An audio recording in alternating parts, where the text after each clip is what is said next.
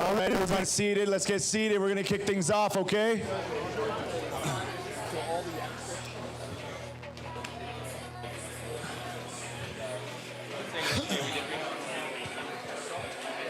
All right, clap to hear me. Clap twice if you hear me. Beautiful, beautiful. Guys, up front, if you had the chance, this is the Wi-Fi. Make sure there's two different Elliott Guest ones. Don't do the Elite one, do Elliott Guest. There's the password there if you guys want to connect. We'll leave it up there for another minute or so, so get that locked in. And then in just a second, Lucas will come up to kick things off for everybody, okay? Are we fired up? Oh, no. Sorry, I think my mic's off. Are we fired up? There we go, baby. Let's go.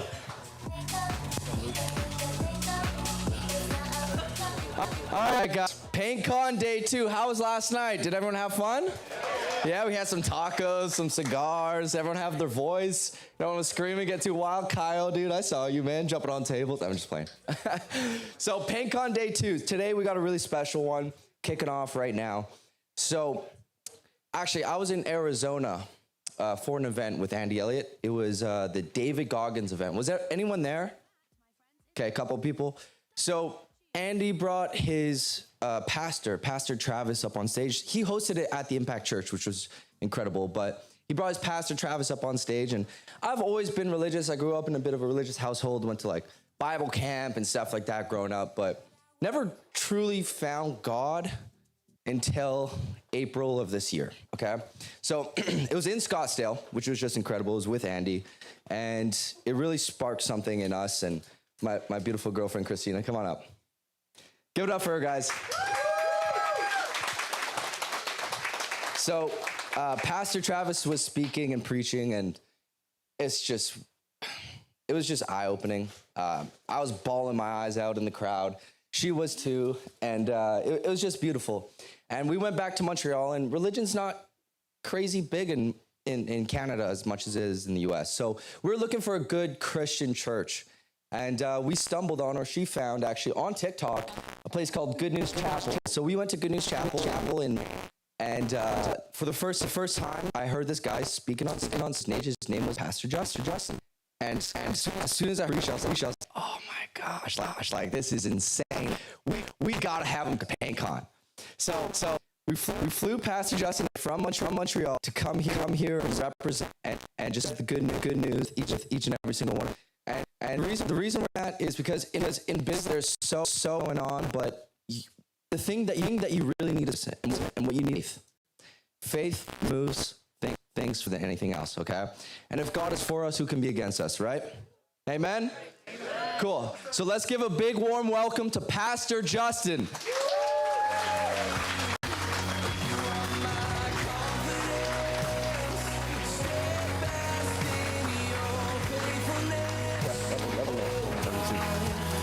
Come on. How you guys doing this morning? I'm a loud preacher, so the microphone's probably going to need to be adjusted. Nobody's sleeping this morning, though. Let me get my notes. I'm a preacher with notes, even though I barely look at them. Look, I'm really excited. I'll be honest, this is a premium conference. Can we give it up for Lucas, the PaintCon team? Even the Elliott group, you guys have been incredible hosts. Thank you so much. Man, I'll tell you what, just to give you a little bit about myself, I've been in the ministry now for 17 years. I started in 2008 as a youth pastor in Salem, New Jersey. My father is a pastor. I started working in the church, felt the call to go to Bible college. So I started pursuing my education. In 2013, I graduated with a bachelor's degree in theology. I met my wife in Bible college. We began serving in ministry in New Hampshire in 2013 after we were married. So we've been there. We were there for 10 years serving. We do music. The song that played, that's one of our songs that we wrote. And so we were leading a music ministry there. God kind of opened up a door in Canada. I'll be honest, I'm an American. I never thought I would be in Canada. Never. People would ask me, because my wife is Canadian, would you end up ever going to Canada and to do ministry there? I said, heck no, never. But I got to tell you, never tell the Lord never, because he just has a habit of taking you to the place that you said you'd never go. And so we ended up in Montreal, Quebec in February of 2004. And so I've, like I said, I've been in the ministry now for 17 years. And over the 17 years, there's been a reoccurring theme that I've often seen in the lives of people. And it's the fact that there's a lot of people in life, even leaders. I've had the chance to disciple, to mentor a lot of young business owners, entrepreneurs, but in people in general, there's a lot of people that I've noticed in life that they want to see success, but they want to skip the prep work. They want to skip the prep work. You know, my dad was a painter, and so I kind of resonate. I was really excited to come and to be a part of this conference. And as a kid, I would work with him. I'd go onto the job site. And one of the things that he would tell me at the beginning, I remember, because I was like maybe 11 or 12, and he crouched down low and he looked me in the eye. I said, Justin, remember, your finished product is only as good as your prep work. And that stuck with me, because that's a principle that I realize in life, that there are many leaders in the world that they want success, but they don't want to put in the prep work. They don't want to work on the things that lie beneath the surface. Come on, how many have walked into a job site before? You got in to paint a room, the mudding was crap. It was a terrible job. Nothing was sanded properly. And so you go to, nothing's prepped for paint. People love a painted room. How many love a painted room? Right? There's something about like a freshly painted room. It's that finishing touch. It transforms a room. But people, I've noticed, and this is the problem at the root of it for a lot of people, people want transformation without preparation. People want to see the success, but they don't want to work on the things that lie beneath. And as a pastor, my job, my role in people's lives is to actually focus on the things that lie beneath the surface, the things that people usually don't see in a person's life. Having some experience in painting, you realize that when the prep work isn't done correctly, when you see the wall at the right angle, how many know that it exposes all of those imperfections, right? And so there's certain points where you can't see the issue, but it doesn't mean that there is not issues lying beneath. And I'll be honest, I don't know most of you, but you know what? Being a Christ follower, being a pastor, I have a heart for all of you. That I want to see you succeed in what God has put in your hand, because each and every one of you have a purpose. Each and every one of you are not here on accident, but God has placed you here on the earth for a certain task. And there's a reason you're here. There's a reason you're here. And so there's so many times we put on a good face. We're a leader, right? We need to have all of the answers. We need to be able to look the part for our teams, have the vision, carry the vision. That when they look at our lives, we've got to have the portrayal of everything's together. And so we go into work 9 to 5. We could look happy and fulfilled, but then we go home and we're anxious, we're depressed, we're filled with anxiety, fear, depression, addiction, and we're gripped by things in our life. But we're playing a game. We're putting on a show. Because why? Because there's issues that lie beneath the surface. That your prep work affects the finished product. God cares about who you are as a person. God does not value what you do as much as he values who you are.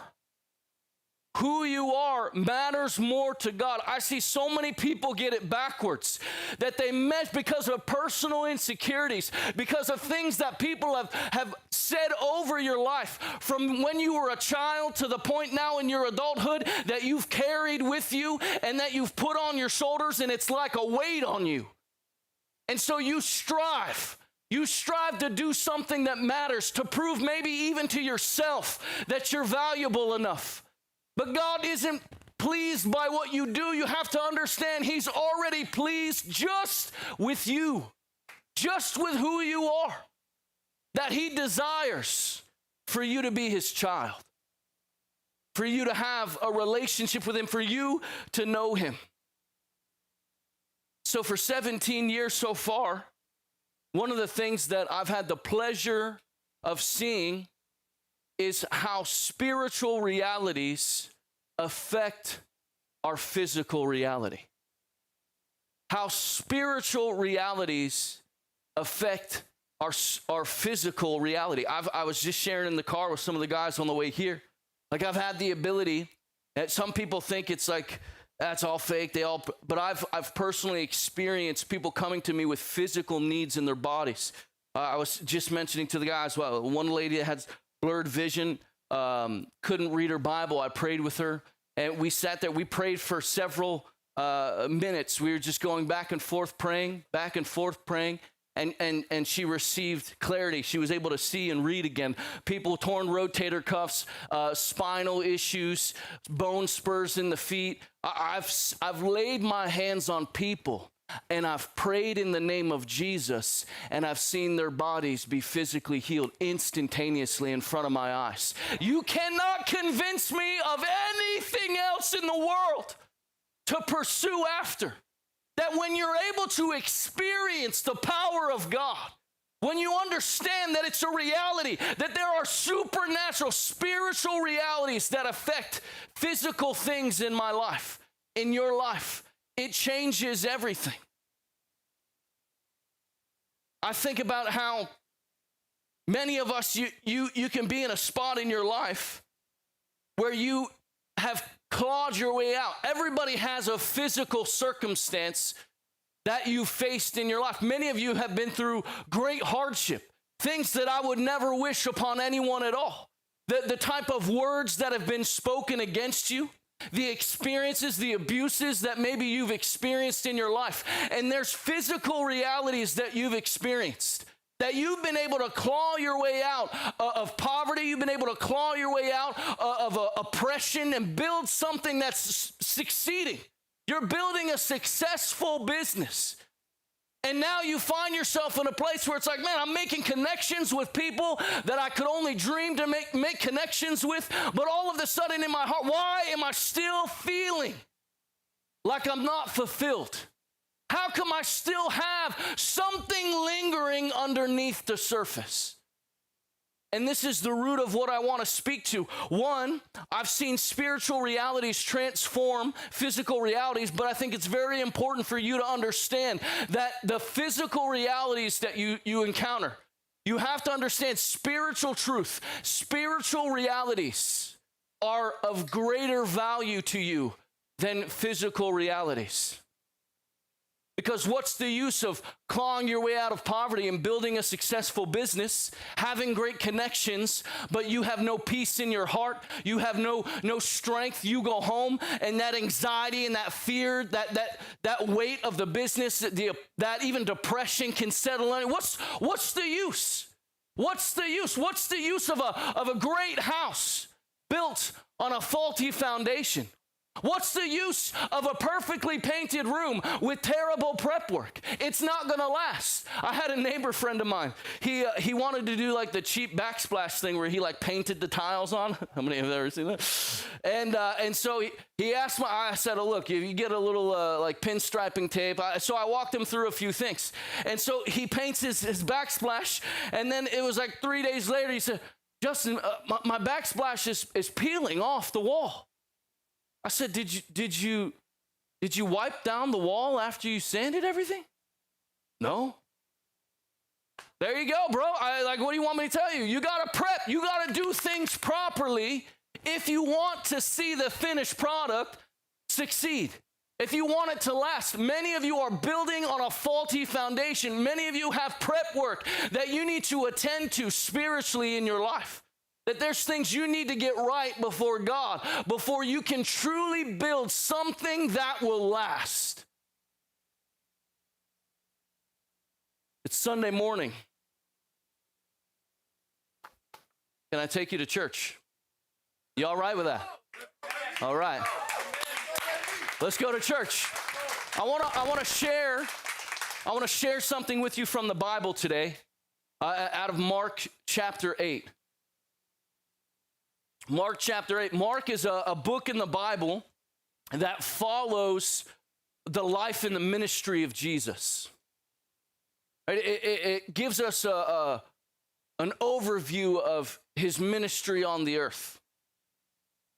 And in chapter 8, we get a snapshot of a teaching of Jesus. And he talks about how we can lose the most valuable treasure in life.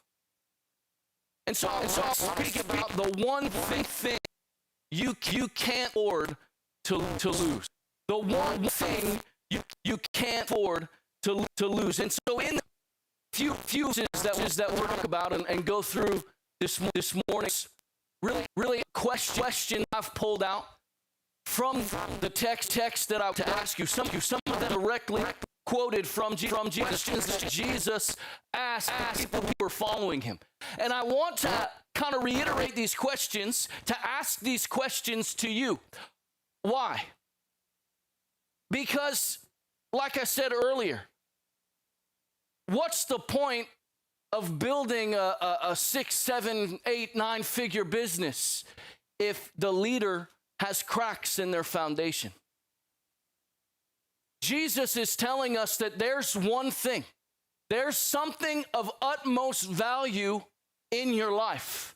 And that if you don't understand the value of this one thing, it does not matter whatever you're able to build for yourself on your own strength.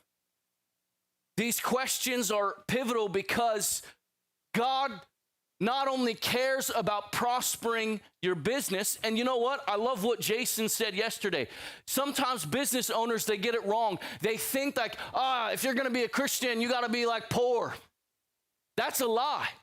That's a lie.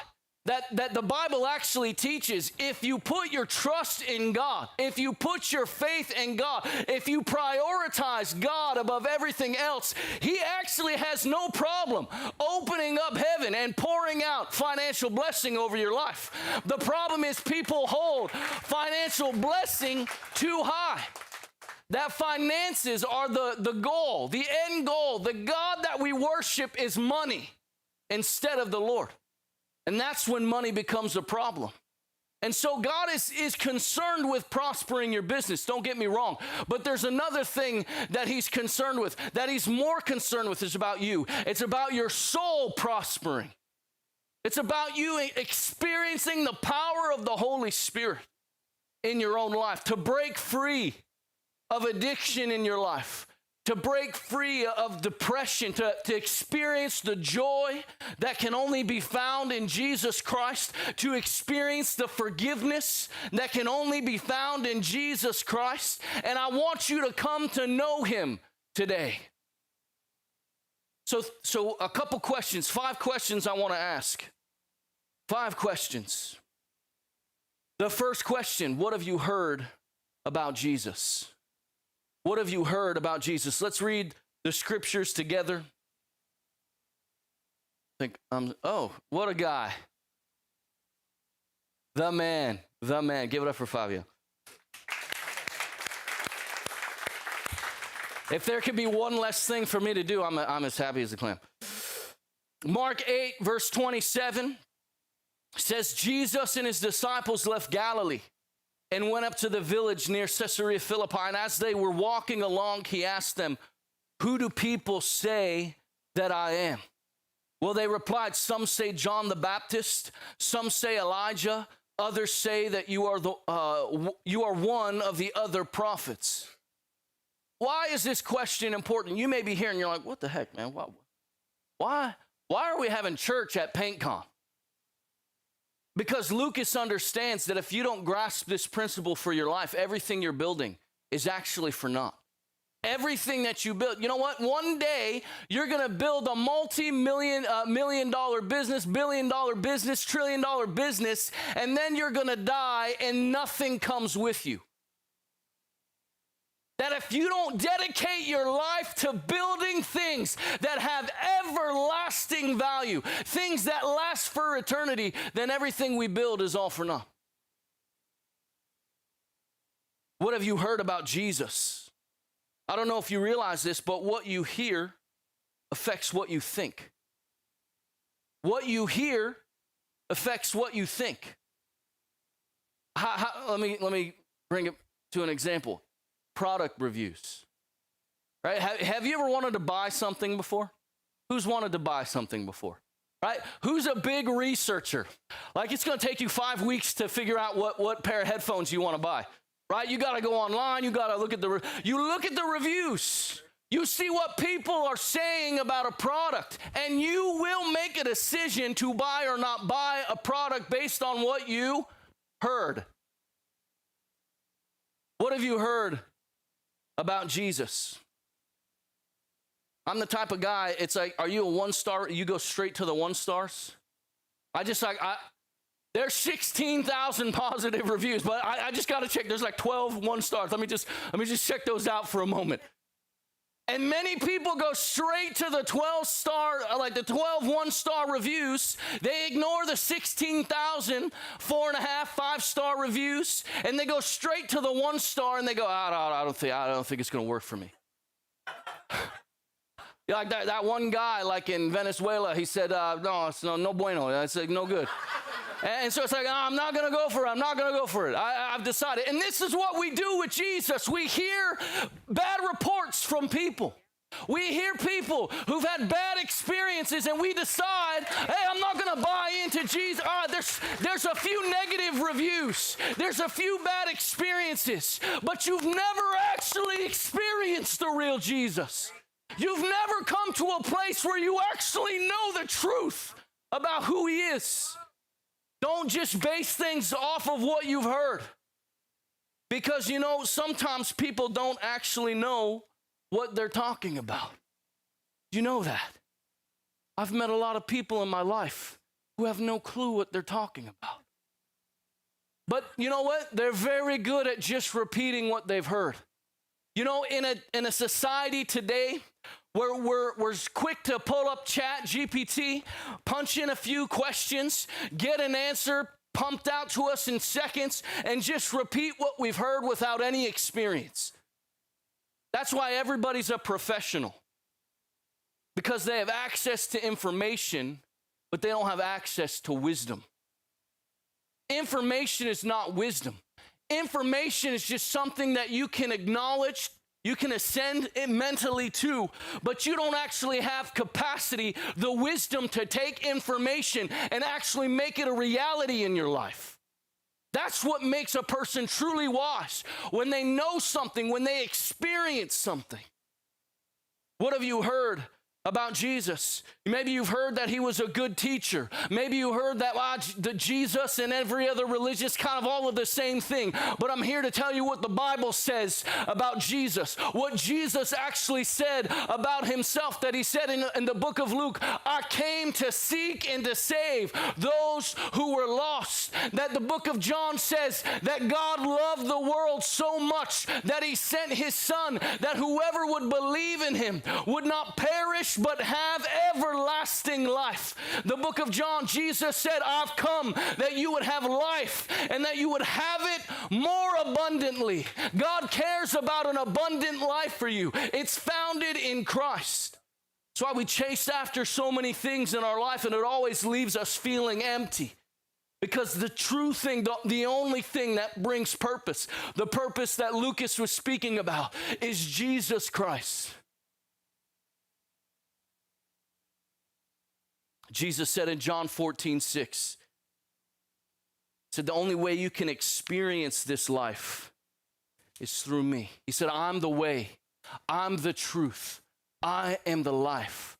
No one comes to God. No one can be made right with God unless they come through me.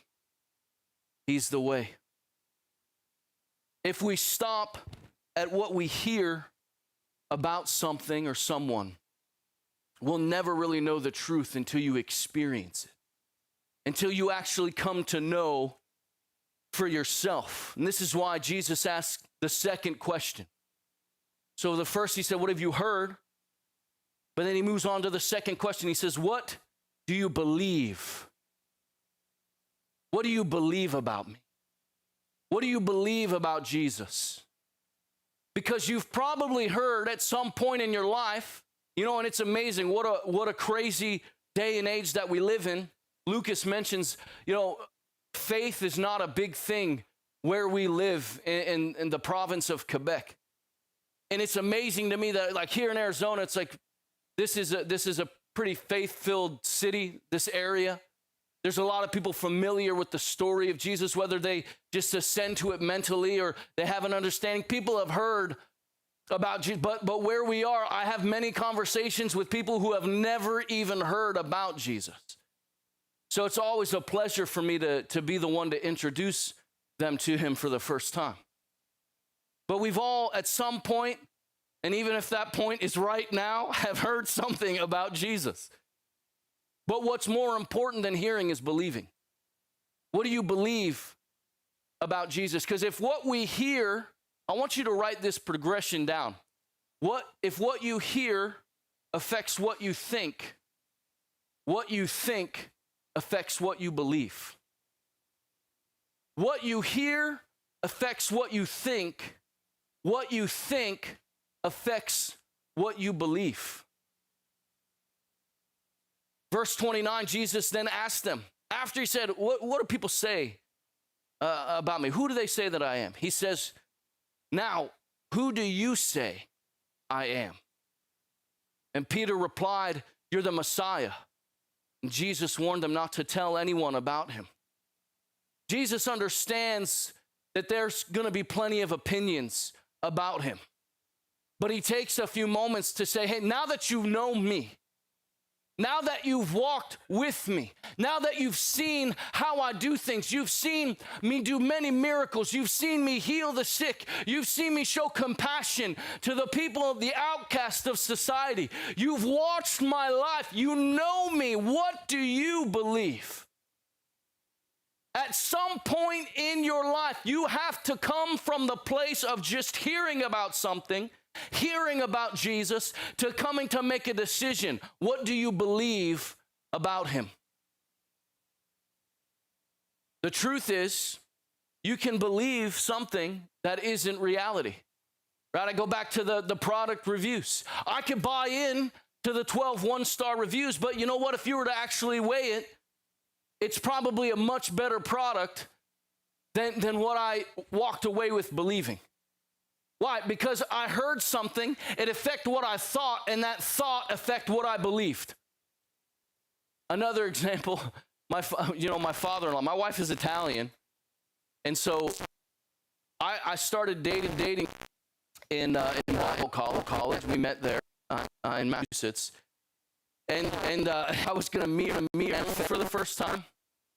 And she said, "Oh, you're my dad." Oh, I said his name. She said, "Gino." Her name was Fuoco. Five. And she's like, "Oh, my dad's Gino." Actually, Gennaro Fuoco. And all of this night, violins playing in the background. The Godfather was playing in my head, and I saw a 6'4" Italian man with a hairy chest and a gold chain with a cleaver in his hand saying, "What are your intentions with my daughter?" And I was like, oh crap. Gennaro Fuoco, like, what am I gonna do? So I was like mustering up, like, okay, you got this, like, nice to meet you, sir. You know, like, here we go. And I walk in the room to meet Gennaro Fuoco, and he was 5'4", 130 pounds, wearing a turtleneck, and he goes, "Oh, hey, Justin, so good to meet you." And I said, "Praise God, things are gonna be all right, hallelujah." I was excited. I said, "It is a pleasure to meet you." You know, what a guy, what a guy. But the point being, sometimes we believe things that are not actually true because we've never experienced, or I believe something about Gino because I never encountered him, because I actually didn't know him. I never established myself. I never shook his hand before and said, "Nice to meet you." But because I had a preconceived notion in my mind about who he was, I bought into something that was not actually true. Like I said, we buy into these things all the time based upon what we've heard. And let me speak to this just because I feel in my heart. I think there's a lot of people in the room that you've actually been in the church, you've gave it a shot, and you got burned by people. People are not Jesus. I try my best to love people well, to serve people well, but I'll be honest, I mess it up. I don't always do it well. I don't always do it perfectly. But you know what? I take solace in the fact that I know I serve a God who is perfect, and he's working on me. And so I want to speak to people in the room. Maybe you would say, "You know what, man? I did hear about him. I did give it a shot. You know what? I got burned just as bad in the church as I did outside. And you know what? I've experienced it." No, you haven't. You've experienced hurt from people, but you've not experienced the true Jesus. There's a difference between who God is. Perfection, God, creator of the universe, sent his son Jesus, lived a perfect life, never sinned. The Bible says he knew no sin, and that he died on a cross to atone for every single wicked, perverse thing that we've ever done in our life. How selfless can you be to give up your life for people who hate you? The Bible says in Romans 5 that basically while we were still sinners, Christ died for us. While we were set against him, he said, no, I'm for you. And I'll put my life on the line. I'll sacrifice it all for you. That's the kind of Jesus that I serve. That's the kind of Jesus who offers me forgiveness every time that I make a mistake. Every time that I do something a way that I wish I wouldn't have. Something against what he desires. And I want you to get to know him today. The real Jesus. Not a fragmented, tainted version of maybe what you've heard people say about him, or even a tainted version of your experiences with people who fall short. And you know what? I hate it. I hate seeing people that go to church on a weekly basis, but they sit inside of a pew, but they don't actually know God themselves either. Because they've made it a form, a ritual that I'm going to sit here, I'm going to do my penance for God, I'm going to make sure we're good, but then I'm not going to live according to anything that the Bible says. That's why people get hurt, because people are still selfish, even in the church. How many preachers are going to tell you that? But it's the truth. That's why it's more important that you figure out what this book says. And that you live by what this book says so you don't screw up other people. Question number 3. What point of view do you live by? Because the reality is, let's take it from the beginning. If what we hear affects what we think, and what we think affects what we believe affects how we see. What you believe affects your perspective. Let's take it from verse 31 of chapter 8. It said, then Jesus began to tell them, right after he says, Peter says, you're the one, you're the Messiah. That phrase means you're the one who's going to save us. And right after he says that, Jesus then begins to tell them that the Son of Man, that he would suffer many terrible things and be rejected by the elders, the leading priests, the teachers of religious law. That he would be killed, but 3 days later, he would rise from the dead. As he talked about this openly with his disciples, Peter took him aside and began to reprimand him for saying such things. Jesus turned around and looked at his disciples. Then he reprimanded Peter. He said, get away from me, Satan. Let me just take a pause right there. That's like the worst. I feel like that'd be like the worst thing for like Jesus Christ to say to you. Like, can you imagine, get behind me, Satan? I can't think of anything worse than that. He said, get behind me, Satan. You're seeing things merely from a human point of view and not God's. Jesus' statement shows us that there are two perspectives in life. There's heaven's perspective, what I would call a supernatural perspective, and then there's a human perspective, what I would refer to as a natural perspective. And Jesus calls Peter Satan, but what people don't understand, obviously we read that word and we think, the devil. But the word in the Bible, the original language that the Bible was written in the New Testament in Greek, if you study that word, it actually means adversary.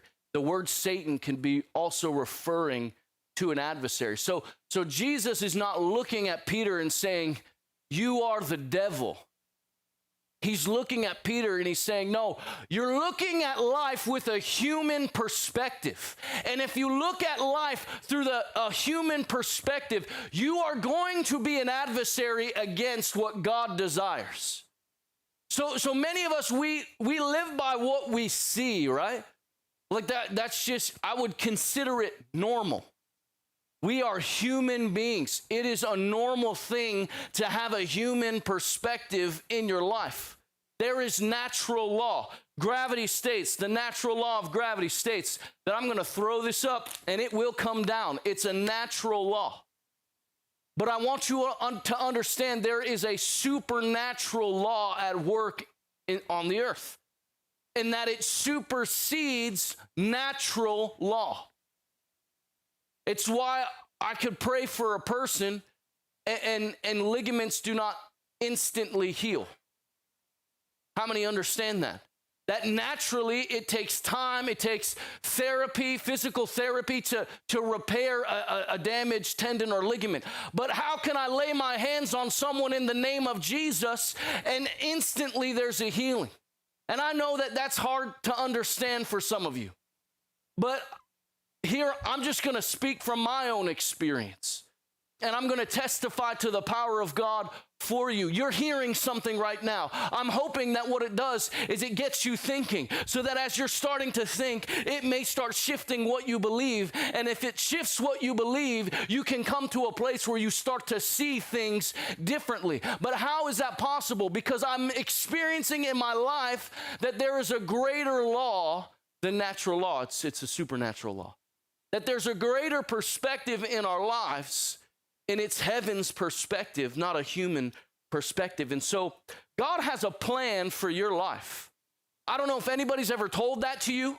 I don't know if anybody's ever said that Jesus loves you and that he created you on purpose for a purpose. But I'm here to re-emphasize that message to you today, that you're not here on accident. That God has a plan for your life. But if you're content to do this life with your own understanding, to live life under natural law, whatever comes, and there's nothing I can do about it, or whatever happens, that's just the way that it is. I'm here to tell you there's another law that you can live by that supersedes natural law. But here's the thing, it doesn't make sense. I preached a message last Sunday at Good News Chapel called the Upside Down Kingdom. Because the Bible, I'll be honest, it's good for me to be honest. I'm a preacher, should be honest. But the Bible does not make sense in human terms. I think it was Jason maybe yesterday. One of the speakers said yesterday, the Bible's solution to wealth is generosity. That if you want to see excess in wealth in your life, give what you have away. Makes no sense. But I've seen that reality in my life. That as I hold what God puts in my hand loosely, that I can steward. I'm a steward, like what Jason said, a steward of what he's put in my hand. If I show him, I don't care about money. I care about pleasing you. I care about fulfilling your plan. If I care about his plan, he knows I can pour out as much money as I need on you, and you're going to handle it well, and you're going to keep serving my purposes, because money doesn't have your heart. I have your heart. That's what God cares about. He cares about your heart being in his hand. And so we come to this place now where you have to ask yourself, what perspective am I going to live by? The Bible says that if you want to be first, you have to be last. Okay, that makes no sense. The Bible says that if you want to save your life, you'll lose it. We'll talk about it in just a second. It makes no sense. Everything that the world will tell you, the Bible gives you this upside down philosophy of how to see success. But I guarantee you, you do it God's way, you'll see unusual favor in your life. What point of view do you live by? Question number 4. Will you gain the whole world but lose your soul?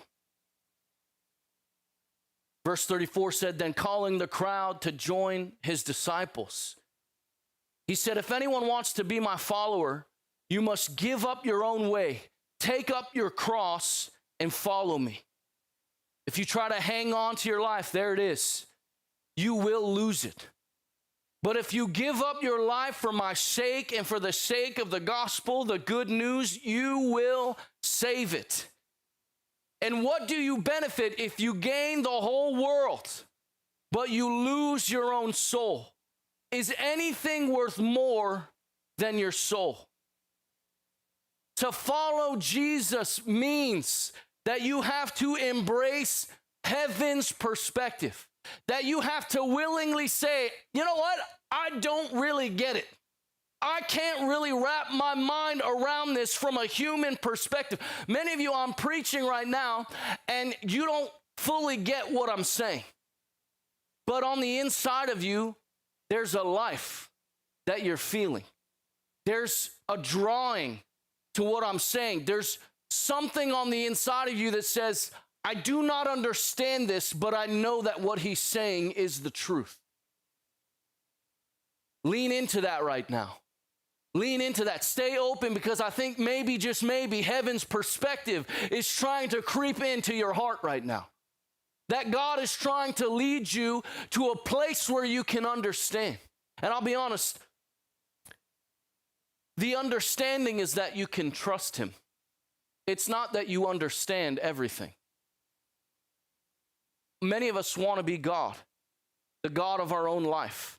We want to understand how it all works. I need to have all of the answers. I need to be able to check all of the boxes off to make sure this is the right decision for me. I got to understand. But when we do that, we place our own knowledge above trust in God. That's why Jesus said, if you want to inherit the kingdom of God, you have to be like a child. I have watched repeatedly. Sometimes I even mess with them, my kids. But I've watched them repeatedly, just like they listen to what I say and they just believe it. I got to remember one time I had a ball in my hand, and my son Silas, he was like one or 2 years old, and I was like, Silas, Daddy's going to throw this into space. And he's like, yeah, okay. And so I went like this, whoa, put it right under my arm, and I'd be like, whoa.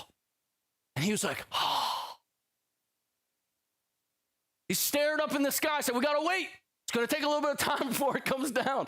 So he's just staring up in the sky. As soon as like he turned his back to me, I'd just be like, whoop, throw it up in the air. Boom, it'd fall down behind him. And he'd be like, wow. He'd pick it back up. He's like, Daddy, do it again. Like, that's the kind of, Jesus is saying, you got to have faith like a child to enter the kingdom of God. Maybe that was a terrible example because I was like deceiving my child.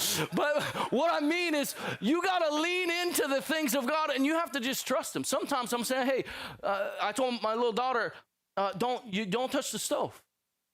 No, it's very hot. Baby, don't touch it. But she touched it. Mommy walked away. She had a pan. She put it in the sink. She came back. Boom. Emmett touched the stove. That there's many things that we tell our children. Why? Because we know better. It doesn't make sense to them. They've never experienced the truth being fulfilled in their life, but now she had a chance to experience it. You have to understand that there are going to be things in the Bible that challenge you in ways you don't understand. That's what faith is. You have to trust. You have to trust. And I know that's difficult for a lot of people because you need to wrap your mind around it. But I believe that the Lord is going to bring the clarity that you need to be able to trust him, to have your faith put in him. Following Jesus requires faith. That's why none of it makes any sense. Try to hang on to your life, hold tightly to your life, you're going to lose it. But if you are willing to lay it down, you're going to save it. Why? Because life isn't about focusing on everything we can attain here. Because one day we have to release that when we die. But life is about building legacy. And you know what? There's things that you're doing now that will outlive you, and that's great. But Jesus concludes this idea by what's more valuable than your soul. One of my favorite business owners is a man by the name of David Green. David Green is the CEO of Hobby Lobby. It's a store. It's like arts and crafts, home decor. His net worth $13 billion. His company usually brings in around $7 or $8 billion a year. And he wrote a book, which I highly recommend everyone purchase. It's a book called Leadership Not by the Book. He's one of the most Spirit-led, Bible-believing Christian business owners that I've ever got. I've never met him. I had a chance to see him greet at the college that I went to school, I had a chance to see him greet us at one point, but I've never met the man. But the principles in this book, he was talking about early on in the business, being a believer, there were certain convictions that would puzzle other people. This is a business that operates debt-free. Who does that? Not many, right? But this business operates debt-free based on a conviction that he has as a leader, based on the Word of God. The other thing he decided early on was that our company will be a company when they had nothing. When they had nothing, they were just starting off. They said, our company will be a company that always gives away 50% of our profits every year. And so every year, even now, when they net billions of dollars, 50% of their profits specifically go to church ministries, to missions globally, to nationally as well. Food initiatives for children, charities across the world. They give 50%, not at the end, it's like, hey, do we have some extra? Let's dump some into charity, get a tax write-off. No, they built it into the structural framework of the business, that we are going to be a business of generosity. And you see how that doesn't make any sense. How do you give away 50% of your profits? And my guy's worth $13 billion. Because if you do things according to the Word of God, I'm here to tell you, it works. It doesn't make sense, but it works. In 2008, there was a small Bible college in Barrington, Rhode Island. It was on the verge of closing. They had a couple hundred students, and there was new codes put in place for fire suppression systems, and the campus was behind. They were already in a lot of debt. And now they faced a bill to renovate the facilities and update them to code. They did not have what they needed, and it would have closed. But David Green felt led of the Lord. His wife sat on the board at the time, and he said he felt led of the Lord, and he found a property in Haverhill, Massachusetts, and he bought it for $13 million, and he donated the property to the school. That was my school.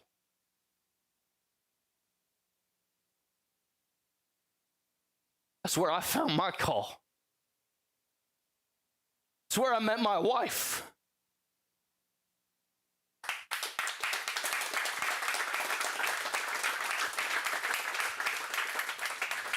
And I think about a man who decided, a businessman, decided to do things God's way, to live a life that did not make sense, but to commit himself to heaven's perspective. And I'll tell you what, if it was not for that man, I never met him in my life, but if it was not for him, I would not be standing here as a pastor preaching to you today. I would not have the 3 beautiful children that I have, because the school in Haverhill, Massachusetts, it would have never existed. I would have never had the opportunity for my wife and my path to cross. And I'm here to tell you that you have the opportunity to impact lives if you yield to Jesus Christ. If you say, God, what is your plan? I don't want to gain the whole world but lose my soul. I want to be led by you. I want to do things unconventionally.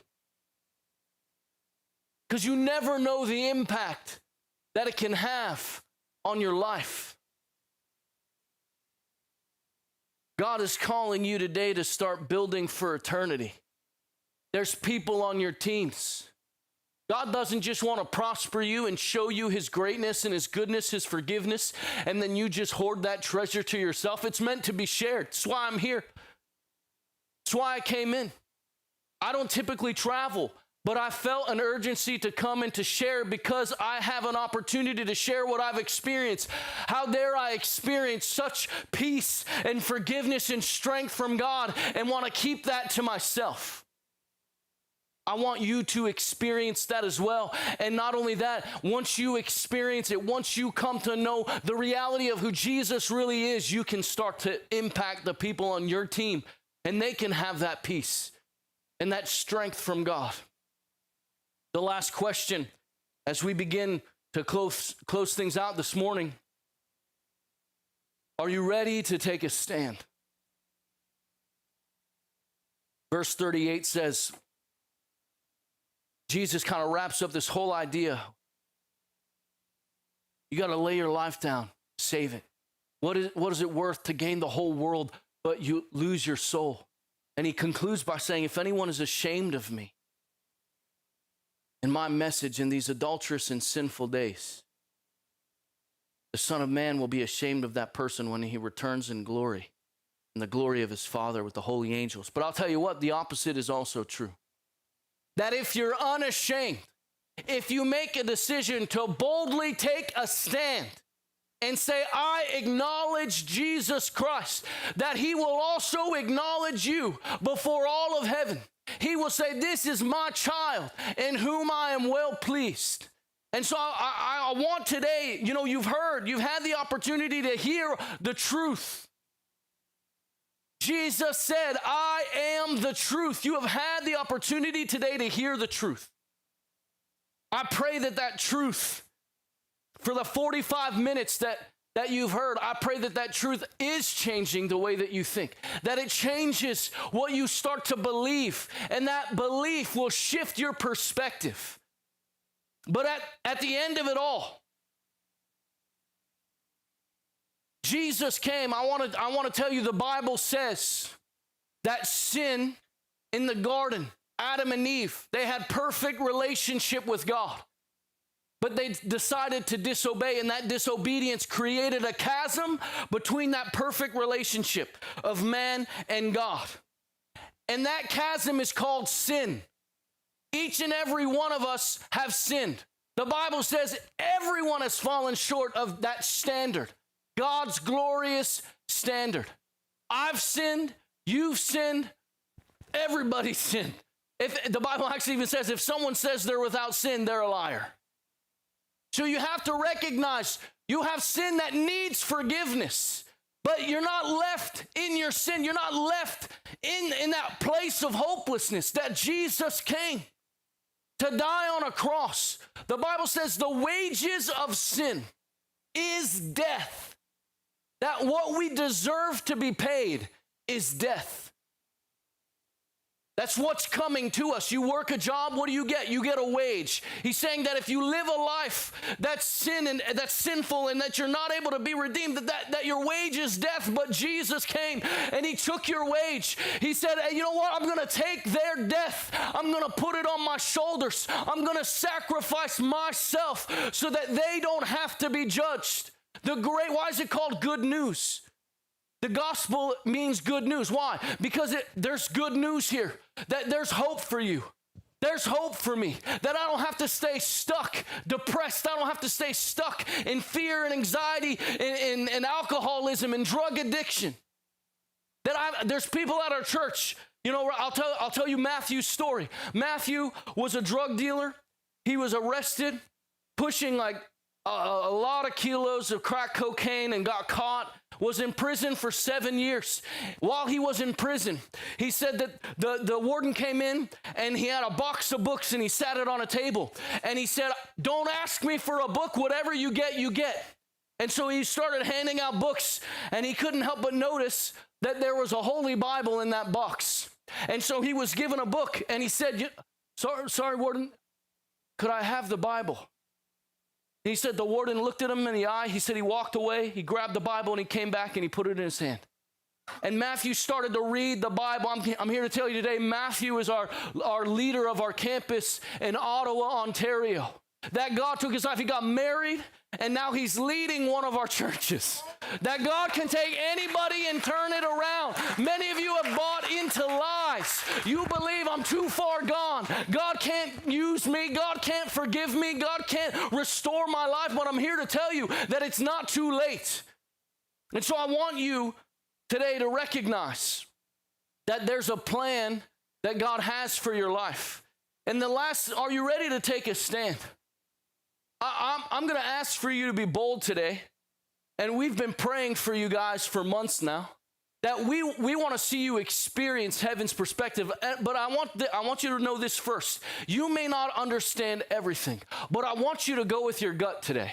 I want you to respond to this question based on what you're feeling on the inside of you. What you may not understand in your mind just yet, but what I think you know and are starting to believe to be true.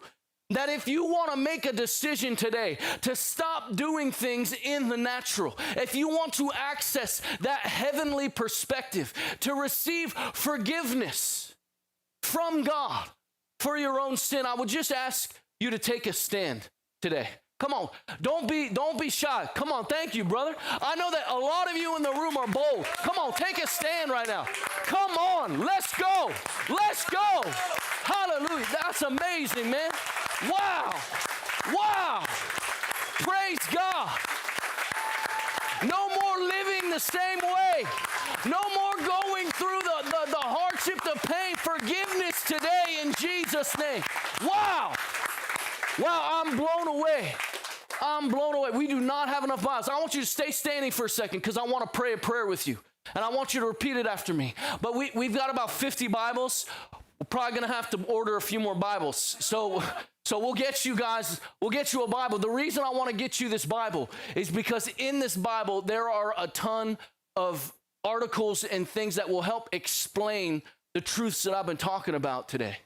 And so let's just take a moment. I want you to pray this prayer after me, but you get to address God as your Father today. The Bible says that if you believe, you confess with your mouth Jesus is Lord, you're now a child of God, that you can call God Father. So why don't you pray this with me? Repeat after me. Say, Father, forgive me of my sin. I thank you that you sent Jesus to die for me, to take my consequence, to put it on your shoulders so I could be righteous, so I could be clean. I receive Jesus. I make him the Lord of my life. I confirm to his will, and I will live for him. I believe that Jesus was born, that he lived a sinless life. He died a sinner's death. He rose to life again to provide forgiveness for my sin. I'm a new creation. I'm not my old man anymore. Today, my life starts fresh and new. And I ask this all in Jesus' name. Amen. Amen. Praise God. Wow.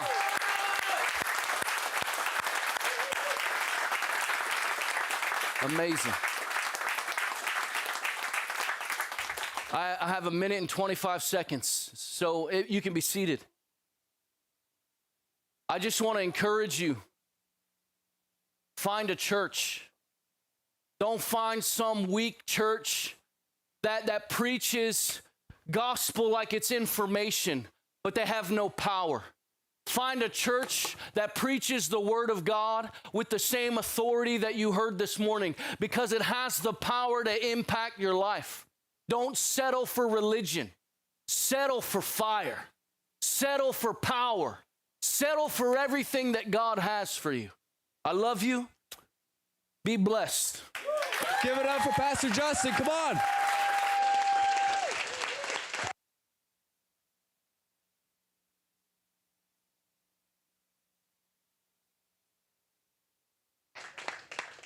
All right, guys, we have 50 Bibles for anyone that wants one. If you guys want one, please stand up. Please stand up and follow me to the back of the room, okay? How are you? No, I'll call you up. Okay, yeah. All right, just a single file line right here, please, okay?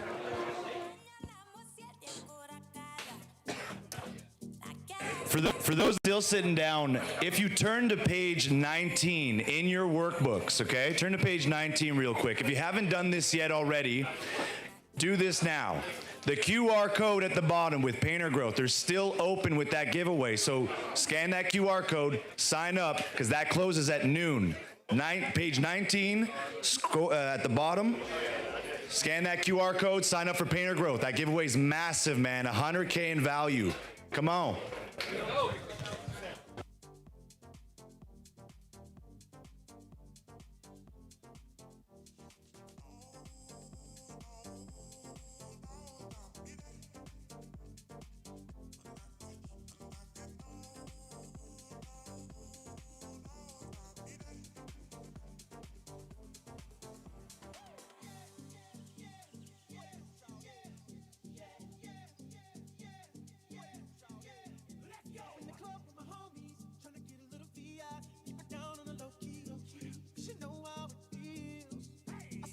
She was checking up on me from the game she was spitting in my ear. You would think that she know me. We decided to chill. Conversation got heavy. She had me feeling like she's ready to blow. Watch out! She saying, "Come get me." So I got up and followed her to the floor. She said, "Baby, let's go." When I told her, I said.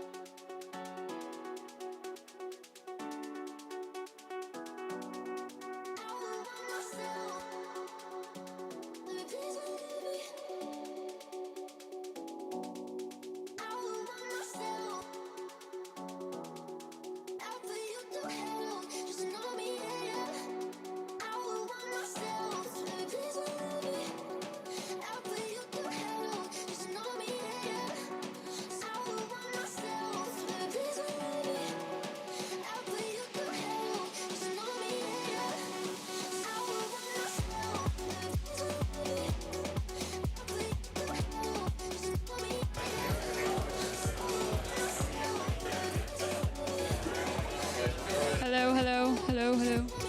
Guys, there's one Bible left. Guys, listen up. We have one Bible left. If one person didn't get up and maybe wants it, we have one left.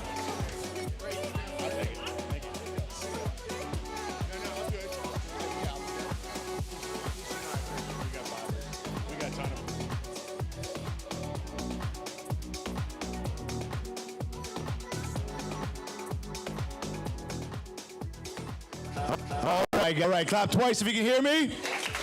Clap twice if you can hear me. Let's go. Okay, awesome. Everyone's back in their seats. Guys, what a way to start the day, right? That woke me up in many ways. So awesome. That's a great start to the day. Moving into our next speaker today, guys, this guy is an absolute legend.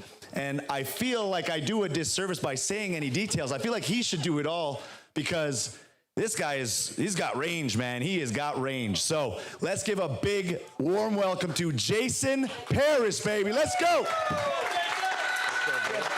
Enjoy, man. They say I walk like a king, talk like a king. You can act around now, say the same thing. They chasing the fame, they all want the name. But they ain't got what's running through these veins. Say I walk like a king. Thanks for that introduction. I'm just a humble painter from flyover country. Just a paintbrush and a dream. I did bring multiple of these shirts. This is not the shirt I wore for the Friday workout. I figured that when in Rome, I'd go with the outfit. So I brought multiple shirts and then my running shorts. We're talking about designing a legacy today, and I like to start a lot of my presentations lately with a story. And so if you see me present in the last year or so, you've heard the story before. This will be good for you to hear the story again. If not, this is from a book called Chop Wood, Carry Water, subtitle, Falling in Love with the Process of Becoming Great. Highly recommend Chop Wood, Carry Water. It's a great book. Listened to it 4 times this past year, once with my kids. One of the stories in there is a story of a builder. We'll call him Bob, Bob the Builder. And Bob was very, very talented as a builder. And so he started his young career as young Bob. And young Bob honed his skill and used his passion to become very, very talented. And over a long career, he became known as the premier person to go to whenever you wanted the estate house built. So if you were a wealthy individual or you had a big project that was very, very meaningful, you sought out this firm and you sought out Bob the Builder. Eventually, Bob got to retirement age, and after a long and industrious career, he decided that he was ready to hang it up and begin the next chapter of his life, spending more time with his grandchildren, traveling with his wife, those type of things. So he went to his boss and he said, "Thank you for this wonderful career I've had. I'm ready to retire. Thank you for all you've done. It's been a good relationship." Then something interesting happened. Oh no. Fabio, why are there gold bars all over my slide? This is a gong show, and it's a representation of excellence. But it's not the challenges we run into it. Anyways, they have an interesting conversation, and the conversation goes, thank you, Bob the Builder, for great career. You know, as if you're passionate how you approached the day-to-day efforts of your job. This firm is the premise in the whole, and it wants the special project done to us. I appreciate you wanting to recover. I have one more that I need you to. And Bob says, no, I don't understand. I have retired. That means I don't work. I don't work for you. I don't have to work for an income. You know, I put my stocks, my cash flow into a nice Vanguard low index fund, and it's done fairly well. He said, "Please, Bob, this is quite possibly the most important client this firm has ever had. Consider it a personal favor to me to do this one last project." Okay, fine. Bob decides he'll do this one last project. So Bob begins the work, but it's not the same way he used to work. The passion is not really in there as it was prior. He still sources great materials, but he's not using that passion to find the very best materials for the house. And he still designs the room flow where it's functional, but doesn't have that vibe that his homes usually have. And the job still gets done, it still gets completed, but the corners aren't as tight and the lines aren't quite as straight. And you can tell Bob just didn't care, didn't put all of his all into it.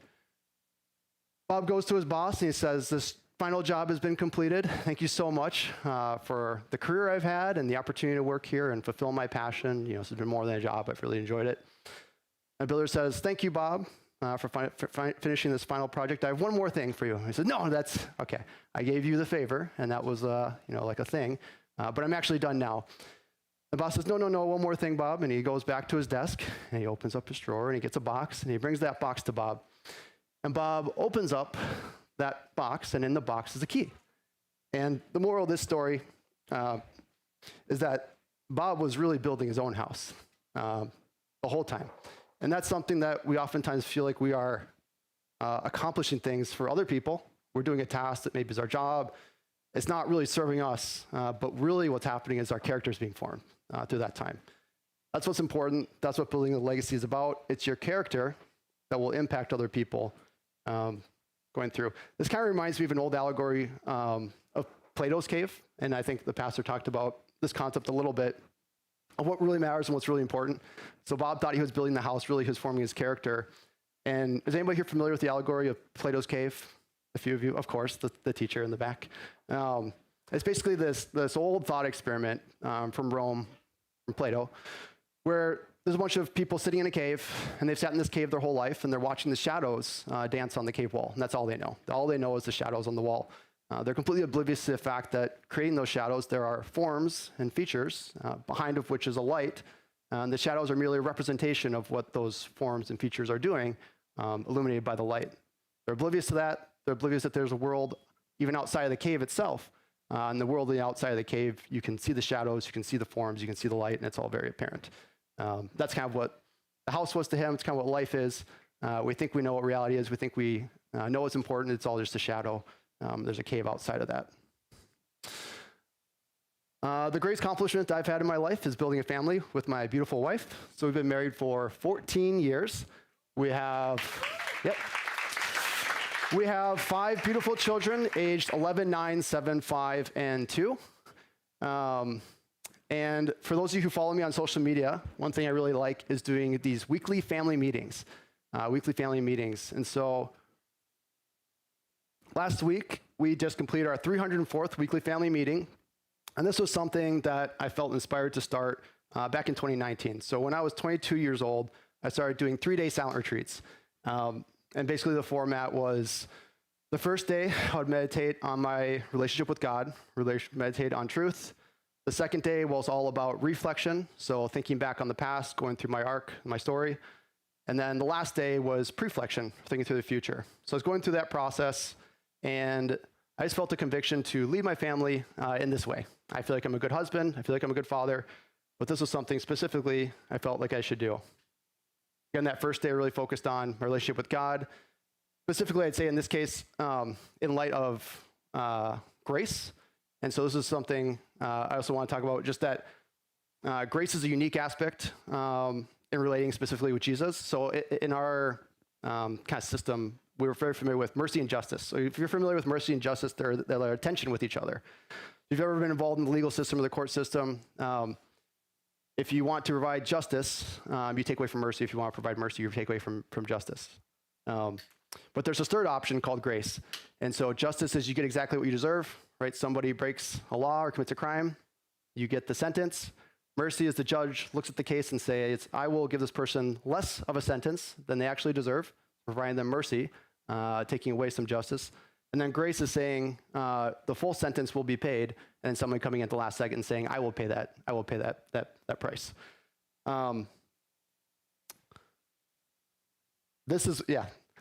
It came back from this retreat, and my wife said, okay, this is why I let you disappear for 3 days. This is good. We'll do some family meetings.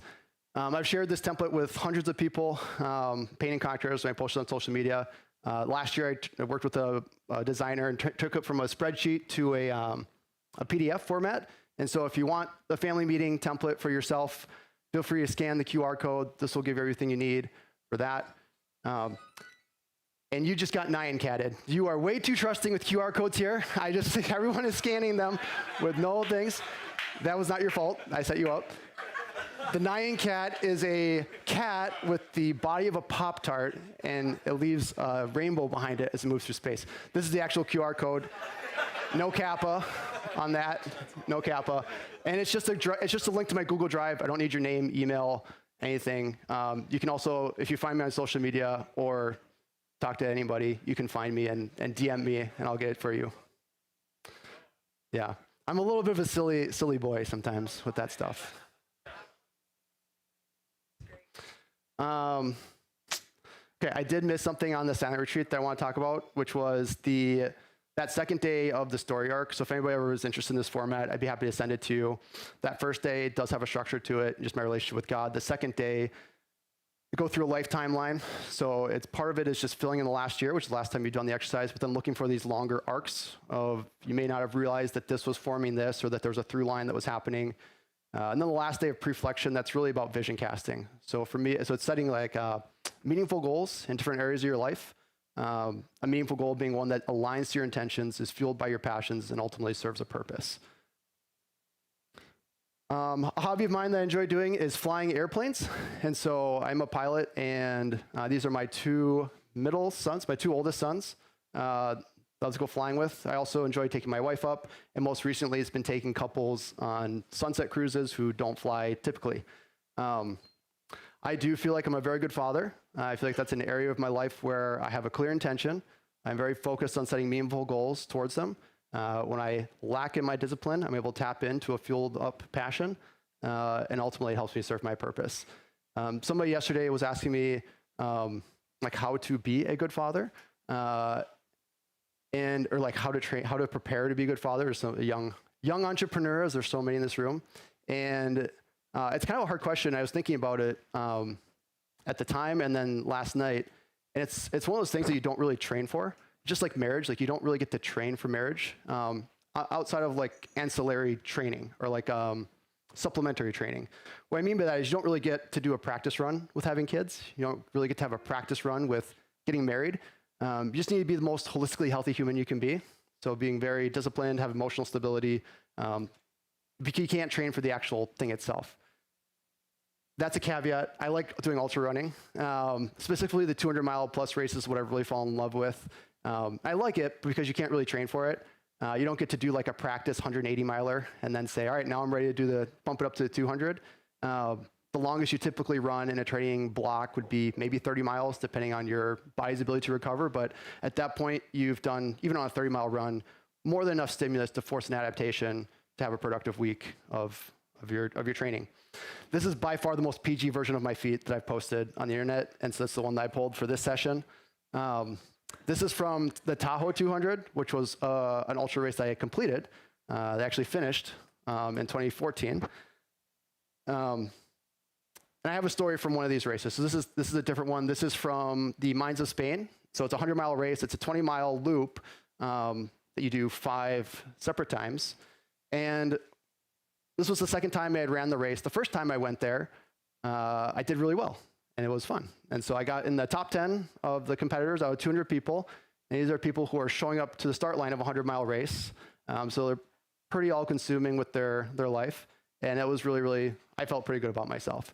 So that next year, I got extremely diligent with training. I hired a coach, and I showed up at this race in 2022, ready to hit podium. That was my goal. I wanted to hit podium, wanted to go from 9th to 3rd and get on the podium. And I approached the race in that way.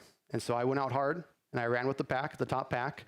And it did not go well for me. I blew up. I started getting hamstring cramps.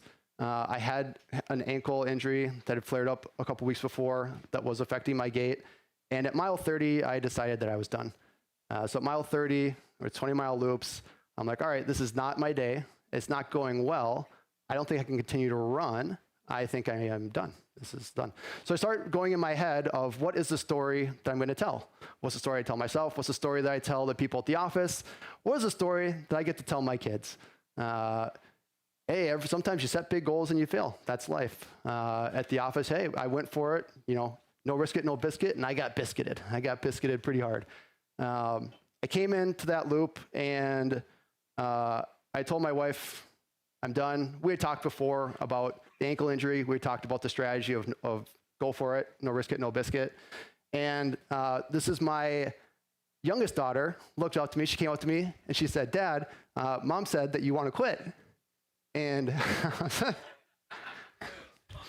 I was like, I had practiced this because I was like, all right, the kids are going to ask me, like, what happened? Why'd you quit? And I'd say, well, you should set big goals you don't know if you can hit.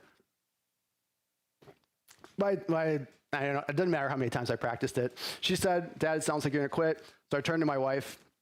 I said, Amy, grab my poles. So she got these poles, the kind of hiking poles. And I said, I'm going to do one more lap. I'm just going to show the kids what it looks like to persevere. Show them what it looks like to be tough. So I grabbed it, and at this point, I'm not able to run. I'm like hobble hopping, and I do that for another lap. And at the end of that lap is a new condition. That's part of the story. In preparing to podium at this race, I reached out to a good friend of mine whose name is Aaron Hansen, and he's a champion. He's a champion ultra runner.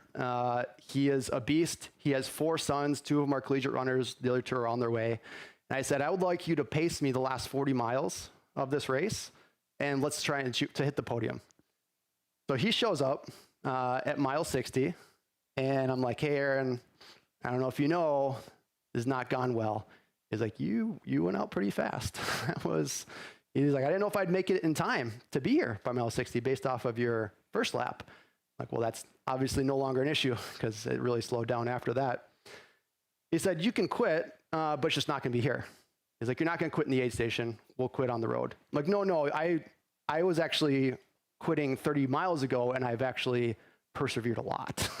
I've really pushed myself, and at 40 miles, I was done, and now I just spent 20 miles hobble hopping up and down all this terrain, and I can't do it. He's like, well, let's go out on the road, and if we hit a good checkpoint where you can't go, then we'll stop. Like, my knees literally will not go up and down 5 more miles.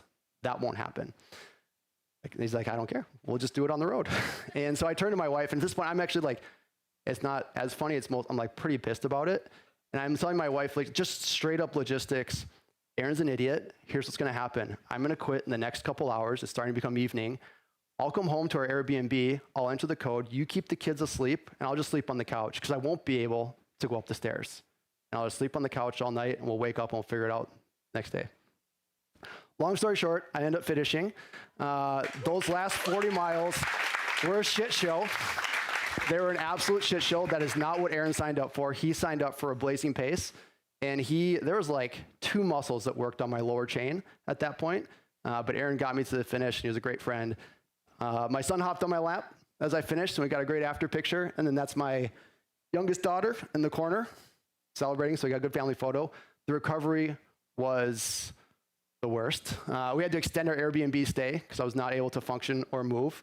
But I was able to finish because I'm tough, and I know how to persevere, and I don't quit once I've started something. Right? I don't think so. I am a quitter. I was ready to quit at mile 30. I was ready to quit mile 40.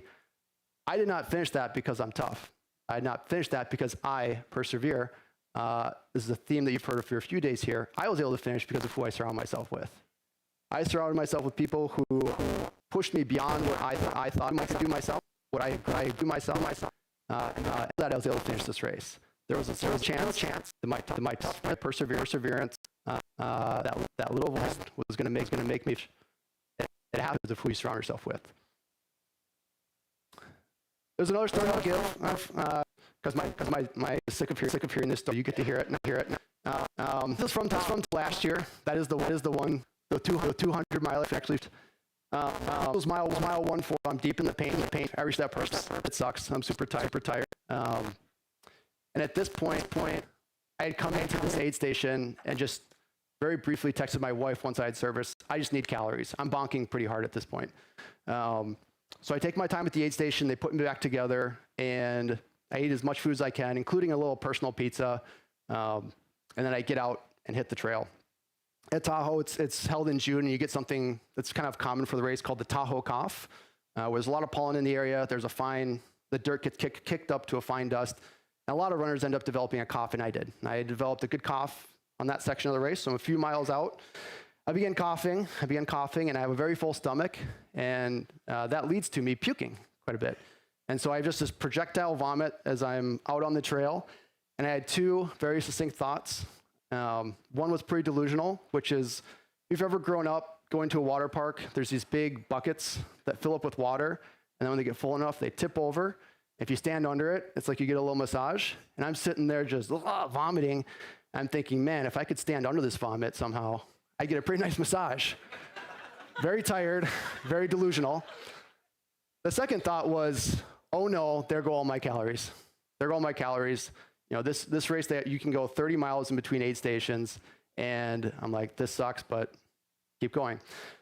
This is the part of the race where I was just physically not able to stay on the trail. And so it's a very weird feeling if you've ever had sleep paralysis or you've had like a very numb hand from blood flow. But I physically could not propel my body forward on the trail. And so I was trying to run on the trail, and I'd veer off, and I'd fall over a log, and I'd get back on the trail, and I'd keep going, and I'd veer off, and I'd get in some brush, and I'd kind of stop. And finally, I just said, I need to sit down. And so I found a stump, and I sat down, and I just held my head. I was like, I am losing my mind. And then I immediately started jackhammering. I was 8,000 feet in the mountains. It turned to night. I was cold. I was losing my mind. I wasn't able to stay on the course. And I remember thinking like, oh, this could actually be pretty bad. This is not like a fun, curated run in Elm Creek Park Reserve. This is like, shoot, I'm in the mountains, and this could be an issue. What got me through that section was a tactic that I think is useful for us to learn from, which is instead of trying to stay on the path and move in an intended direction, my intended direction was to move forward. So instead of focusing on moving forward and staying within the guardrails of the path, I began picking very specific spots on that trail to run towards. So there'd be a rock or a twig or a leaf, and I'd see it, I'd run towards it, and I wouldn't hit it, I'd veer off a little bit, but I'd be still on the trail. And then I'd find another spot, and I'd be very, very specific, and I'd run towards it, and I'd pick it, and I'd veer off a little bit, but I'd still be on the trail. And that got me to the next aid station, where I was able to recover a little bit and ultimately finish the race. But there's a lesson there that I think was meaningful. And that is like, a lot of times in life, we end up saying like, I will just move forward and stay within the guidelines of my intentions. And I find that it's hard for me to accomplish that without specific goals and specific focus. I actually think in this room we do a really good job of that in business. Now, the premise of this all starts with, are you very clear on what you want in your business? Do you have a clear intention statement? And I know for sure a lot of us don't based off some of the interactions, but I know a lot of you do, right? What do you want your business to be? That's different for every individual. But then how does that come to reality? Most of you work with coaches. You have some professionalization that started, so you have KPIs, you have SMART goals that are specific, measurable, actionable, realistic, and time-phased. But I find, both in working with others and specifically my own life, that I don't always do that in the things that are the most important. So I have a couple of intention statements. My intention statement with my spouse is that Amy Paris would know love God with how I treat her and I honor her, and that together we experience the full sacrament of holy covenant marriage. That's what I intend. I would love to just do that. If I think about it, I should just do it. If I say I'm going to run within this path and pursue that intention, I hope to do it. I find that for me, I don't always do that unless I set very specific actions that bubble up into goals that are aligned to that intention. I can maintain that discipline for only so long until I have to tap into a passion and ultimately feel like it's serving my purpose. I ultimately was able to finish that race. My wife was with me on that final little stretch. And that was the lesson I kind of learned there. There's like one other thing I'll address. So last month, I went to run Moab 240. Yes, David Goggins was there. Yes, I ran with him for like 0.2 miles, and he just kept going. And I did not keep going. I did not finish that race. And it was very frustrating. It was very disappointing. It's very sad. That's just being vulnerable. And I'm not going to be like gay vulnerable, like the other speakers, but just like straight vulnerable with you all. It was frustrating, disappointing, and sad. And there's also, there's almost even like a sense of shame of I hold myself to a very high standard of I finish things, excellence and perfection. And it's tough when you don't hit that. And so that's just something I appreciate everybody asking me that knows me, how'd it go? I saw you ran the race and didn't finish. That will be a fun thing to go through in the holiday season as well.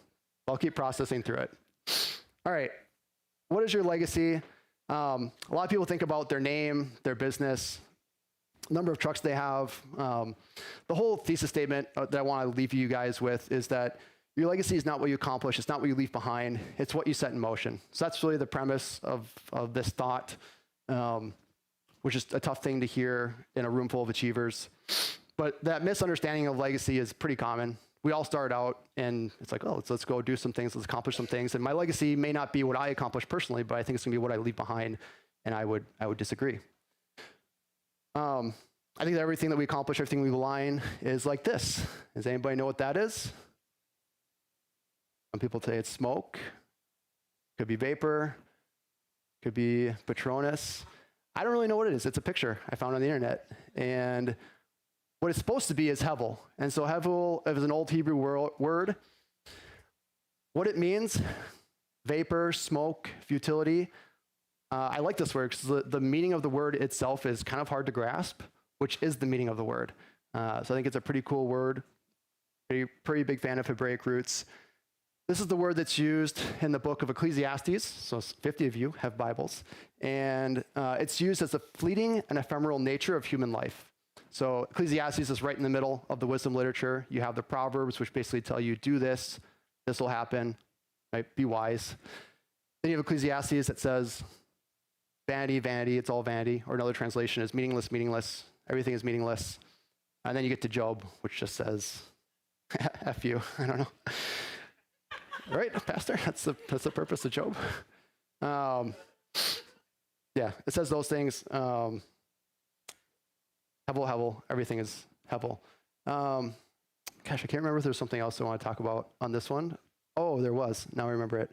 So this is a tough thing for high achievers to hear. There's a lot of high achievers in this room. I am personally, I feel like a high achiever, that everything I accomplish is vanity, vanity. Everything that I accomplish for myself is vanity, vanity. Everything I leave behind is vanity. It's all meaningless. It's a hard thing to hear. But I think something that helps tie it together is Matthew 19. So for those of you who have a Bible, you don't have to pull it up, just reference it. Matthew 19. It's the story of the young rich man. For those of you familiar with that story, there's also a lot of young rich men here.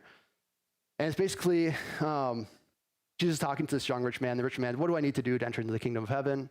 And he says, do this, this, this, this, this. I'm doing those things, so I think I'm good. And Jesus looks into his heart, looks into his soul, and says, you must let go of all your accomplishments. You must let go of all your achievements, everything you've gained, everything. You must let go of it and come follow me.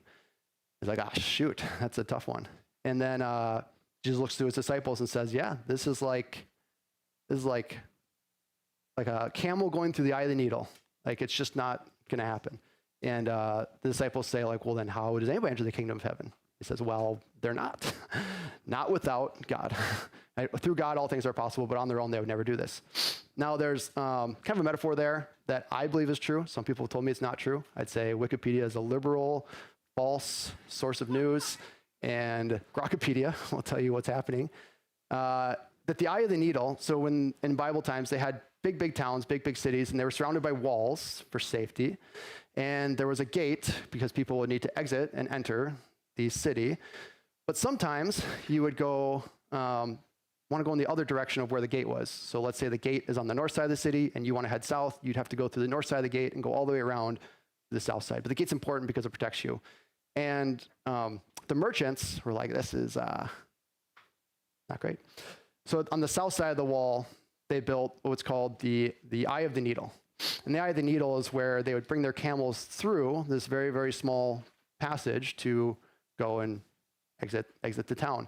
But it was so small that the only way that the camel was able to squeeze through this eye of the needle is by shedding all of its goods, all of its merchandise. So I like that metaphor of, it's not that a rich man literally cannot enter the kingdom of heaven, although I think that does hold that anything is possible with God. I think God could put a camel through the literal eye of a needle. But I like the story that if a rich man is to enter the kingdom of heaven, you must let go of all your possessions. You must let go of all of your accomplishments, everything you leave behind. That must be left on the other side of the wall. And that is not possible humanly. That's only possible with the Holy Spirit filling your heart, that the mercy creates a level of humility that's only possible through there. Hevel, everything is meaningless. It's kind of weird because we're all high achievers, we're accomplishers, and that's not a bad place to start. We're all grinders, we're all doers. We make it happen, we make it go. But at some point, we transition to, as you've heard other speakers talk about, becoming more of an activator and less of a doer. The phrase that I really, really like is the phrase becoming a catalyst. And I like catalyst because, it's just an identity word that I have, is being a catalyst. A catalyst is something that is required for a chain reaction to start. So if you want to create a chain reaction within compounds, and the elements are there for the chain reaction to begin, but it won't begin unless you have the catalyst. But then for the chain reaction to continue, you don't need more catalyst. Once the chain reaction starts, chemically, it's the potential energy has lowered, and now it continues. It continues on and on and on. All right, those were the main concepts. I'll give a little bit of, if you don't know me, I do run a painting. That was the funny introduction, actually. Okay, I run a painting company. I own a painting company. I've done that for a while. This is what it looks like. I would just say being kind of a catalyst.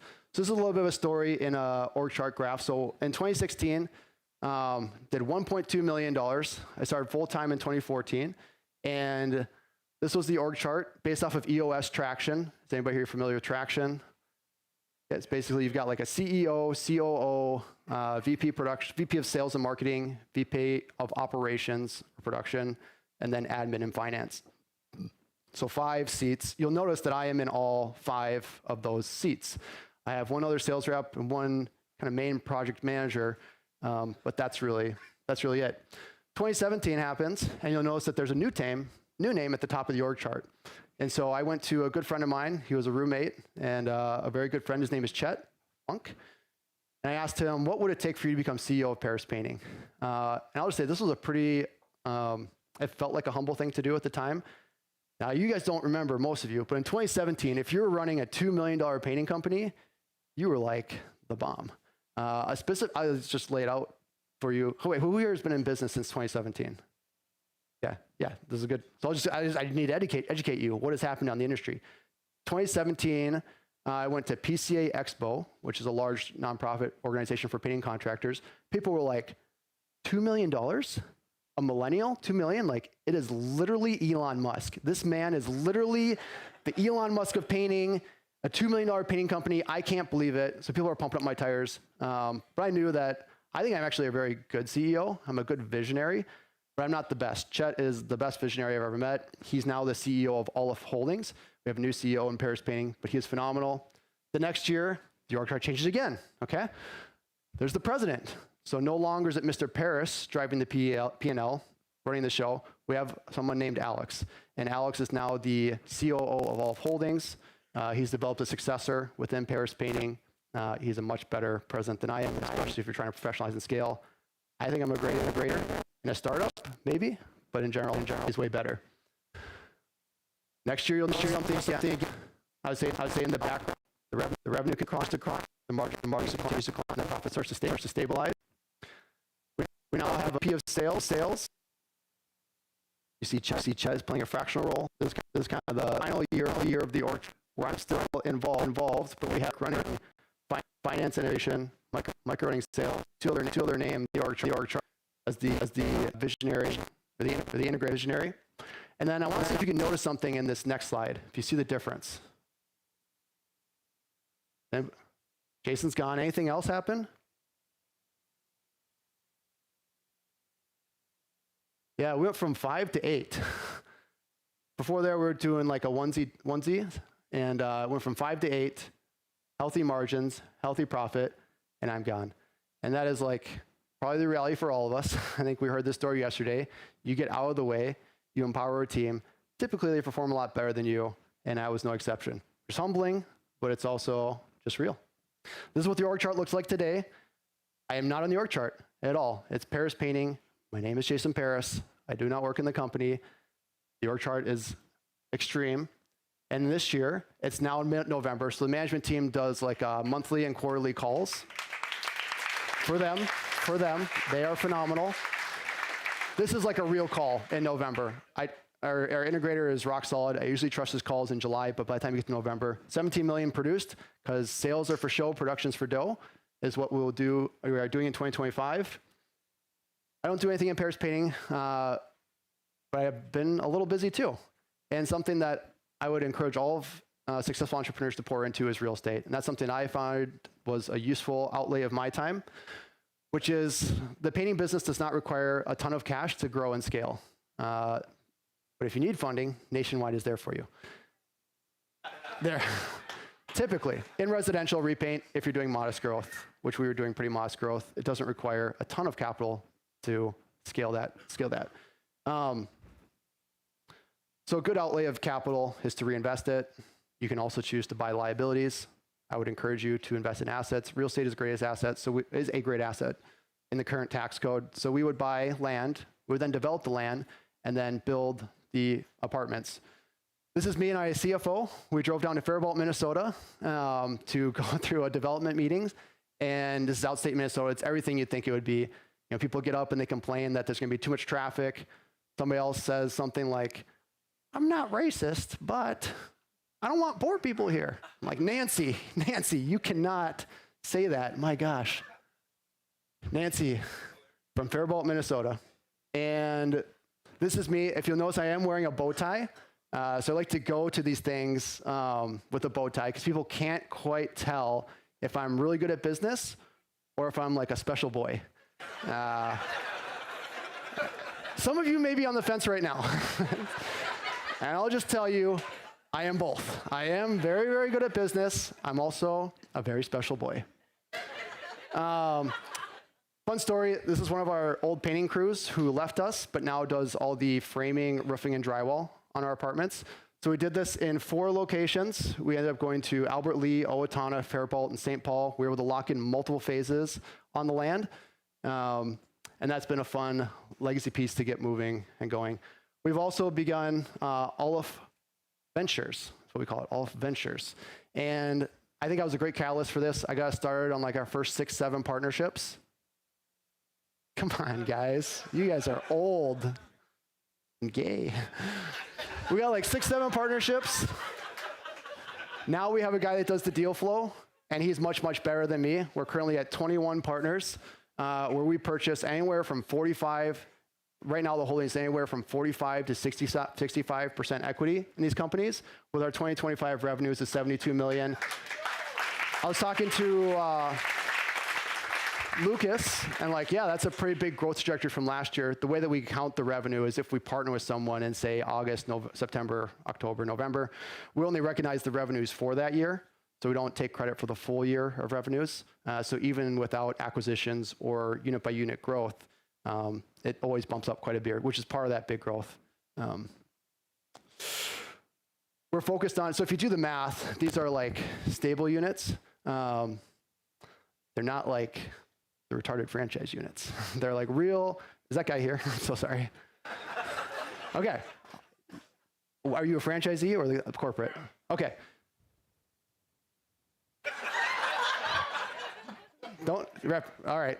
You are bondaging people in Mammon, and it's a broken model, but honestly, it has legs because it fuels off of mid-level corporate burnouts, and that pipeline won't go away with AI attacking white collar. It's a pretty good revenue size, right? It'd be larger than most of the franchisors on the FSDD, focused on stable assets, not enslaving people to Mammon. A good model, I'm so sorry. Yep. The rule of thirds, I think for a good, so I think like what is a stable asset in the painting industry? I think a good, scalable, and sustainable rule of thirds that we like to coach our people through is you have total revenues, labor, materials, and production management. So that's a decision if you want to put that above the line or below the line, giving you a net contribution margin of 40 after project management. And then the overhead broken into thirds. So sales and marketing being less than a third of the margin. So you say cost on margin, not the revenue, a third of the margin. Corporate admin being less than a third of the margin. And then net income being greater than a third of the margin. That timer real? Good. Another framework we use is the 5 pillars of stability. So greater than 40% margin. Cost on margin is something that came up a little bit in one of the scenarios, but basically you take the margin and then the percentage of that margin is how you develop a comp plan for your sales reps. So you take sales and marketing being roughly a third of the cost of the margin is a great way to incentivize your sales reps to not, so like one example I think was outlaid was what if you have a really, really low SR, but high activity and you have to pay for every lead? Now you have misaligned incentives. So you have a sales rep that says, I'd rather work really, really hard than get more skilled. I'm gonna make the same amount of money. And you as a company are paying for all those leads. So now you have a misaligned incentive. Cost on margin is a great way to solve that. Greater than $3 million revenues, 5 names, 5 seats. It's a great stability metric. 15% net profit. How we do that is through fractional support and the management contract. Fractional support would be the do it with me. Management contract, do it for me. I think I'm gonna skip this part, which is what a painting business is worth. It's worth whatever somebody will pay for it. I've talked to people who have called us to partner with All Holdings, and it is sad, sad stories what people have paid for painting companies, and we can't help them, and it sucks. Short story short, roughly you see 2-4x EBITDA. Adjusted EBITDA is a great thing to look at. You do have puts and takes in these things. Examples are if you run a basement remodeling project through your company, you've artificially deflated the profit you have. But if you're paying yourself $80,000 a year to sell $3 million and be the president, which I would encourage you to do, your tax accountant would too, just to save on the workers' comp insurance and the payroll taxes, but you've artificially inflated the profitability of the company, right? And so if you want to look at the true profits, like, well, what would it place to pay somebody market wage, and how much profit is in there if you get a little more added because you're not doing all these personal projects? I'm not gonna make you do math. The biggest driver they'll touch on here is that core management teams in place is the biggest stability driver if you want to increase valuation. Really with any investor, what you want to do, and there's a slide on this, is secure stable streams of income. If something is dependent on a few core people or one core person, that's a pretty unstable stream of income. I'd rather put it into bonds. Yes, it's a lower % return, but you're always looking at return versus risk. A lot of people think they have this pipe dream of I'm gonna sell my painting company at the end of my days and it's gonna be awesome. I will just tell you, you picked literally the worst industry you could ever be in if you want to sell your company for money. This is from the largest business broker in the United States, calling out EBITDA values, right, multiples depending on the size. You can see the EBITDA, the multiple goes up as you increase in size because it inherently has more stability to it. Construction and engineering is the lowest multiple, so you're all idiots if you wanted to do that. And I will just tell you right now, if you have construction and engineering, construction is not the high man on the totem pole with that multiple, which is a challenge. I would encourage people, instead of trying to have this pipe dream of selling you, now a sucker is born every minute, and I've talked to a few of them, and it's usually a sad story. If you can find someone to buy your paint company at a good valuation, do it. God bless America. They don't deserve to have money. You deserve that money, I assume. Self-employed, mostly equipment and leads, business owners, there are real tax consequences and a replacement ROI. There's a big boring chart that I took out of it, we won't go through. If you can find an investor to partner with you, you now have potential multiple lift as it continues to scale. It's tax sheltered, you get the highest ROI. Stable passive income.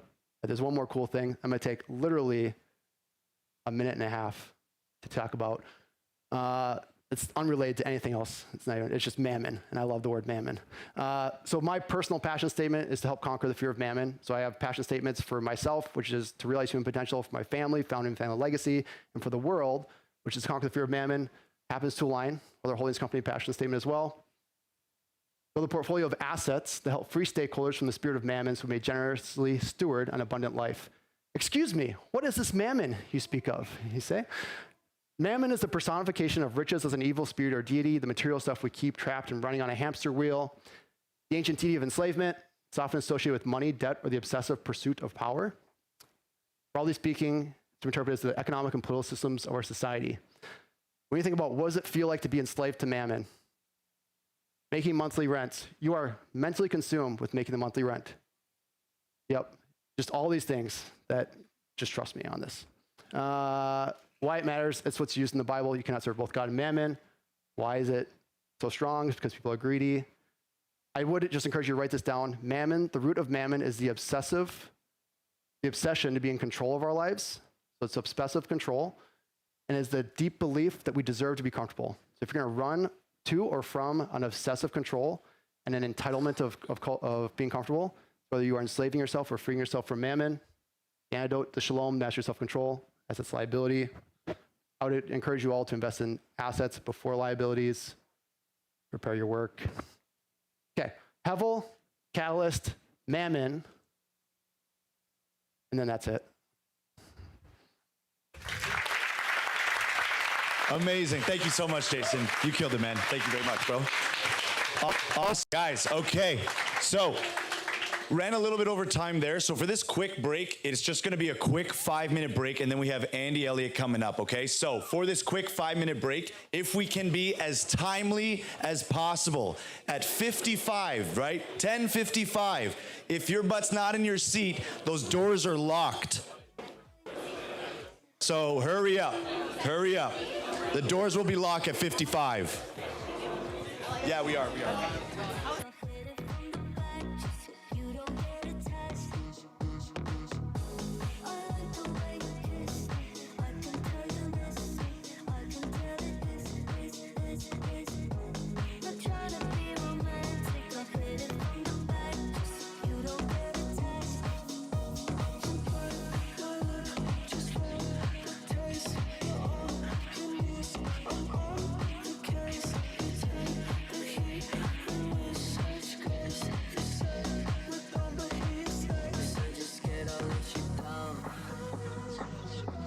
Around and you'll find out. Oh, don't you wanna make me proud? 'Cause I'm so proud, baby, I'm so proud of you. I like the way you kiss me. I can tell you miss me. I can tell it this. Not trying to be romantic. I hit it from the back just so you don't get attached. I like the way you kiss me. I can tell you miss me. I can tell it this. Not trying to be romantic. I hit it from the back just so you don't get attached.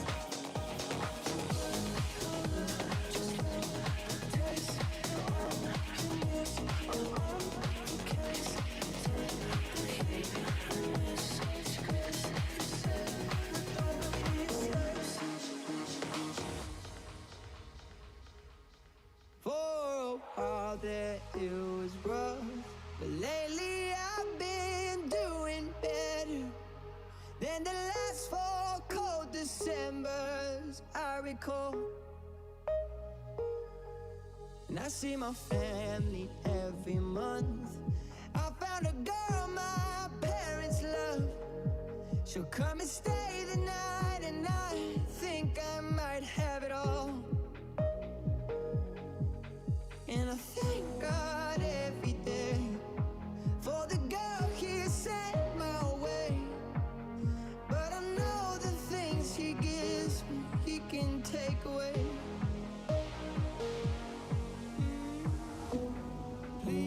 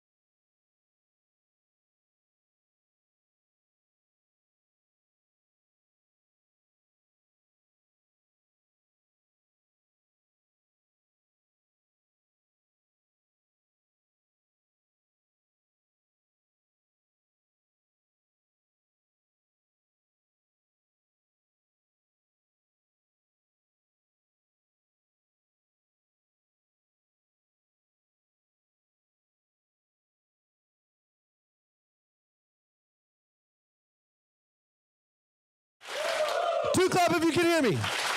All right, we got Andy coming up. Andy.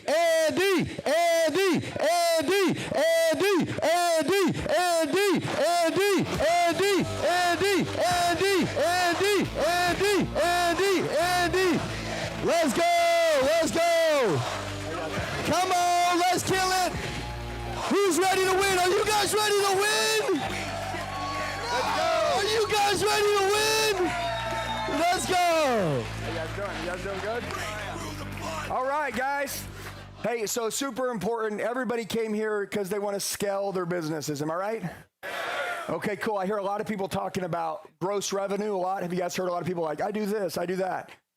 I always care, like, how much is the real profit, though? You guys ever hear that?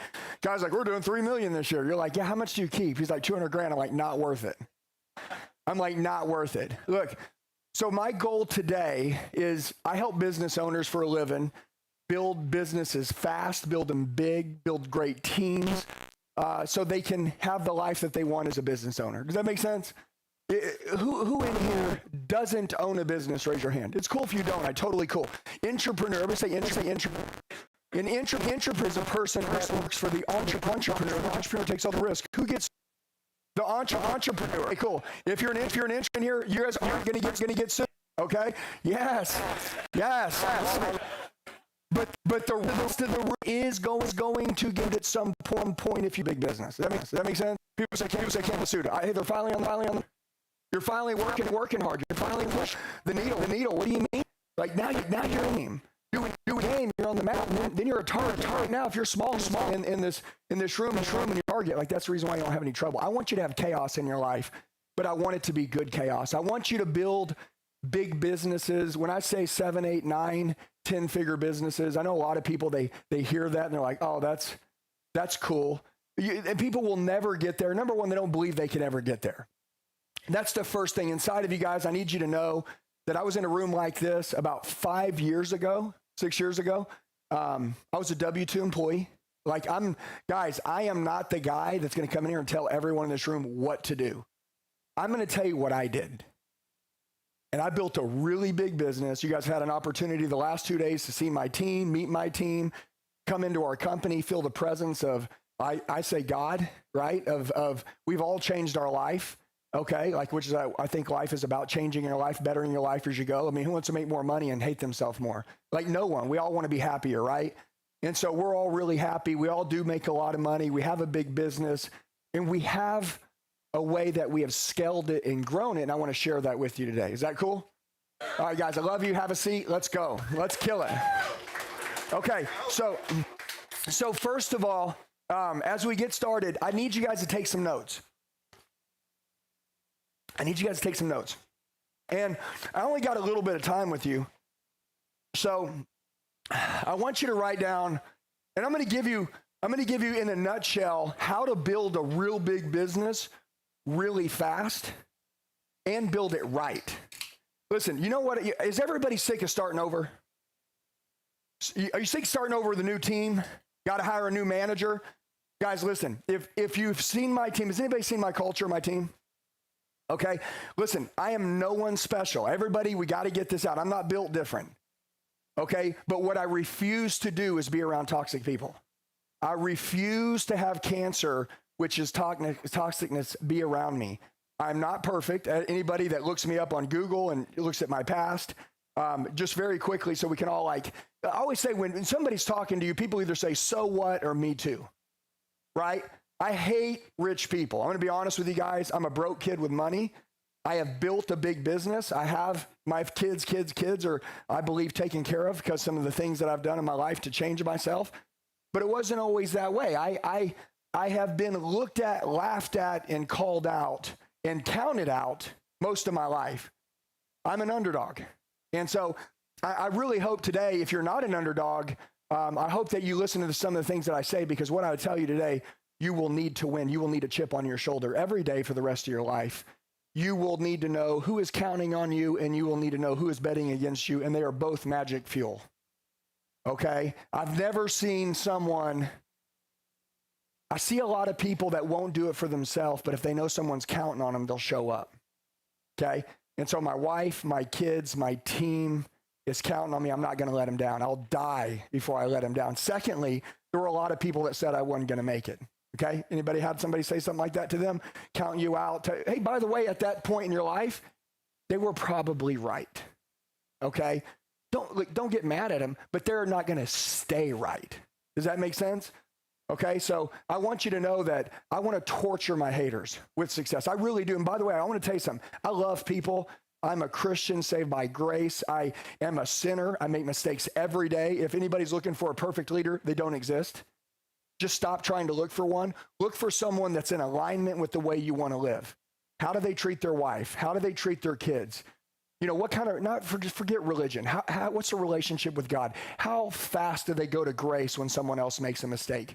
Listen to me. How much do they believe in other people when they screw up? You guys got people in your company right now, and when you make a mistake, you want people to have love and grace on you, but when someone else makes a mistake, you torture them. You're not a very good leader. And I wasn't one at one point in my life either. And so today, my whole goal is to show you as much as I can in about the period of 1 hour, okay? And the whole goal is to light a match, a spark in you to say, I don't want to be me no more. I don't want to have the business that I have right now. I'm ready to scale. I'm ready to grow. I want to increase my profits, but listen to me. I also want my people on my team to get rich. Listen, if you're a business owner in here, please understand this. If you're the only one in the company making money, people are not going to stick around. They're going to leave. Your dream has to, listen, the reason why you guys all have to get competitive in this room today and you have to rise up, because if your dreams don't grow, your people's dreams, your dream's not big enough to hold their dreams. Okay? I've got 130 people on payroll in our company, and every one of those people, let me be clear, every one of those people earn 6 figures in my company. You know what payroll looks like? Why? Because I'm a generous person, but also I have very high standards. Okay? I can't expect anyone else to have a standard that I don't have myself. You as business owners, listen to me in here. And if you want to be a business owner, if you're a number 2, if you're the entrepreneur in here, your goal is to be the greatest number 2 for the entrepreneur. Which means, hey, let me take the stress off. Let me build the team. Let me run this. Let me show you what I can do. You be the owner. I'll help you build the inside. And so I know this. I hate stress. A lot of you in here, you think you need a new magic trick to grow. Listen, you do need this. Is everybody in here in the business of sales? Yes? Okay. Listen, I'm going to teach you in a minute how to build the greatest sales team on planet Earth. All the people in the home service space, I'm going to say home service space as a general statement. They think they're technicians. They think that they're this. They think they're that. They don't think they're salespeople. They think sales is bad, but do these people want to make more money? The reason why they're not in love with sales is because their leader doesn't know how to frame sales to them to be attractive. Does that make sense? Listen to me. Every one of your employees in your company, every one of your people should have the opportunity to make more money if they can increase the profit in your company. Okay? There's this thing called money made, money paid. I tell everyone in my company, anybody that can bring an idea to the table that helps the bottom line in our company make more money, you're worth immediately more money. I will pay you as much money as you want to make. I will never limit how much you can make with me. I don't care how much money anyone's ever made to this point. I will pay you more than all of them. I need you to work hard. I need you to be committed. I need you to have loyalty. But I need you to understand we got to figure out how to drive that needle up without sacrificing customer service. Customer service will always beat everything. But I want to talk to you about the team for a minute. My team is deadly with sales. Do you know why? Because their leader is very good at sales. That's me. When I started this company, everybody said we needed a CRM. Remember when you guys started your businesses? Remember they told you everything that you needed? Well, you know what I needed? I needed one thing. I needed sales.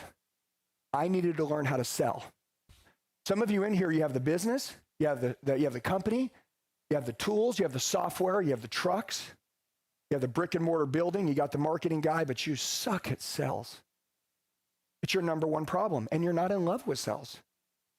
My goal today is to brainwash you that you must be great at sales. But you say, Andy, how can I make my team great at sales? When your sales team got hired on in your company right now, was there an onboarding training manual that told them and showed them exactly what to say to guarantee success? Yes or no? I guarantee it's no. It's the one missing piece I see in every business that is the most crucial piece to every business. You guys are the same as me. Listen, guys, I have a great product. It helps people. It's honestly disrespectful for us not to sell it. It changes people's lives. It helps people make more money. It makes them happier. But if I can't frame it in a way to make people want it, what does it matter? Does that make sense? And you guys are thinking, well, my competition's cheaper. Guys, can I tell you this? No one cares about any of that shit. No one cares about getting a better estimate unless they don't like you. No one cares about getting a better estimate and if they feel that your product will be perfect for them. Listen, when people find what they want, they buy it. Can your team and your people be able to make people feel every single time that they have found what they're looking for so they'll buy it? Today, I'm going to show you some things that I do with my team because I'm all about this. I like proof. Does that make sense? Guy says, hey, you can have this. I'm like, show me. We're in a world full of people right now. Honestly, they're the best at interviews. How many of you guys got people coming in right now? They're like, yeah, I did this. I ran that. I did this. Bullshit. They're full of shit. Show me. You're great at sales? Okay, cool. I believe you, okay, until you prove me wrong. I won't say, I trust everyone until they show me I can't trust them. To me, that's the way I live. Listen, internally, I don't care how the world views other people. My character is I believe in everybody and I want people to believe in me. Does that make sense? Forget what everyone else says about everyone. I'm going to tell you guys something. A lot of people are like, hey, that guy screwed up. She screwed up. That person screwed up. They did them wrong. That person may have never had a good leader, and that person might be the secret answer and the secret weapon to any company. Don't ever count someone out because everyone else counted them out. Guys, because I was the person a lot of people counted out because I made mistakes because I never had a good leader, okay? And so I want to tell you, I need you guys to be that leader. I need you to be the voice in your company of reasoning. Like, guys, listen to me. There's no way we can get beat unless we quit. See, we're going to outlast everybody. Do you understand? We're going to think positive about everything. We're not going to see what's wrong. We're going to see what's right. And the other companies are going to see the market. They're going to see the economy. All we're going to see is what's right. That's it. And that's how we're going to freaking crush everybody. And we're going to outlast everybody. We're going to out-train everybody. We will out-train everybody.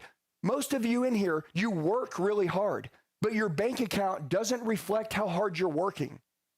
Come look at my team. Listen, guys, in 2019 in November, I quit my job as a W-2 employee. And I walked away. I'm not asking you to quit your job. What I'm asking you to do is do what you do differently. Does that make sense? Okay? I'm asking you to do what you do differently. If you want to crush all these people around you, you have to create, not compete. You go home, do the same shit that you came before you came to this conference. When you go home, you're going to get the same results in 2026. And matter of fact, you're wasting your life. I want you to create something. So I brought this out here because I'm going to show you guys here in a minute. I have an internal training manual to my company, to my team, okay? I build these out for companies all the time.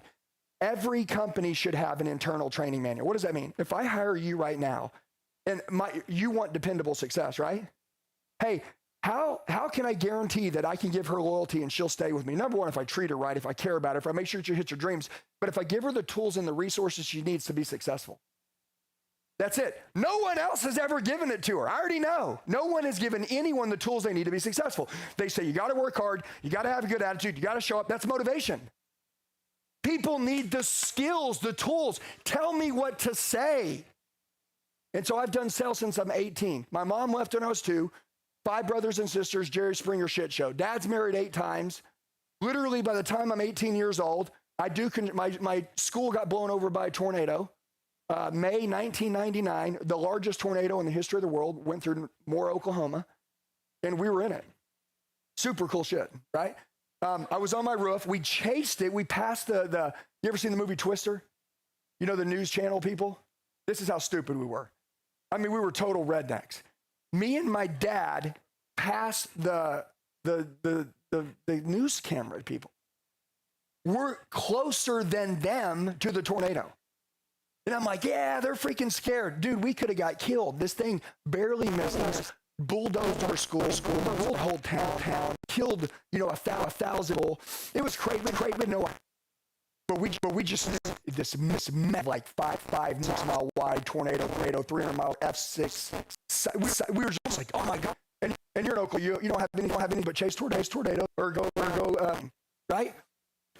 Right? Like that's all you can do, or wrestle. And so what we ended up doing was when I went to school, there was a lot of construction work and cleanup work around town. Now I'm going to tell you guys something just so you understand real quick. You can work as hard as you want, you'll never be rich. You guys, at some point, it has to click that you have to work harder on yourself than you do on your job.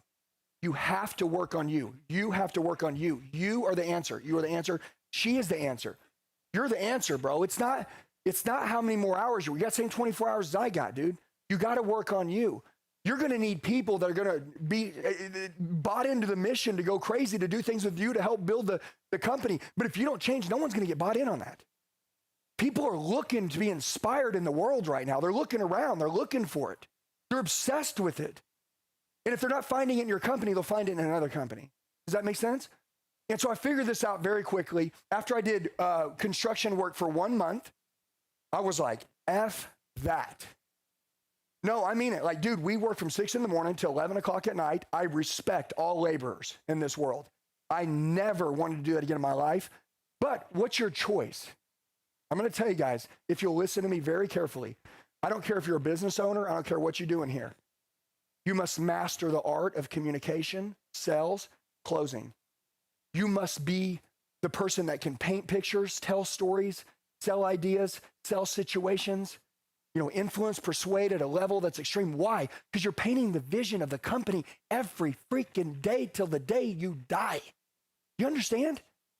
Guys, I don't need you to do the work. I just need you to be able to paint the picture so everyone else can do the work with you. That's it.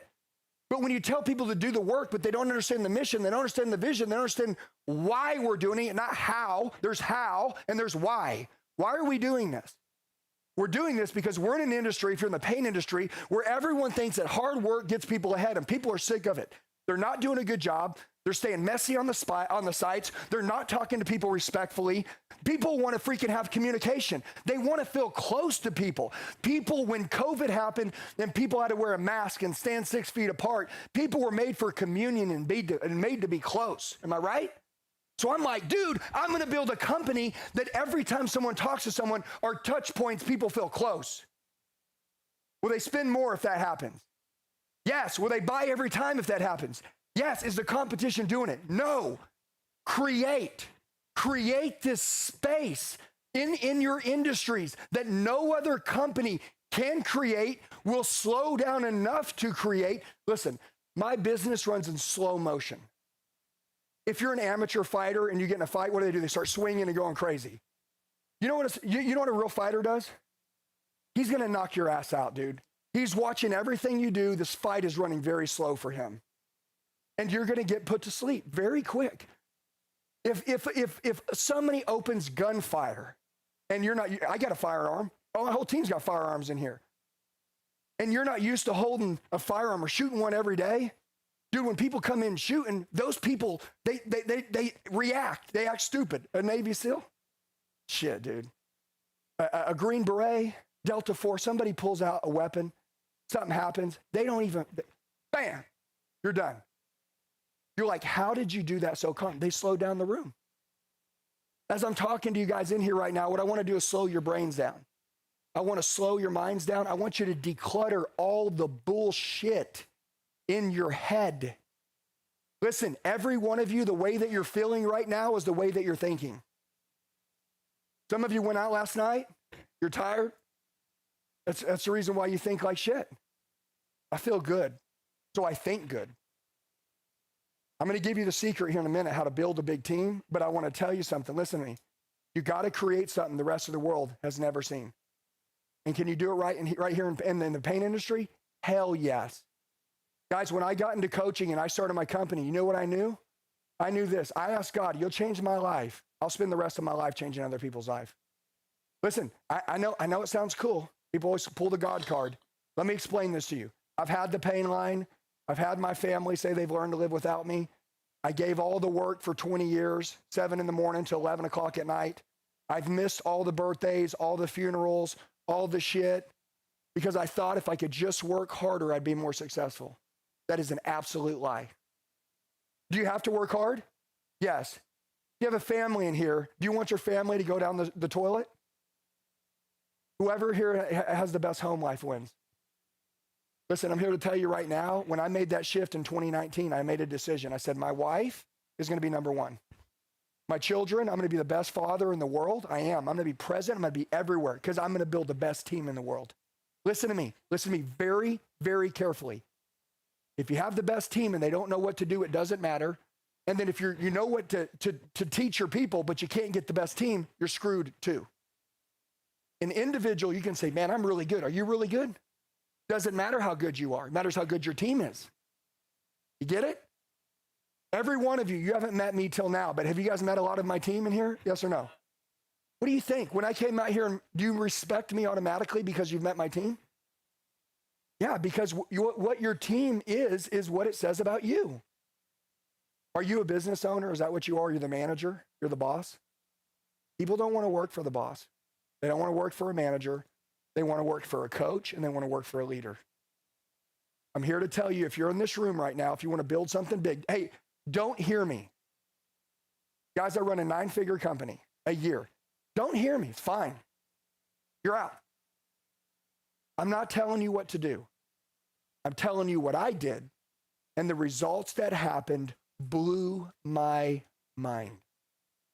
I knew it was going to work. I knew it was going to happen. I knew no one else was doing it, and I knew if I did what it is that I was about to tell you, I knew it was going to work, and I believed it with all my heart, and it worked. And so I'm going to give you the same play. But I want to tell you, I've been counted out by a lot of people. I chased money for a long time. I made some mistakes. I went and worked for the wrong company at one point in my life. I got in trouble with the FBI. When you run with the wrong people, you get in trouble. Yeah. Who you hang out with is probably the most important thing in your whole life, and I never realized that. Thank God, God gave me an opportunity to change my life and change. I'm going to tell you, I sat in a room like this in 2019. By the way, I study, I train every day, okay? So it's not like, hey, I did this, now I'm the teacher. No, I learn things every single day, and then I live it, and then I teach it. The reason why is because you guys all have to learn what it is that I'm going to teach you right now, and then you have to live it yourself, and then you have to teach it as fast as possible. The reason why is when you teach it, it makes you even better at what you learned. Until you're teaching it to someone else, you're really not living it. Does that make sense? And if you're a leader, your goal is to teach. So this is how to build a business that I would say, I'm going to say 9-figure, which I know every one of you guys in here. Some of you do $1 million a year. You do $3 million. Let's go really big for a minute. Can I give you guys a new dream? Can you guys do that? You know what I want? I'm going to tell you a trick. Screw your dreams. No, listen. Find someone that has a bigger dream than you. Find someone that has a bigger vision than you. And if they've really built it and they can show you how they did it, go all in on them. Does that make sense? Let me explain. So this is a very simple system, and I never want you to forget it till you die. Number one, there's this thing called self-leadership. Very quickly, every one of you that are in this room right now, this is you. And your number one job today is to fix yourself. Until you fix yourself, you have no authority, no moral authority to go back and try to fix your company. Does that make sense? Right now, every vice, every hole, every crack in your castle, your job is to fix it right now. I'm going to tell you something. This is the way this works as being a coach. By the way, if you're a business owner, no one will respect you. They'll use you. If you're a coach, they'll respect you. You tell people, I'm not your boss. You don't work for me because I'm your boss. I want to be your leader. I want to lead you. I want to coach you. I want to make you great. I want to make you better than me. I have a big vision for you, something bigger than anyone's ever had for you. That's what I see in you. When you tell someone that, no one's ever told them that before. They will die for you as long as you mean it. And so today, the play, very quickly, before I get into how you onboard a killer sales team, is number one, is you have to self-lead. So right now, listen, I'm going to do this common sense thing, but I know because shit's not so common sense anymore, I'm going to explain this. Your team, do most of them have someone they do life with? I'm going to say they're in a relationship. Yes or no? Okay, can I ask you a question? A bad relationship ruins the people that work for you in business. Would you agree? When someone's going through a divorce, how well do they produce for you? Yeah, you're like, shit, man, we gotta find a new manager. Who do these people have to look up to? You. If you are in a relationship in this room, raise your hand if you're in a relationship. Your goal, that relationship should be the best effing relationship on planet Earth, starting this very moment. Don't fake it either. You better start living it right. Why? Because your team has to know what one looks like, and who do you want them to look up to? Someone else or you? If you want your team to all be on fire and have great relationship, who has to have the great relationship? You. Fix your shit now. Sink your egos, fix your shit. You want to be an example to all? You really want to build this 9-figure business? Fix it. Did everybody get it? Number 2, kids.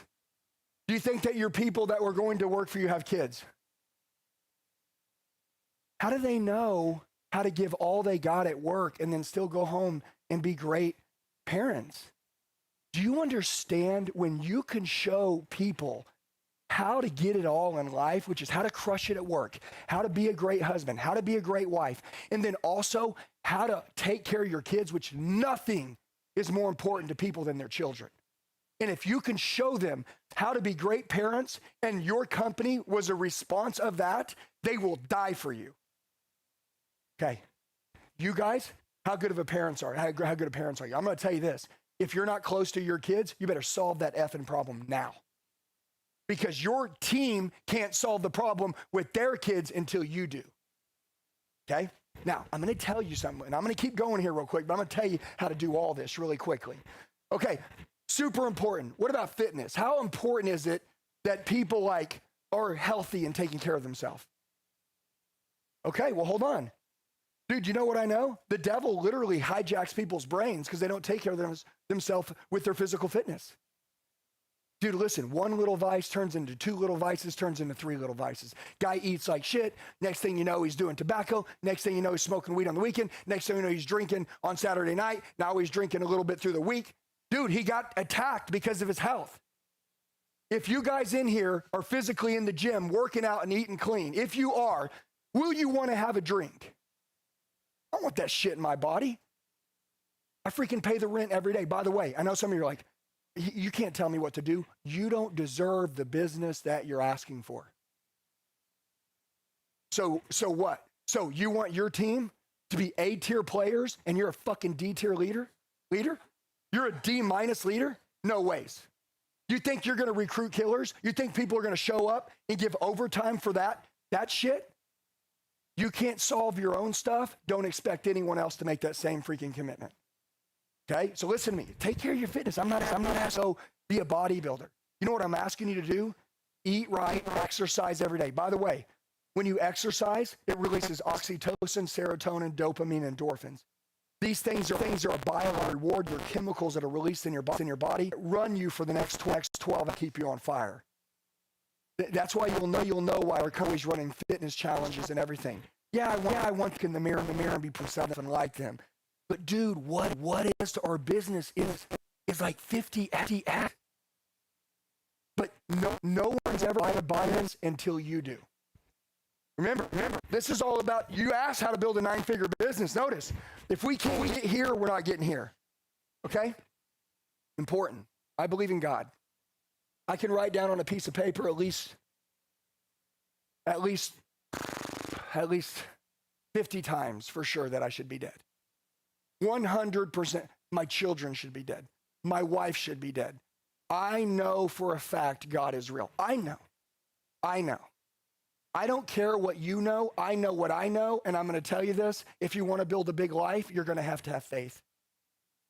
You're going to have faith. Your team's going to have faith. And how can the team have faith as the leader don't have faith? Okay? Listen, I honestly don't care with my team, whether they're Christians, whether they're Muslims, who God is to them. I know that God is real. I know Jesus to me is what it is to me. But the idea of it is that I want to share my faith with others. You know why? People say, I don't want to push it off. I'm not pushing nothing off on you. But I am influential. I am the leader. Are you the leader? Do you want your people being influenced by you or by social media? You know what I'll tell you? I would rather influence my people and my things. Me becoming a Christian has changed my life. I'm a better husband. I'm a better father. I'm a better business owner. I'm better to myself. Oh my God. I've taken risks that I would never take. I'm at peace. I have love in my life. You think your people want that? The leader has to have faith and has to share it. Hey, and I don't care who told you not to share it.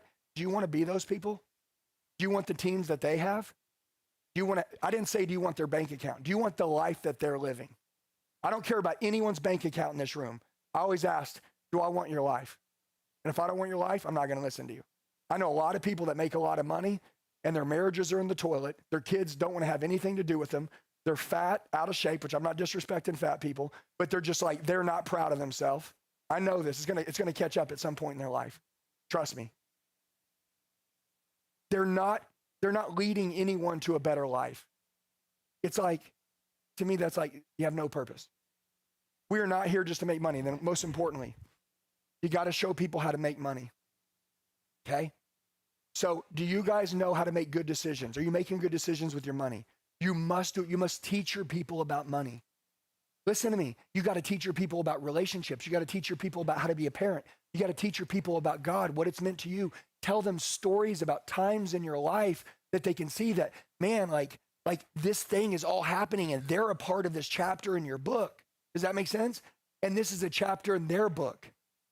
You know? And like, listen, man, I know that you know that like this, listen, God knows what he's doing. He handles it. You just got to raise your hand and say, count me in.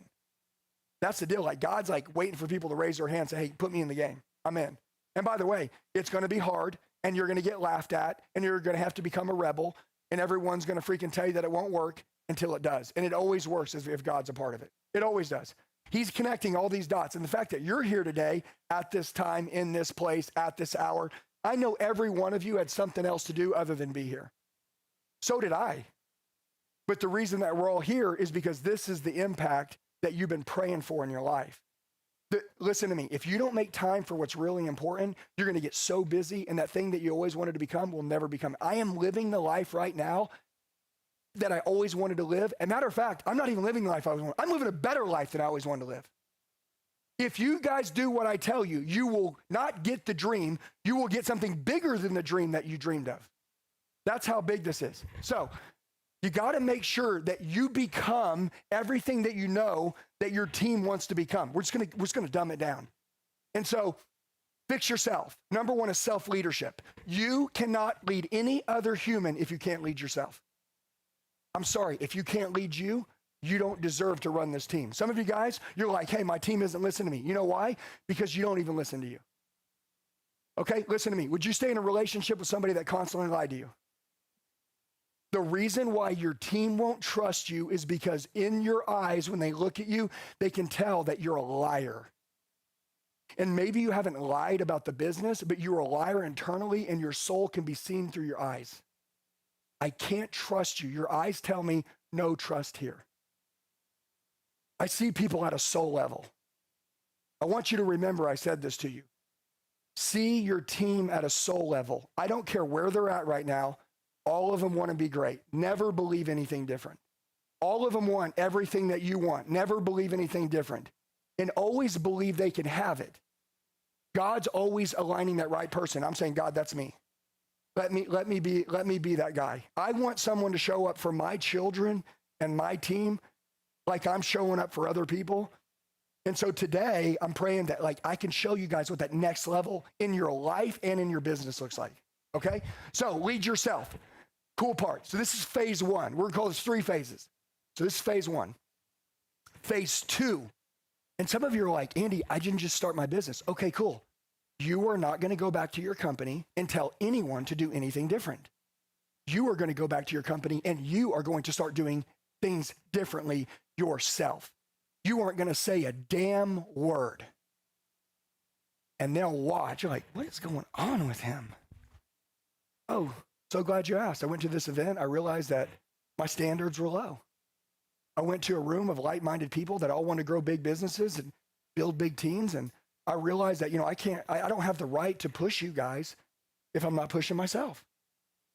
And so I'm not going to have a meeting with anyone. I'm going to fix me. And if you've seen me make a difference, thank you for telling me that, because that means a lot, because that was my goal, is to make a difference in my life. And thank you. I'm just getting started. This is day one. The people start watching you change it. Watch what happens. Phase 2 starts to kick in right here. Phase 2. This is where these people in your company, they see you change your life, and now they want to be led by you. Listen to me. You don't get to tell someone you're their leader. It's not the way it works. You don't get to tell your children, you have to look up to me. You can tell them that all you want, but internally they know who they look up to.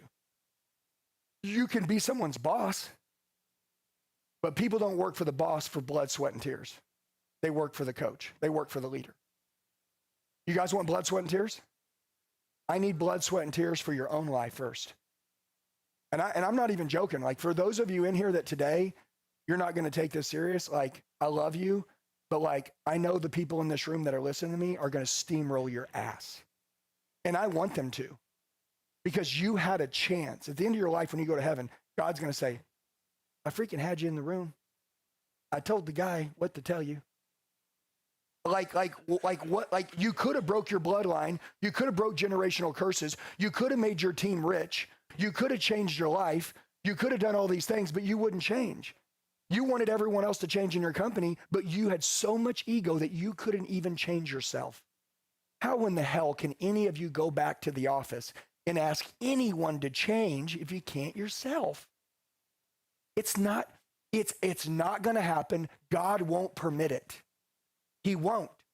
Listen to me, no matter what you say, he is real. He won't let it happen. But if you'll shift in this room, he knows your heart. Some of you in here, you're logically thinking about this. This is a heart shift. This is an intention shift. You're changing your intentions from I want to make money to I want to become the person that I was made to be. Stop chasing, start attracting. When you start building the person that you were made to be, everyone else will fall in place. All of them. You won't even have to ask him anymore, because you will be living proof of how a human can change. And if you want them to change drastically, you guys all have to change drastically. Does that make sense? By the way, this is what I did. So I'm not telling you what to do. I'm telling you what I did. I changed my whole life. And so I did this. I did phase 1. 2021 was Andy Elliott, total recreation. I reinvented my life. I reinvented my mind. I reinvented my language, the way I spoke, the way I talked, the way I believed. I changed my identity. I changed my perspective, and I changed my belief about everything. I did.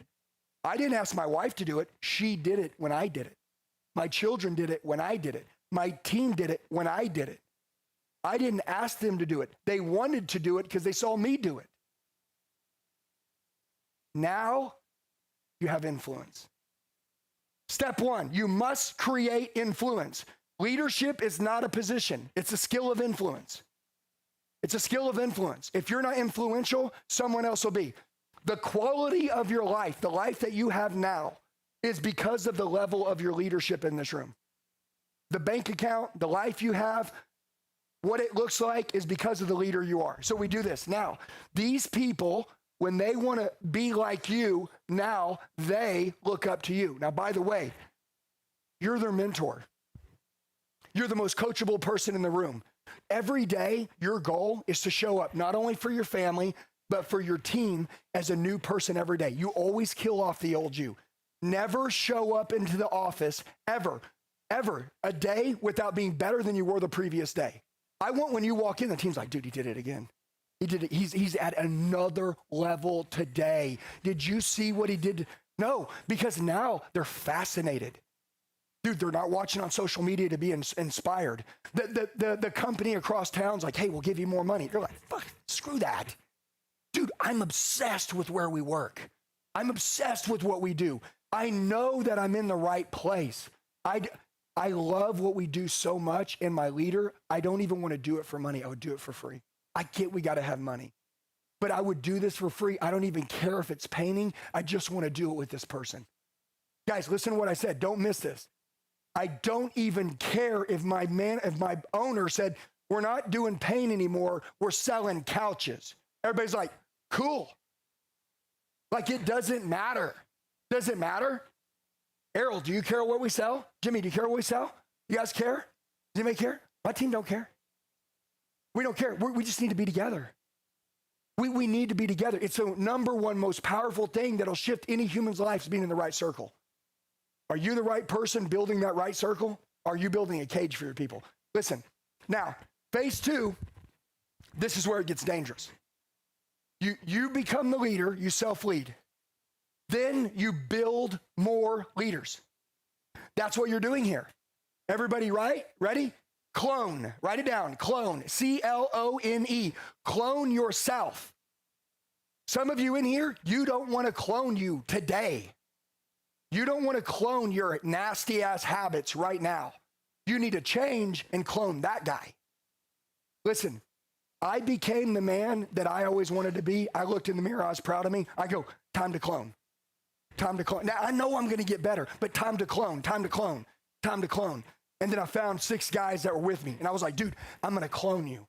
You are literally going to brainwash these people how to think, how to believe, how to see the world, their identity, who they are. They're powerful, they're great, the movement we're making in the world, what we're going to build, what life looks like in 1 year, 2 years, 5 years, 10 years, 20 years. Listen, tell your team, you're going to be sitting at me at the campfire in 30 years.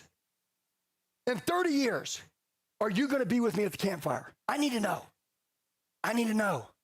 Who can I count on to be at the campfire with me in 20 years? Who's going to be with me at the campfire? They're like, me, I'll be there. Why? Thinking long range. Most of you in here, you're thinking about how can I make money today? Don't be stupid. Long range thinking beats everybody. Your team, if they make a bad month, a bad check, a bad 6 months, if they've been trained to think long range, if their belief is long range, which by the way it is, you got to outlast everybody. There's always going to be winter, summer, spring, and fall in every company. And when there's a spring, it feels good. But when there's a winter, people start thinking, oh my God, it's winter. What are we going to do? But if they've been thinking long range, if they've been taught to think long range, what are they doing? They're like, dude, we're good. We're built for this shit. Dude, when things get hard, our company's like, this is so good. We get a chance to get closer. This is an opportunity. When stress came into our company, we get to be stress test. How cool is this? They're walking around like, we are literally being tested right now on all the things that we've learned to see if our character is really who we say we are. Dude, is that cool? I'm not doing it. They're doing it. They're walking around, they're like, you know what? I hope it gets a little tougher. You know why? Because whenever we're really close, cashing checks, kicking ass, that's not when we build loyalty. We build loyalty when we're getting our face kicked in and we show up for each other and we're suffering together. That's when loyalty is built. A husband and a wife will never trust each other when things are great. They say they trust each other. True trust comes when trial and tribulation happen. Then they're like, she'll be with me till I die. She should have left then. She didn't. I trust you now. Does that make sense? You guys want to build this 9-figure, 8-figure company? Phase 1. Fix yourself when you leave here. That means you got to self-develop. Anybody wants to know that? You guys are getting money out of your checking account, your average credit cards to spend whatever to do it. Guys, I spend millions a year on myself. People say, yeah, it's because you make a lot of money. No, I did it when I did money because I fucking bet on myself. Okay, listen. No one in this knows what's inside of you. No one. Okay, if dude, you should coach with me. I'm gonna make you great. And you look at him and go, dude, what do you think? Should I do it? You don't believe in you. You're out. No, like, I'm serious. If you don't believe in you, you're out. And he goes, I'm in. I'll do it. Okay, you're in. See, listen to me. I'm a winner. You guys get that? Like I'm not telling you because I'm saying you get to decide if you're a winner or not. I get an ROI anytime I self-invest because I am a freaking winner. I am a winner. I am not a little bitch. I'm a winner. I spend money on me because I know that I need to know things that I don't currently know, and I know that my future is bright. I know that I have hope in tomorrow being better than it is today. I love it. I want you to feel the same way. I want any time you can pay someone that knows how to do something better than you, I want you to pay them. And I don't want you to be like, oh man, I had to pay this. I want you to be like, dude, I can't believe I got to pay this. This guy knows things that I don't know, and I'm going to become his best student. I'm going to learn everything that they know, and I'm going to become 20 times better than that person. I will do it. So when you do this, and then you build these, this is where you get rich.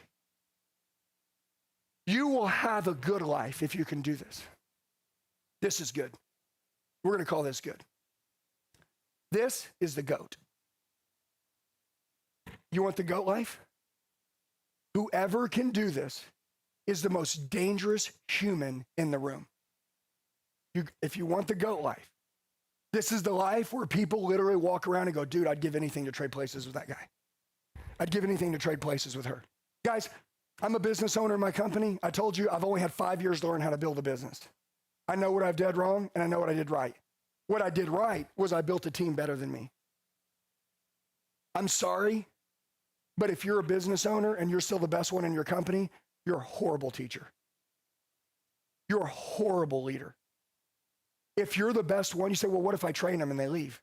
What if you train them and they stay? Like you're the bottleneck in your business. You're the bottleneck.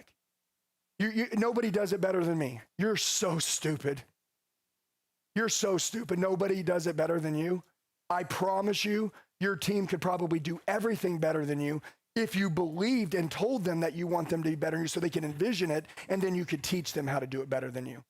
And then, by the way, do you really want to be the best one in your company, or do you really want to become a business owner and live your life as a real business owner? Guys, I just came back from Dubai for 5 or 6 months. I was gone for a half a year out of my company. Our company grew. I was on the other side of the world in a different time zone because I have built a team.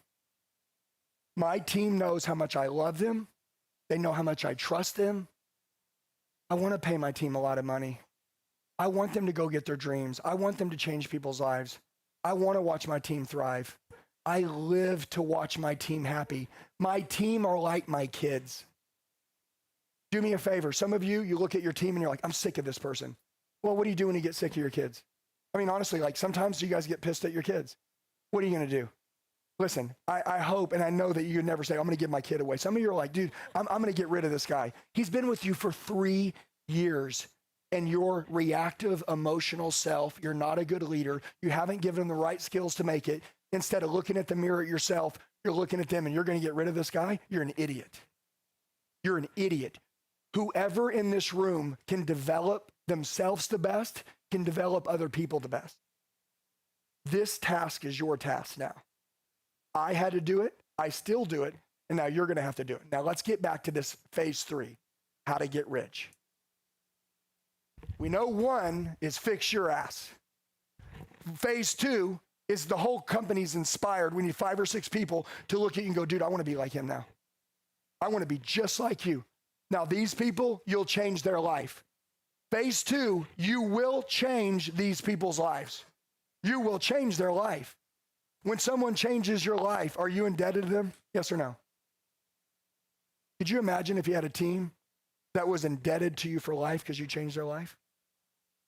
How hard do you think these people would work, grind, push? You could show them how to do this. You change their life. Oh my God, you just built an army. Watch what happens here. My company has 130 people in it. Started with 6. Now 130 people. These leaders, they wanted to do to everyone else what I did for them. I need you to do it one time. Do it really good. And do it really right. And those people will take care of you for the rest of your life. And those leaders will build all the other leaders that come in for the rest of their life. And it keeps going, and it keeps going, and it keeps going. Do you guys get it? And these people change these people. You change them change them change them. Everyone in the company, there are no titles. We are all leaders. The janitor is the leader. Everyone is a leader. Does that make sense? So I want to tell every one of you, if you want to build a great, awesome business, you have to build a great culture. You have to. You have to be a great leader. Whoever's running the company, I always ask somebody when the business isn't right, I say, who's in charge? I don't care about the team for a minute. People say, come train my team. No, I need to train the leader. The team is operating because of the way the leader is. If the leader is reactive, the team will be reactive. If the leader doesn't have trust, the team won't have trust. If the leader has anxiety and worry, the team has anxiety and worry. Do you guys get it? Okay? So really quick, we're going to make it human. Ready? What do we want our people to be like? Do we want them fired up? Yes or no? Okay. Do we want them to have high beliefs? Yes or no? Okay. Do we want them to dream big? Yeah. Do we want them to be loyal? Okay. Do we want them to have killer identities, which means like they know who they are? Yeah. What about a good perspective? You want them to have a good perspective? What about work ethic? Do you want them to hustle and work hard?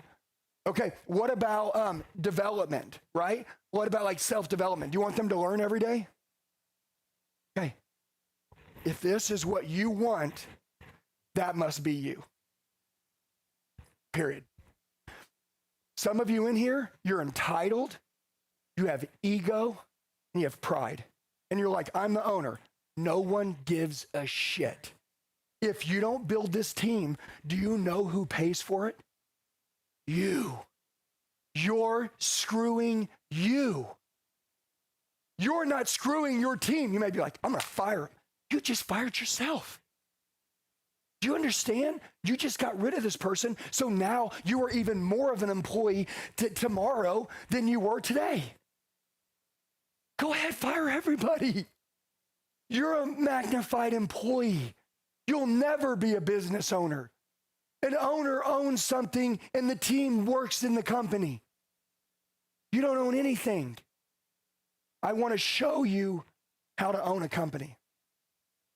I don't care what playbook's out there. Lead yourself, fix yourself now. Do it, watch what happens. Fix everything, fix it all. You want your team right? Get yourself right. Don't do it for you. Do it for your freaking bloodline. Break the bloodline. Do it for other people. If you believe in God, do it for other people. God's wanting you to change so your testimony is huge. That's what's going to change other people. Number 2, find people that you align with. You want to know how I hire? I hire based on the heart. I find I can teach skill. Do you guys want me to show you how to teach skill? Look, you guys, listen. I can show everyone in this room how to become a deadly salesman, even if they're not good at sales. It's very easy. I'll show you guys how to do it. I can take any human being and I can say, do you want to work for a salary or do you want to make a lot of money and work for commissions and have freedom? Which one? Salary, capped life, no vacations, 30-year mortgages. Welcome to sales. Let me show you the art of communication. I'm going to show you what to say.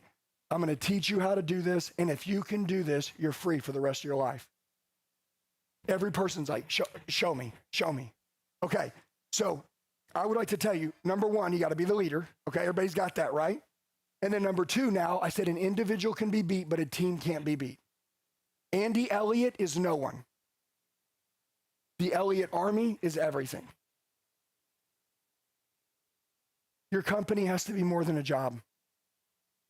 You guys listen to me. I do life with my company. They're my kids. When one of them is hurting, I'm hurting. I want to tell you this. If you'll do this right, take this shit personal that I'm telling you. People say, stay away from your people. Don't get close to them. Don't listen to that shit. Are you going to get hurt if you get close to people? Yes. It's the only way to create loyalty. Will someone along the way, when you give everything you've got to them, still leave one day? Yes. You know what I'll tell you? All it does is make me respect the people more who didn't. I'm going to tell you guys right now, listen to me. You got 2 roads to choose. You run scared or you run in abundance. I'm running in abundance. I'm training my team. I'm believing them to be great. I'm going to freaking brainwash them until I die that they can be great.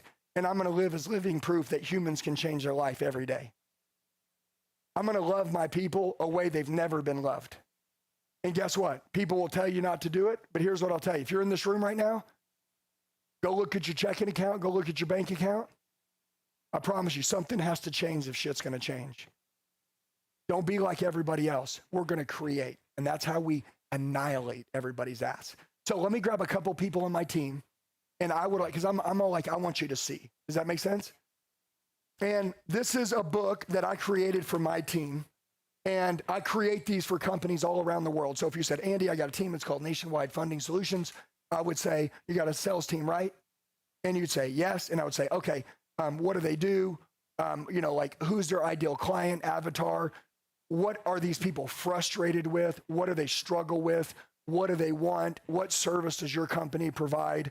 What are the objections we get daily? Does that make sense? Basically, why aren't we closing 100% of the deals? If someone requests information about a product or we're calling them, why would they be able to say no? How can we frame it where everyone can say yes? And then I build out an onboarding training manual, and then literally we hand it off to the company. The company now has one. Anybody that comes to work in that company, it's like, dude, listen, number one, when you come on, we are going to train you. This is your Bible. You're going to own this. You're going to learn it. You're going to memorize it. If you can do this, you will be rich in our company. Do you understand? Okay, can you memorize? Yes or no? Can you learn this? That's all I need you to do. I'll make him rich. Okay? So let me grab a couple guys. Let's grab Austin. Let's grab Austin. Let's grab Greg. And let's grab Vince. Let's grab a couple different guys.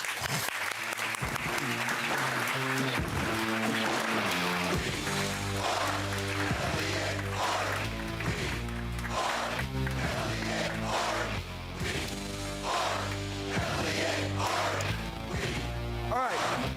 So, someone's first time to this event that owns a big business, raise your hand. You own a big business? First time to the event? Come here.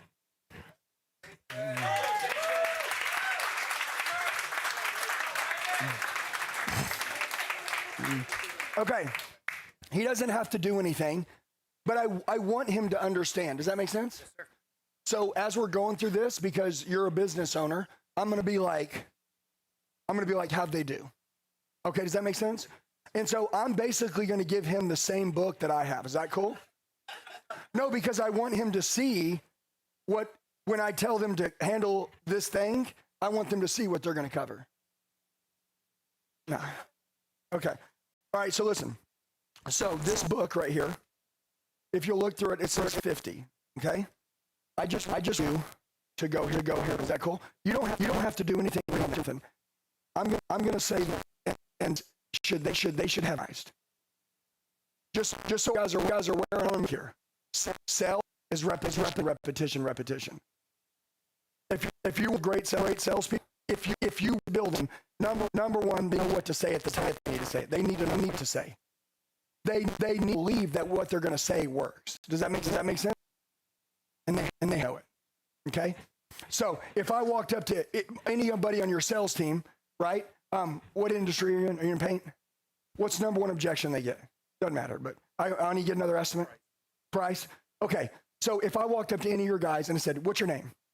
They'd give me their name. I say, what's your date of birth? They give me their date of birth. I say, what's your social security number? They give me their social. I say, what's your address? You give me their address. I say, I need to talk to my wife. And they say, I need to get a couple more estimates. I would, whoa. You do this for a living. Your words should flow like water. You shouldn't even have to think. When someone says no, the minute our brain goes to thinking is the minute that they disconnect with us. People can tell because I'm like, what's your name? What's your date of birth? What's your social security number? What's your address? You're not triggered. You're not changing state or anything. But the second I ask a question that you don't know, state changes. Once someone's in a sell or a close and the state changes, the customers back out. Okay? Why? Because the salesman is untrained. Listen, I want to tell you guys, if you're in this company, if you want to increase your revenue per year by $10 million, you must train your team to be dangerous. Do you understand? Whose responsibility is it to train your team? Whose team is it? Never again, ever will you go one day, until you die without training your team. And by the way, your team should love training. Okay? So I gave him this book so he can kind of hold this. And I'm going to roll here. And I'm going to kind of just like run with you guys. Is that cool? Now, remember this. I built this out. I have a coach. Just so everybody wants to know what I do. We were in the sales space, right? But I want to tell you guys really quick. We're in the sales space. We good? You cool? Okay. Look, I got ADD, so it's like a squirrel. So I want you to know this. I'm in the sales space. I've been in sales for 25 years. I am very good at sales. I made about $500,000 by the time I was 20 years old selling cars.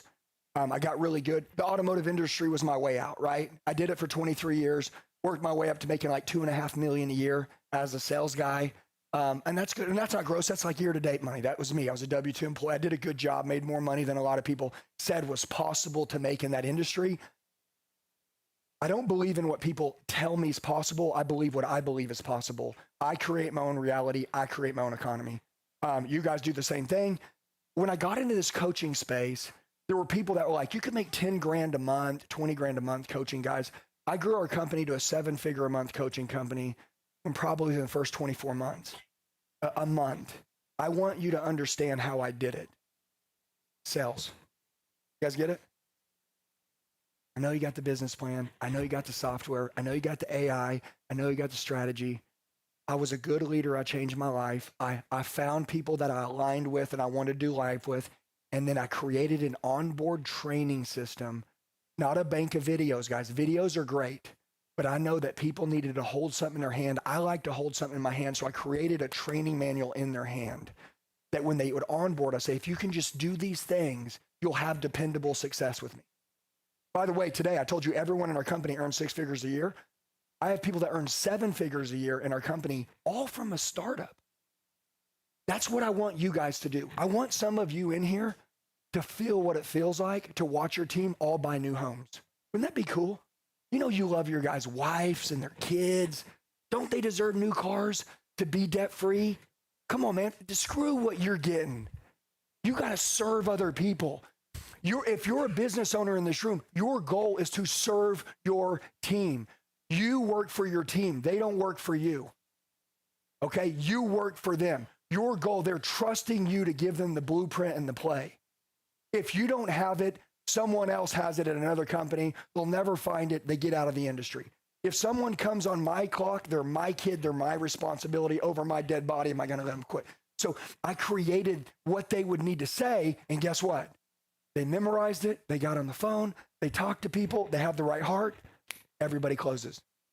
Is that what you guys want? Okay, so everybody just write down a couple things. Number 1, onboarding. When people come to work at your company, there has to be an onboarding process which teaches them how to become an A-tier player. And by the way, our goal is to get them the biggest checks we can get them as fast as possible. Do you guys want people to stay with your company longer? Do you want them to believe in your company more? Get them bigger checks faster. You guys get it? Whoever in this company can self-develop the most wins. Whoever in this place can get their people to literally develop the fastest, get the biggest checks, stay the longest. Okay? This isn't about money, but I want to teach you guys how to scale 10 million bucks. So I'm going to start with number 1. That's what we're going to do. And I just want you to kind of look at it and I'll roll with them. Okay, so we're going to start with Austin. All right, Austin, you're up. So guys, meet Austin. Austin came about 3 years ago. Let's go. Came to a training program, came into this room, sat in one of these chairs, changed his life. Went back home, became a top performer in his company. His company didn't pay for his training to come. He paid for his own. His company laughed at him for coming to this training. They said, that's so stupid. We could teach you everything that they know. We could do this. His manager drank beer every night, was a bad husband, talked shit on everybody, was negative. You know what he did one day? Austin calls me and goes, dude, I don't want to do life with these people. You changed my life, and I want to help change other people's lives. He came out. When he did, I handed him a training manual. Does that make sense? I said, this is the language that we use in our company. This is the way that we speak in our company.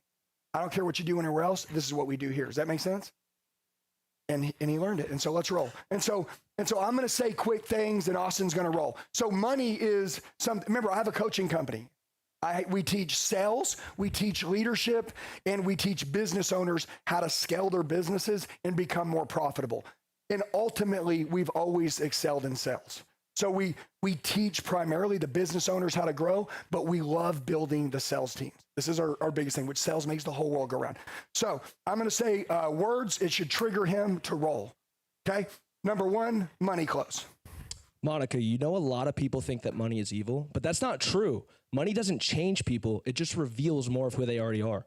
If you're a good person, you'll continue to do good with your money. Imagine how much good you can do in the world if you had more money. So watch this. Austin's on the phone with the guy, and Austin's like, hey man, this program's going to help you make more money. Does that make sense? When you get into this training portal with Andy right now, it's going to help you make more money. And the guy goes, dude, I'm already doing pretty good. You know what I'm saying? People like say, like, I'm already good. So the money close is we explain to them how to view money. We're going to shift the perspective. Say it again. Now you'll understand. Monica, you know a lot of people think that money is evil, but that's not true. Money doesn't change people. It just reveals more of who they already are. If you're a good person, you'll continue to do good with your money. Okay. Imagine how much good you can do in the world if you had more money. Now this next one, we're talking to somebody and it says, try it on your own, time close. A lot of people, even you in here, you guys have tried things on your own. Model proven practices. Find someone who's been where you want to go and literally learn what they're doing, duplicate it. Now you have that life. Does that make sense? So we created a word track, word play. The way you play your words allow people to frame their mind emotionally and remove logic. That is your goal. Okay.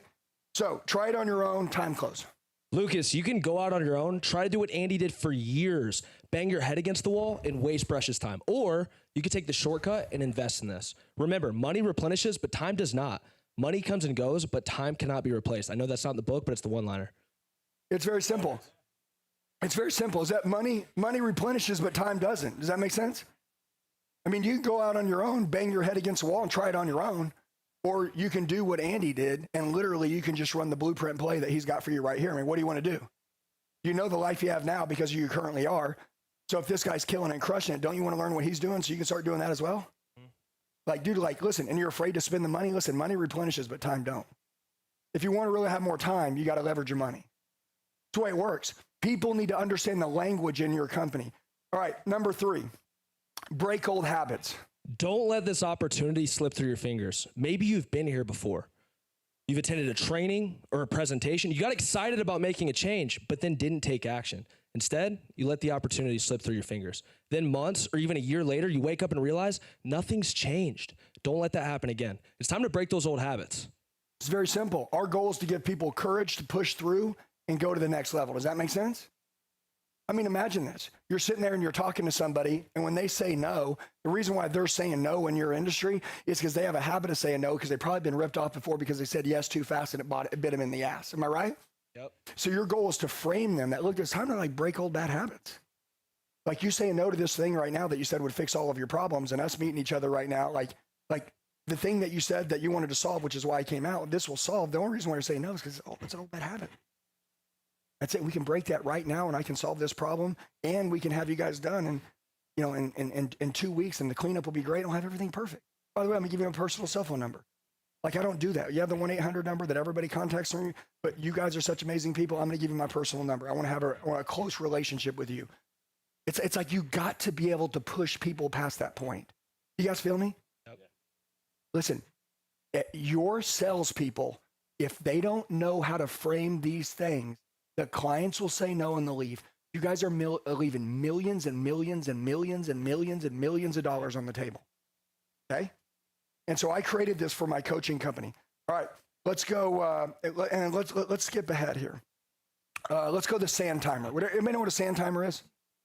So I create closes in my head and things that allow people to think differently. So this is called the sand timer close. Ryan, picture an hourglass sitting on a desk, sand slowly flowing from the top to the bottom. Now here's the catch. You don't know how much sand is left. Could be years, could be days, but once it runs out, it's done. People keep saying someday, next month, when I'm ready. Ryan, time doesn't wait for you to be ready. Okay, when you're talking to somebody, how important is it for them to understand that time is real? By the way, that was 22. I skipped ahead. Yeah, 22. Yep. Okay, guys, listen. This book is the book of 50 closes. My entire company, if you're in our company, you have all 50 memorized. Some of you say, if I was to ask my people to memorize 50 deals, they'd quit today. You know why? Your standards are horseshit. I'm just being honest. You've been too loose. Who's been loose? You have. You haven't held anybody accountable. Why? Because you don't hold yourself accountable. You know what I want you guys to understand? You guys are all sitting on a bed of diamonds. Every one of you in this room. Every one of you guys in this room could literally be rich in 2026. Also, you could actually become real business owners. For the first time in your life, you could walk away from your company. You can step out of it. You could make the 5% of the big decisions that you need to be making in the company, and then the other 95% let the company take care of, which is why you're the business owner. That's the way that I run my company. That's why I run my business. By the way, I tell my team that I trust them, and I give them that responsibility, and they don't take it lightly. I guarantee that your team in here right now, some of you are thinking my team wouldn't do that. No, I bet your team knows that you don't believe in them enough to take care of it. And if they believe that you did and that you had that in mind for them, and that there was a light at the end of the tunnel on where they fit in the big picture and the big mission of this company, and you could show them how to get there, I guarantee they'd rise up and they'd start changing. Okay? Everything that's going on in your company is because of the leader. All of it. All right, let's go, Vince. Let's change it up. All right, Vince, let's go number 5, responsibility. You guys, I've given you guys some knowledge that I've done to build my business, right? Do you guys have a new responsibility to take action on it now that you've heard it? Hey, some of you, you're like, no, I've never heard this. But now that you've heard it, you have a responsibility. So I created, see guys, I'm so, my brain runs in sense, speaks sales language.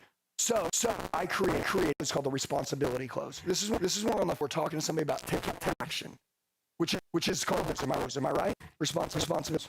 It's not you are where maybe I'm not. So now you probably didn't know it's possible. You've been missed by people that didn't know any better. But now you do. You know it's working for people just like you. And that's now have this knowledge. You have a new responsibility to act on it. Okay, number 6, 2-choice close. Listen, we're gonna give people 2 choices. Everybody say 2 choices. I always tell people, I'm like, look, dude, we got 1 or 2 choices. I don't ask people to do something with me. I'm just like, dude, we got 1 or 2 choices. So I created the 2-choice close. You got 2 choices, and there's a price to pay for both of them. You pay X price for the coaching program, look up in a week, and your problem's already being solved, and you're making more money. Or you don't make the choice and pay the price of staying the same and not earning what you want. Most people don't realize it, but both choices have a price. Okay, whenever people are making a decision, they want to move from pain to pleasure. Would you agree? And so I created a close. It's called the say goodbye close. Maybe up until now, you've been struggling. Maybe you had major challenges or felt frustrated. But today, when you get started, you get to say goodbye to that forever. Say goodbye to the pain of not making enough money, not living your ideal lifestyle, or waking up each morning unhappy with what you see in the mirror. Say goodbye once and for all to feeling stuck, not having the financial freedom you deserve, or feeling like your hard work isn't paying off. But today, you get the opportunity to leave those struggles behind for good. Okay, question. How close word for word is he getting? Okay, well, notice he said word for word. Okay, word for word. I can get anybody in my team to do this, word for word. Listen, here's the deal. How you do something is how you do everything. Everybody say standards. Can you guys see a different standard in them? Guys, can I ask you a question? Have they treated you nice while you were here? Have they been respectful? And they're talented? Okay, Vince, when I met you, you started in the training program, right? Just for 30 seconds, tell them what your life looked like so they can understand. Would you guys, if you could recruit and hire Vince, would you want to? Go. Man, 2 years ago, when I first came into here, I didn't even know what sales was. I was lost, broken, confused, hated my life, addicted to porn, addicted to masturbating, all those shit. Fast forward, I meet this man. He says this line. He's like, remove the film off of your eyes. And I never forgot that line. And it stuck with me from that day all the way till today. And it built me to be this new man. I moved across the country, slept out of my car, slept out of an office, And I built my way up brick by brick by brick with him along my side. Even when I just tried to deter away, he's like, no, this is what you're going to do. Thinking long term, always corrected me and helped guide me and lead me. So I love you, brother. Yeah, love you. And can I ask you a question? This is important. When I first met him, he was sleeping on the couch doing alarm cells in the company. He slept in the office because they didn't have a place for him. So he slept in the office. When they shut it down at night, he slept in the office on the couch. And there was no microwave. Am I right? And so he was in the gym and he's like, dude, if I could just get a microwave to like heat my food up, like that would be awesome. Were you close to God? No. How do you feel about God now? It's my whole entire life. Okay, watch. Hold on. Remember what I told you about step one? He's not a father, but he understands because he's been around me that one day when he becomes a father, what a real father is. He's not going to be a financial father. He's going to be a real father. Okay? He's also not in a relationship. Are you? Okay, I was saying, let's just change in the last week. But like, he's not in a relationship, but when he gets in one, but when he gets in one, do you think he'll value the woman that he's with? Do you think he'll make good decisions on who he does life with? We set that up. So he's not gonna, he understands that a woman can ruin a man or make a man. A right man can ruin a woman or make a woman. He understands. He also understands how important God is in his life. Okay, does that make sense? Listen, when I met him, he didn't have any of that stuff. But you know what I told you? We inspired him. We showed them the way to live. And guess what? And now he's rising up.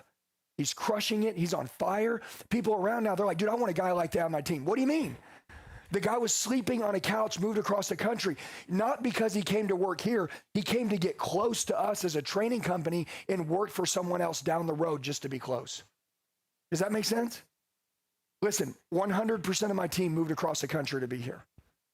I want to tell you guys, I think a lot of you guys have people that are in your company that are so dangerous, but their leader's been sleeping on them because you're sleeping on you. Okay? Now, I know I'm talking about skill for a minute, but I want you to understand this. Can you guys fix and solve every problem in your life? Hell yeah, you can.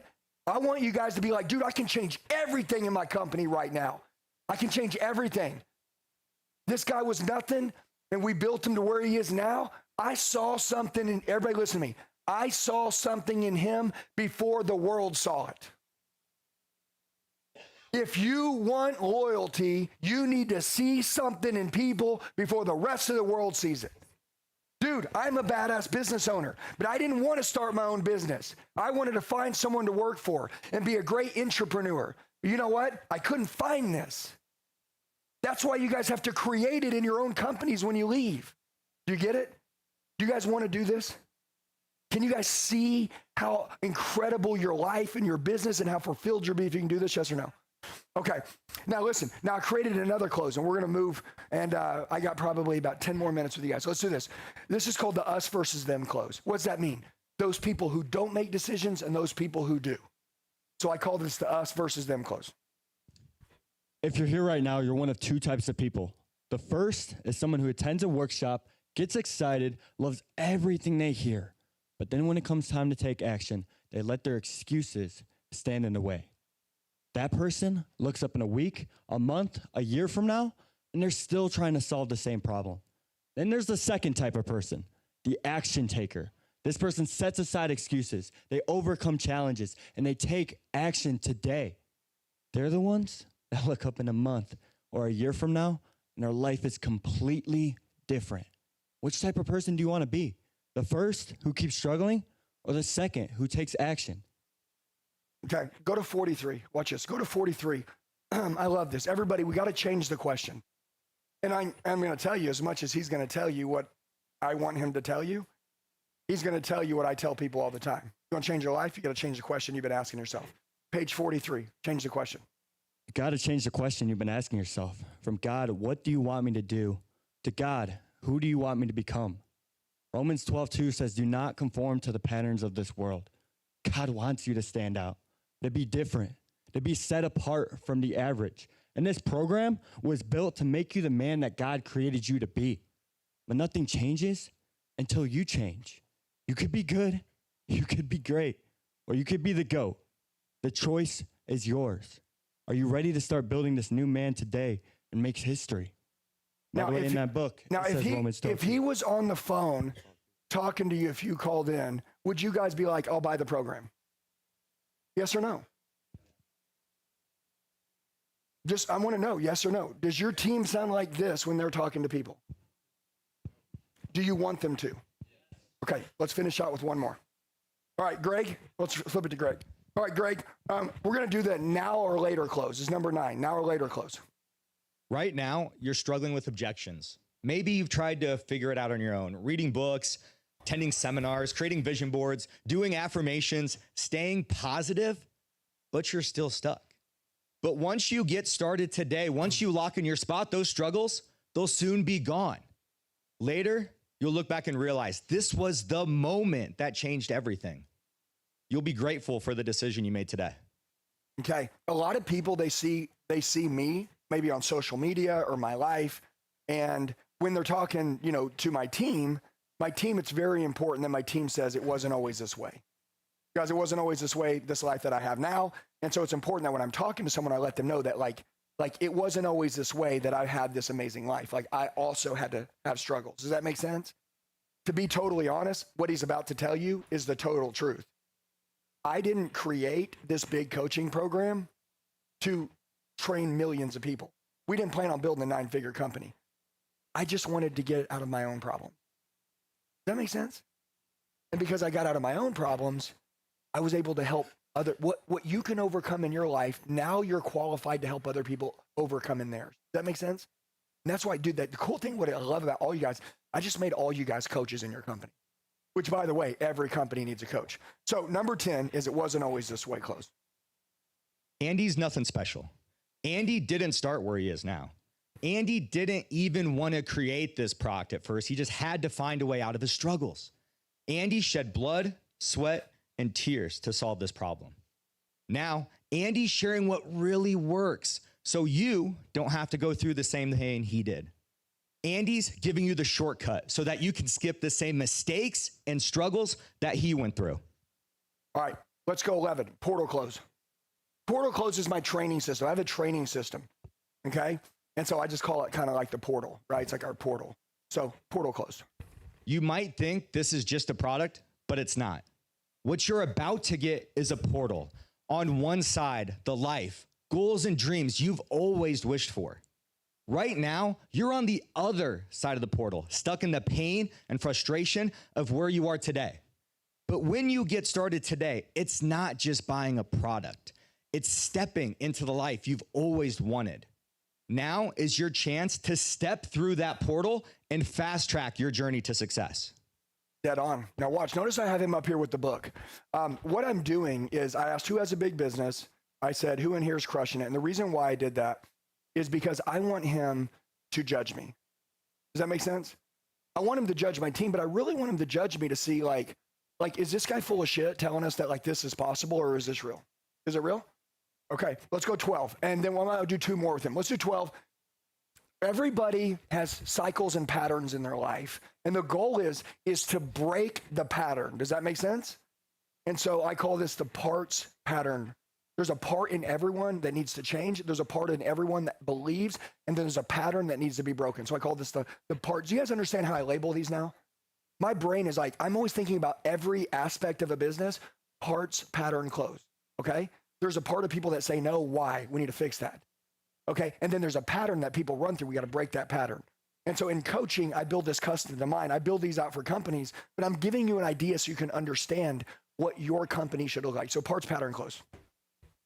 Right now, there's a part of you that might be skeptical or afraid.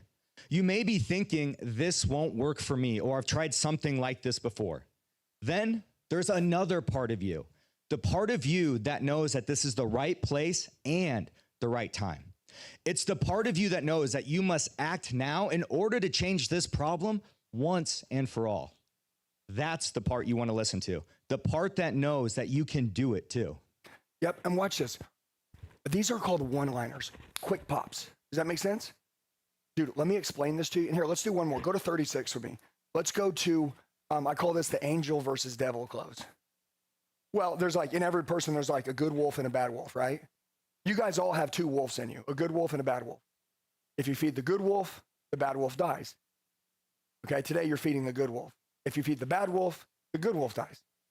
And so I call it like the angel devil close. Does that make sense? Okay, go ahead with it real quick. I know how you feel right now. There's an angel on one shoulder and the devil on the other. The angel is telling you to go all in on yourself, take the risk, and move forward. The problem is the devil always there, telling it's not the right time, telling you to think, telling you to move forward. Most people don't realize a demon is always right. Did he get it?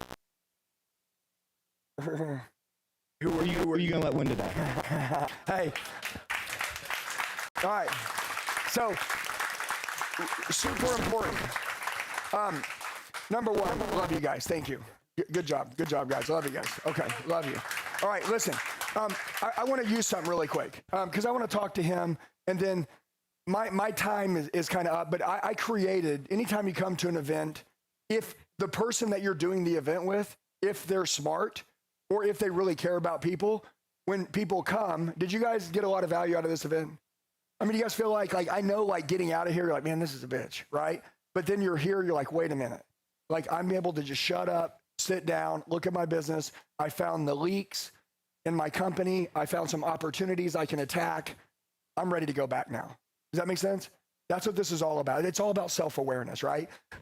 Really quick, you only have 24 hours in a day, right? Just so everybody is aware, will he get 25 hours at any point in time?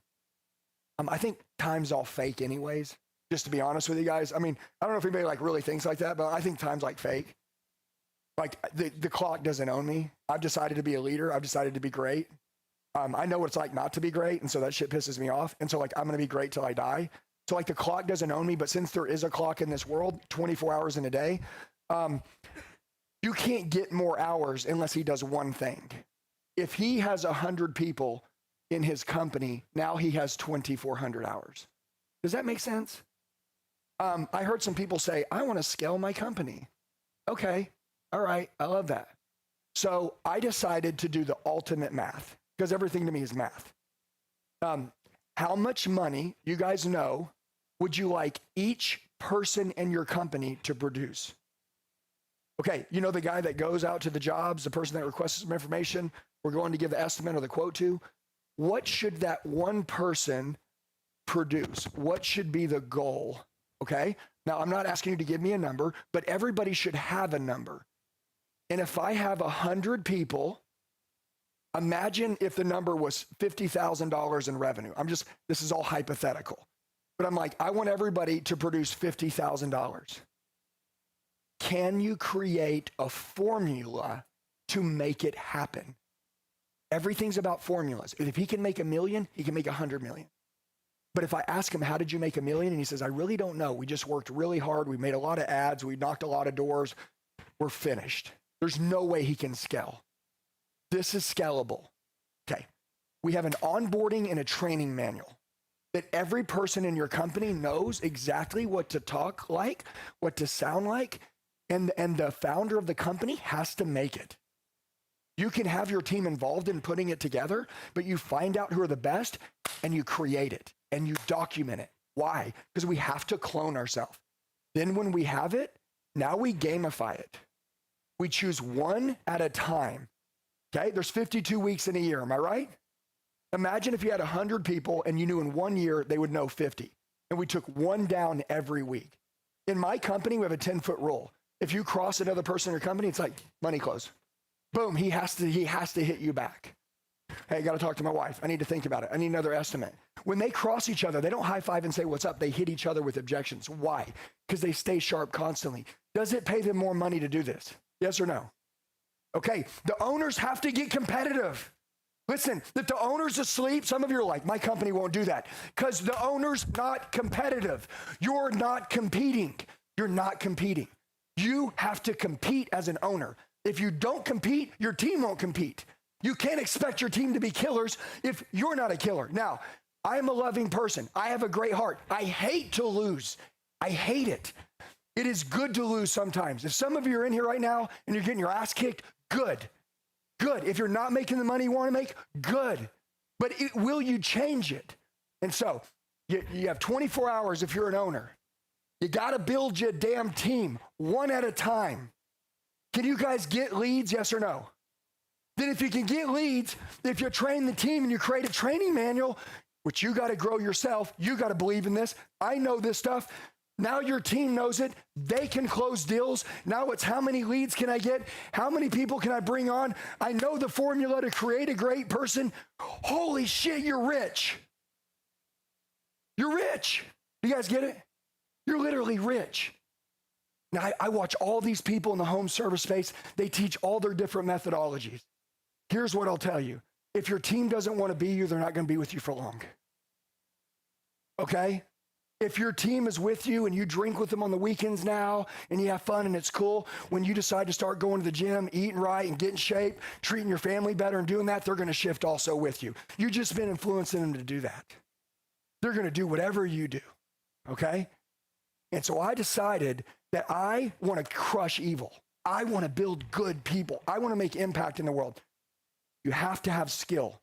This book right here, it changed our whole company's life. I've always believed in a training manual. If I believe in him and I bring him on, I just have to give him this. And I can say, dude, can you learn this? Yes or no? Write it down over and over again. That one thing I want you to say 7 to 10 times until you memorize it. Say it out loud. And by the way, do we talk about this sometimes or every day? Every day. Every day. Guys, you know what we're doing right now? This is what your companies should sound like every day, all day. Just like this. And so 2 things here as we go. If you're a business owner and you're in this room, I want to give you a cell phone number. I'm only going to do this for 10 business owners, and then I want to talk to you what I'm going to do for Lucas. If you're a business owner and you're in this room, I'm going to give you this cell phone number. You can write this down. We're building out training manuals for companies. So if you're like, I want to build one out for my company, right? Now it's a conversation. We have to talk like, wait, what are your objections? Who are your customers? How do you get your leads?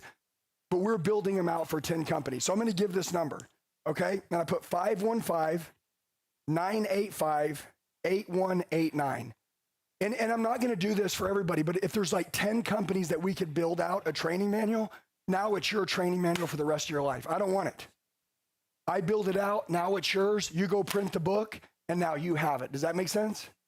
Okay? And I'm going to give this number one more time, but we'll only do it for 10 people because this changed my company's life. 515-985-8189. Okay, you can just text, be like, hey, I want to talk about building a training manual. Super important. And I really appreciate you. Everybody give it up for him being up here. Okay, this is super important. Everybody really quick. This event, I was at the last PaintCon. Was anybody in California? We were there. It was cool, right? This was better, wasn't it? I told Lucas, I said, hey man, why don't you do it here? The reason why, these are $1 million chairs. I mean, I don't know how much money you're making, but we've created more millionaires in these chairs than anything else. And so I told Lucas, I was like, it would be an honor and a privilege to have your community inside these walls. You know, you can feel the energy, you can feel the love, you can feel the brotherhood. You can feel this is more about making, look guys, I want you to get rich, but I also want you to have a rich ass life. Look, dude, I'm going to tell you, a lot of you just understand this. We're all expiring. We're all dying. One day our light's going to get clicked out. Okay? We're all going to die. I don't know when it is. It could be tomorrow. I mean, honestly, I might die tomorrow. You don't know. None of you know. But you know what I know is that if you're not living the life that you're wanting to live and you're not living the way you want to live and you're not creating the impact in the world and you haven't built the business you want, let's not play around anymore. Okay? Like, let's get real serious and let's make a decision today. And so I told Lucas, I said, I want to create something where everyone in this room can come back to PaintCon 2026. Okay, did you guys enjoy 25? Was it worth the time? So I don't know everybody in this room. I know some of you, and some of you, you know Lucas, you guys have ran together. Lucas is one of our best students. He's unreal. And when I say students is he has his own coaching. He has his own company. He has his own program. He does his own thing. But Lucas doesn't want coaching. He demands it. You know what I love about him? He's always He's always trying to get better every day because he's got this dream of like being an impact player in the world. It's not about making money. I know he's got bills. I know we all got shit we got to pay for. But I truly have seen Lucas's heart, and he really is trying his hardest to make a difference in the world. And I see this in people, and some people have it and some people don't. And so when I see that, I'm like, okay, I'm going to back him on whatever he needs. And I'm not anyone special, but I built something that everyone said we couldn't build. Guys, we built a social media account that generates 300 million views every 30 days on social media.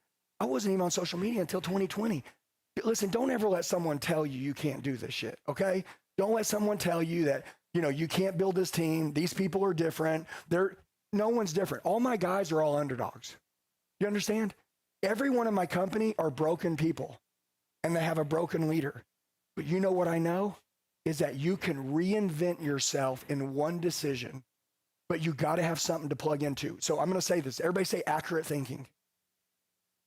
This changed my life, and this is what I would like to help back with Lucas on this next year. It's called accurate thinking. What your mind has thinking right now, if it's not accurate, your life will not go the way that you want it to. And so I created a really killer training program that I want to give everyone in this room. If you were to call me right now and you were to say, Andy, I want to buy a 1-year coaching program. It's called my Elliott Training Academy. I want to buy it. It's $5,000. So you would pay one of my guys. They would give you access to the training system. Does that make sense? Lucas has an offer that is stupid. Number one, it comes with a ticket. I want you to write this down. It comes with a ticket for 2026. Everybody do me a favor. Everybody write this down. Disconnect from the money. Can we pull up what all this covers? Is it right here? Where's it at? It's the next slide. How do I next slide it? Okay, everybody write this down. Disconnect from the money. Everybody say $997. If somebody could change your life for $1,000, would you do it? Okay. There's no $20,000 ticket here. Just everybody's like, how much is it? It's like, guys, it's under $1,000. It's $997. That is it. You will get a PaintCon ticket to 2026. Okay, so if this was awesome, you're like, hell, I love this. I want to come back next year. They get a ticket, am I right? Yes, sir, VIP. Okay, so you get a ticket right here. $997 is all it costs. Okay, and by the way, he can talk to you about some stuff that he'll give you, but I want to tell you what I'm going to give you. All of you here, because I support Lucas. Like, I love you guys. Have you guys seen his heart? Have you guys learned a lot? I know what you guys want. Listen, this is all community. Let me tell you guys, listen, the community you're in will determine who you become. Does that make sense? Bro, like, you need different communities. You guys, when you're at PaintCon and I'm talking to you for a minute, you learn a lot of stuff, industry specific. But I'm just telling you generally that the play I just gave you with the industry specific stuff, you guys can crush it. So I created a training system, and it's $5,000 if you call my company to buy it. And every single person that buys his offer for $997, I'm going to give you access for 1 year. Is that freaking awesome? Listen to me. When you leave here, I want him to be very clear. Tell them what all they're going to get. But you guys are all going to have access for the next year. Every Sunday night, I do a 1-hour coaching call. You're going to have access every Sunday night. That's 52 calls you're with us. And then also, you're going to have access 24/7, 365 with me. And also, it has my digital mind. It's my Andy Elliott AI digital mind, which if anyone in here has ever used it, it is insane. You could literally call and say, I'm on the phone, or you could text an objection, but I just like to call because I'm like, the guy says, no, I got to talk to my wife. You say, give me 1 second. Let me re-look at this estimate for just a second. You walk away. You go, hey, Andy, I just hit this guy with this estimate. No lie. Like this is the estimate. They said that they found another one down the road. This was the name of the company. Give me 3 different ways with low pressure, with exactly what to say, how I can go back and close this. I put in 12 million words of how to frame people and close them. Literally on the spot, it'll tell you exactly what to say. Right there, it's like, boom. Next say, yeah, but say this. Boom, boom. It'll tell. It does not. It's 24/7, 365, comes with program. Literally say, give me 1 second. And then you go back, shut it down. I got on my life. You could, and I have an agent that says, I want a deeper estimate. Can you give me 50 ways to overcome this objections and never use the same words twice? Give me 25 low pressure, give me 25 high pressure. Go. It'll give them to you, and you say, can you please print that out for me? Boom. It's done. I can't believe we're alive in this era, right? That like this can happen. And it's not, it's backed by ChatGPT, but I want you to understand this, guys. I have closed $50 million deals. I've closed deals for 5 years straight. We've recorded every Zoom call, everything I've ever said. And when I found out that I could clone my mind, what I've said, my skill, not a book, but I could clone myself, I literally had myself cloned, and we put in 12 million conversations. Does that make sense? And then I'm like, let me try it. It is me. If you were to call it right now, it is me. And the cool thing is every one of you in here, you'll have your own active individual user. So it will know when Lucas logs in, it always remembers Lucas. It knows who Lucas is. It knows if Lucas has a family. Every time he talks about it, it remembers the last conversation. It knows everything. It remembers everything about every industry, and it'll only remember your history with it. Does that make sense? Dude, it is insane. And you can ask it to print scripts. You can ask it to handle objections. You can say, you can say, Andy, how should I handle this employee? What should I do? It will tell you exactly what to do. Give me 3 examples of what I should do right here. It will tell you. It's like running with us. I'm gonna give it to everybody for free. So make sure they understand. If you decide right now, well, number one, if you don't do it, I'm just telling you this, it's $1,000 on your own shit. Like you can wipe your ass with $1,000. Your business owners in here. When Lucas said he was going to do this for $9.97, I was like, bro, these are business owners. People, if they don't pay, they won't pay attention. And he's like, no, what I want is to build my community. I want to stay with my community for the next year. So I'm not trying to be the $10,000 offer in the room. He goes, people invest $9.97. I want to stay with them. I want them back next year with me again. And then he goes, and if you want to add anything, you can. And I was like, okay, cool. That heart, his intentions are good. Let me throw something big behind it. So go ahead and make sure they understand. All right, guys, let's give it up for Andy. Cool. So here's what we got today. So all of you guys know I run Facebook ads. At the start of the presentation, at the start of day one, I said we spend $1, we get 17.02 back, right? We all remember that? Yeah? Cool. So what we built out is our exact 7+ figure Facebook ad playbook. Everything that we've learned with Facebook ads and implemented and spent on companies to get them leads, we put that whole thing into a course and we gave it all to you guys here right now, okay? So we call this whole thing the Market Domination Playbook because we're here to take territories, aren't we? Yeah. Aren't we? Yeah? Cool. On top of that, you get the appointment setting mastery. So leads is great, right? What's the objective with leads? More appointments. So we show you guys exactly the framework, the playbook, the word tracks to get more appointments, how to increase your set rate, get more appointments, and more opportunities for your sales team, right? Next is the Closers Masterclass by my main man, Joel Mercado, right there, okay? Show you how to close every single deal that you guys get. All the objections, all the word tracks on top of that to close every single estimate, okay? The exact 50K email script. So one of our clients sent this one email to his existing lead pipeline, not more leads, his current database. And he booked $50,000 in one weekend with this exact email. We're giving it all to you guys, okay? Next is the exact PaintCon, the full PaintCon 2025 replay. So every session in here has been recorded with this exact view right here. You guys will have this. If you don't have your team with you right now, you can go back and show them this whole recording and get them developed, get them trained up to close some big deals for your company. Cool? Sweet. 3 live coaching calls by myself on marketing, by Joel Mercado on leadership, and by Jason Phillips on sales. 3 coaching calls over the next 3 weeks, okay? And lastly is 1 VIP ticket to PaintCon 2026, where we're gonna blow your mind even more. Cool? All of that, plus what Andy said, is the ETA course, which they charge $5,000 for, plus Andy's digital mind, so you guys can handle any word track, any objection, and close any deal. Okay, all of that for just $9.97. You get a VIP ticket, you guys paid like $2K for your VIP tickets. You're getting it at 50% plus all this extra stuff right now, okay? $9.97 right now. Can we, Fabio, can we change the slide? Okay, you see these things in your pocket? Okay, can you take them out for me? So there's these cool kick-ass dog tags, and I've got one. I'll even get mine up.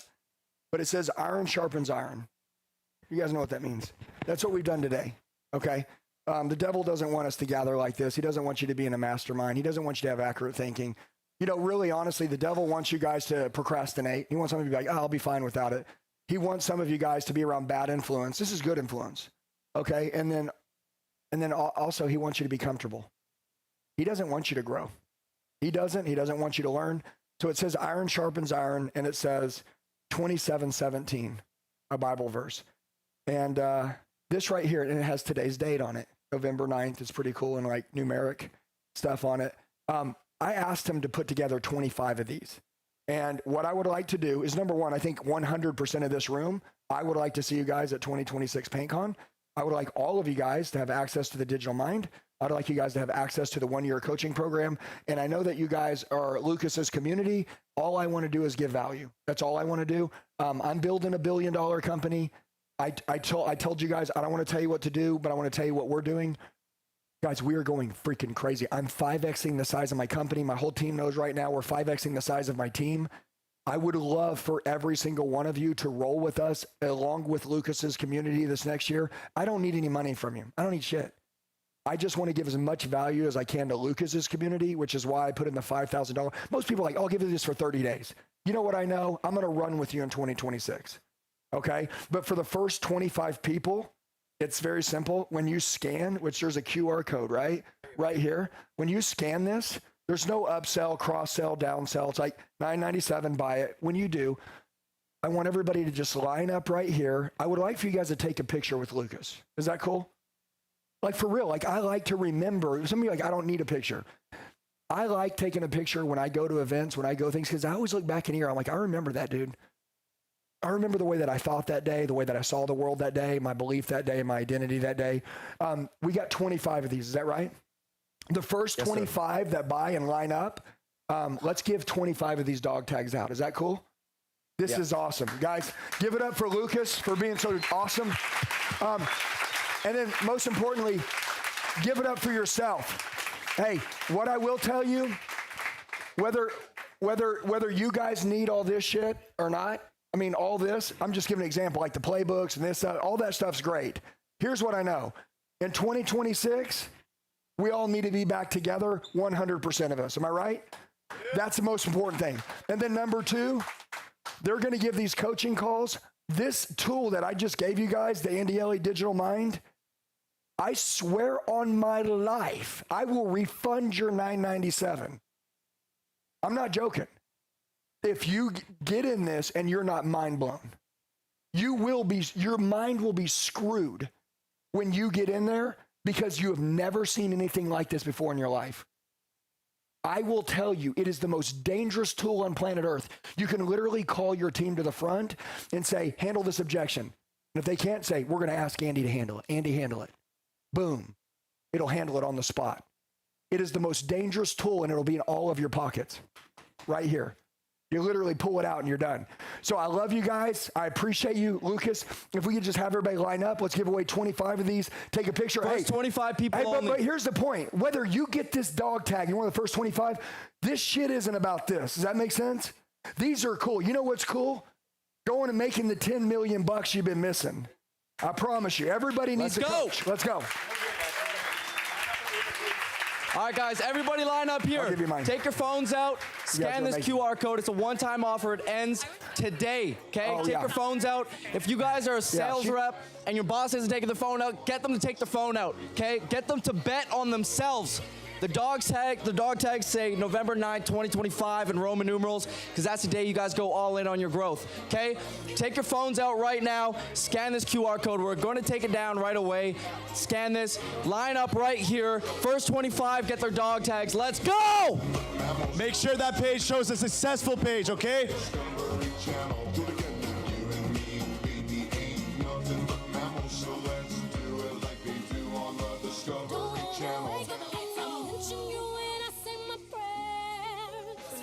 Okay, all right, you stand back up.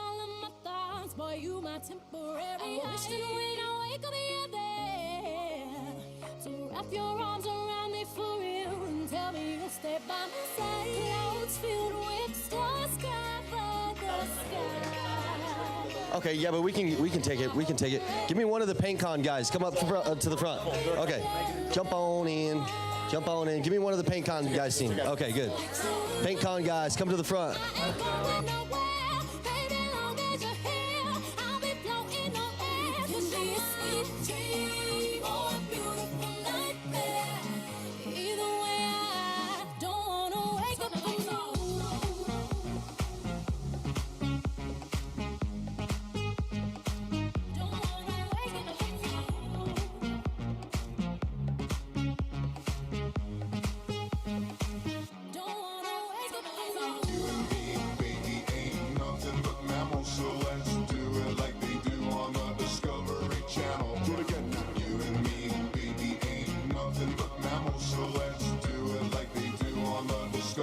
Channel. Do it again now. You and me, baby, ain't nothing but mammals, so let's do it like they do on the Discovery Channel. Do it again now. You and me, baby, ain't nothing but mammals, so let's do it like they do on the Discovery Channel.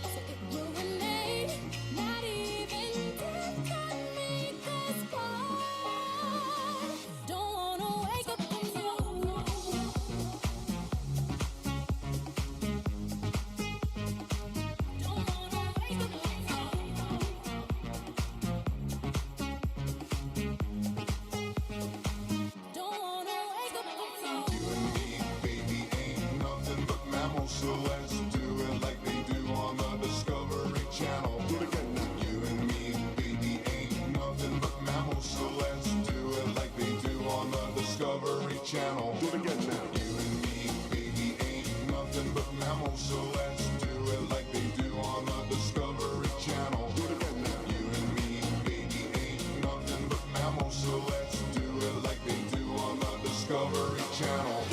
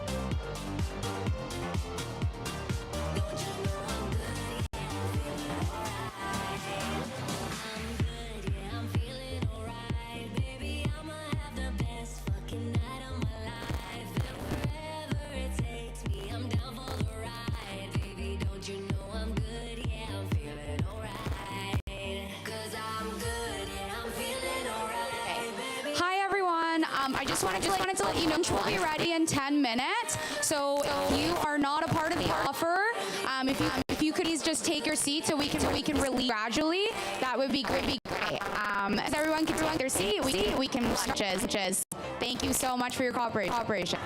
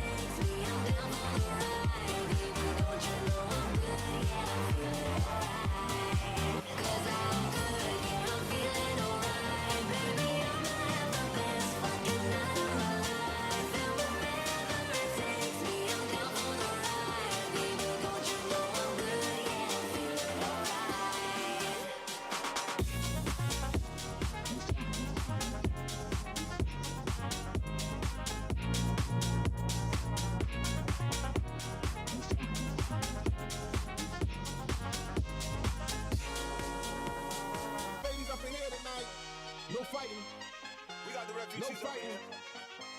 No fighting. Shakira. I never really knew that you could dance like this. She make a man wanna speak Spanish. Como se llama? Bonita. Picasa. Shakira.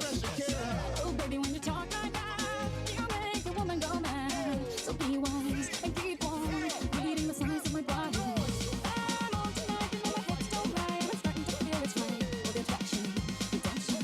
Just see, baby, this is perfection. No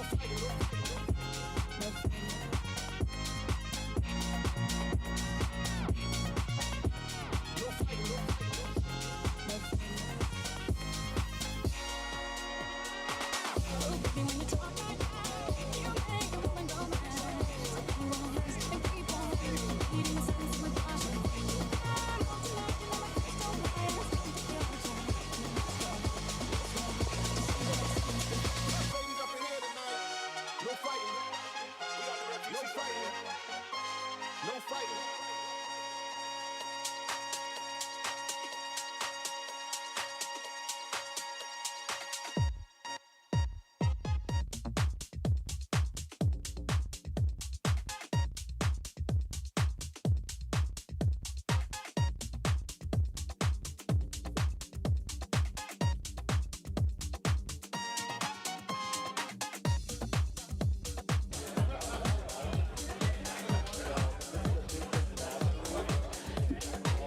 Just another reminder, lunch will be ready to go in about 5 minutes. If everybody, once they are finished with the offer, can take a seat, we will be able to start lunch once everybody is seated, because we're going to be releasing everybody gradually, so please take a seat. Thank you.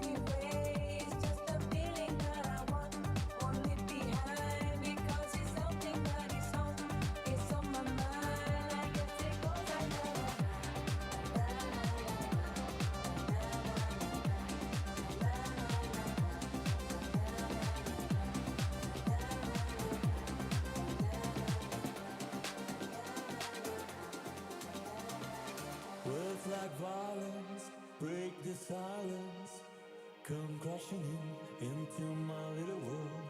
Painful to me, pierce right through me. Can't you understand? Oh, my little girl. All I ever wanted, all I ever needed is here. Okay, so we are going to now start doing lunches. If I can just please have everyone's attention. VIP and CEO, if you could please get up and exit from that door there, right there. And then go grab your lunch, do a loop, come back, just like yesterday. The only difference is that it's also for CEOs as well. So CEOs will not be going upstairs today. It's gonna be VIP CEOs. Please make your way out and grab your lunches. Thank you.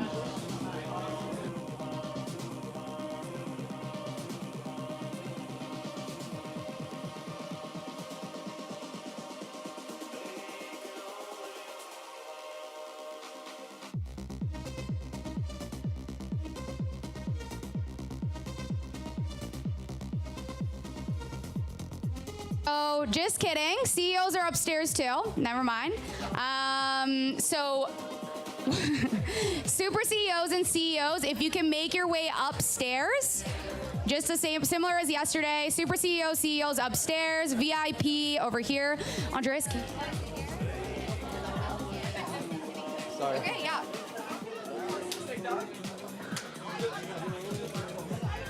And as for GAs, similar to yesterday, if you can make your way to that cafeteria room there, you can go have your lunches over there.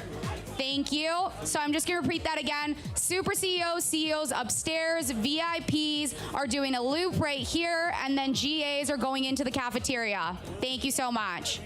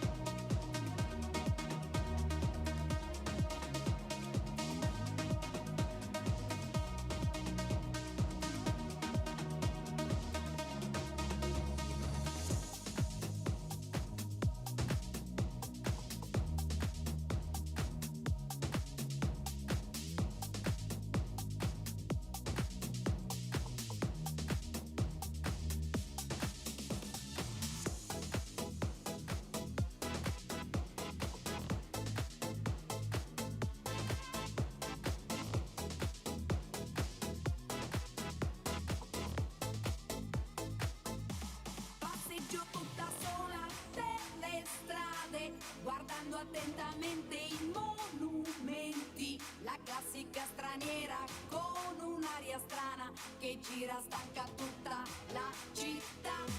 A un certo punto della passeggiata mi chiama da una parte un ragazzino, sembrava a prima vista tanto per benino, si offre a far da guida per la città. Pedro, Pedro, Pedro, Pedro, praticamente il meglio di Santa Fe. Pedro, Pedro, Pedro, Pedro, fidati di me.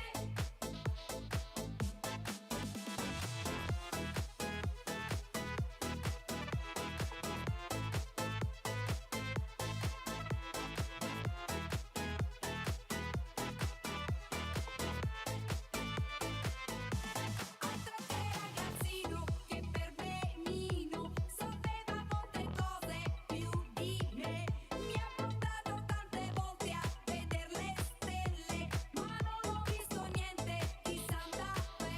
Pedro, Pedro, Pedro, Pedro, Pedro, praticamente il meglio di Santa Fe.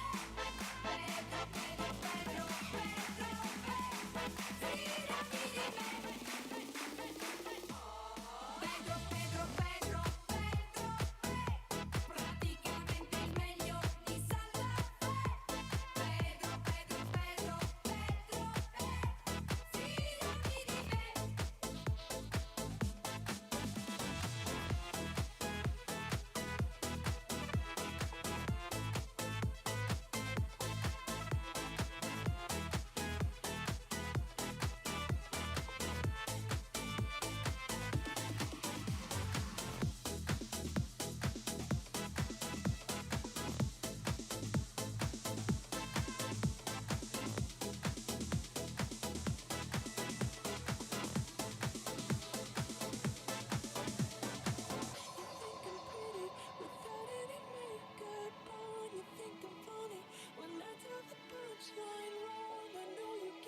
Test, test, test. Test, hello, hello. Thank you. All right.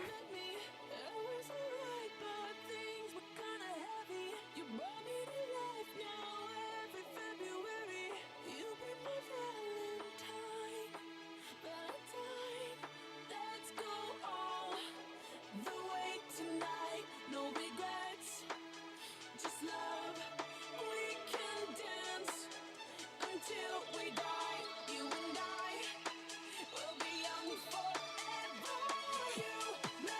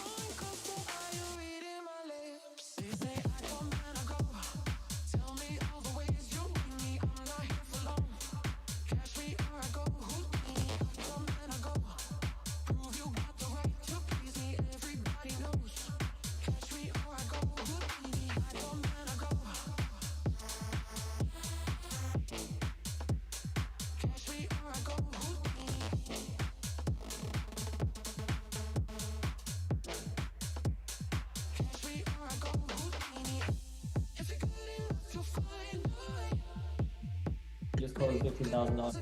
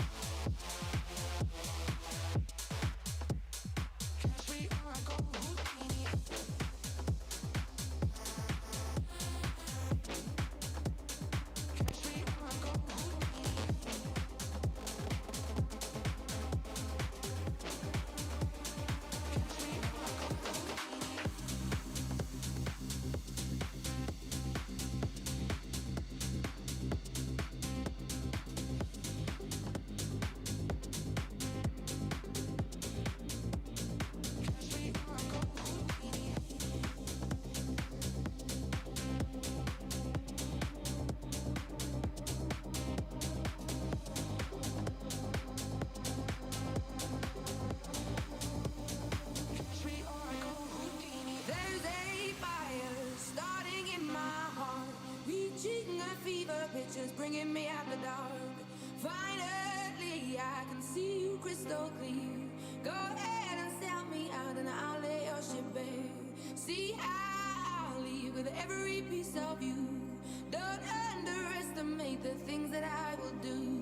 There's a fire starting in my heart, reaching a fever pitch, and it's bringing me out the dark. The scars of your love remind me of us. They keep me thinking that we almost had it all. The scars of your love, they leave me breathless. I can't help feeling we could have had it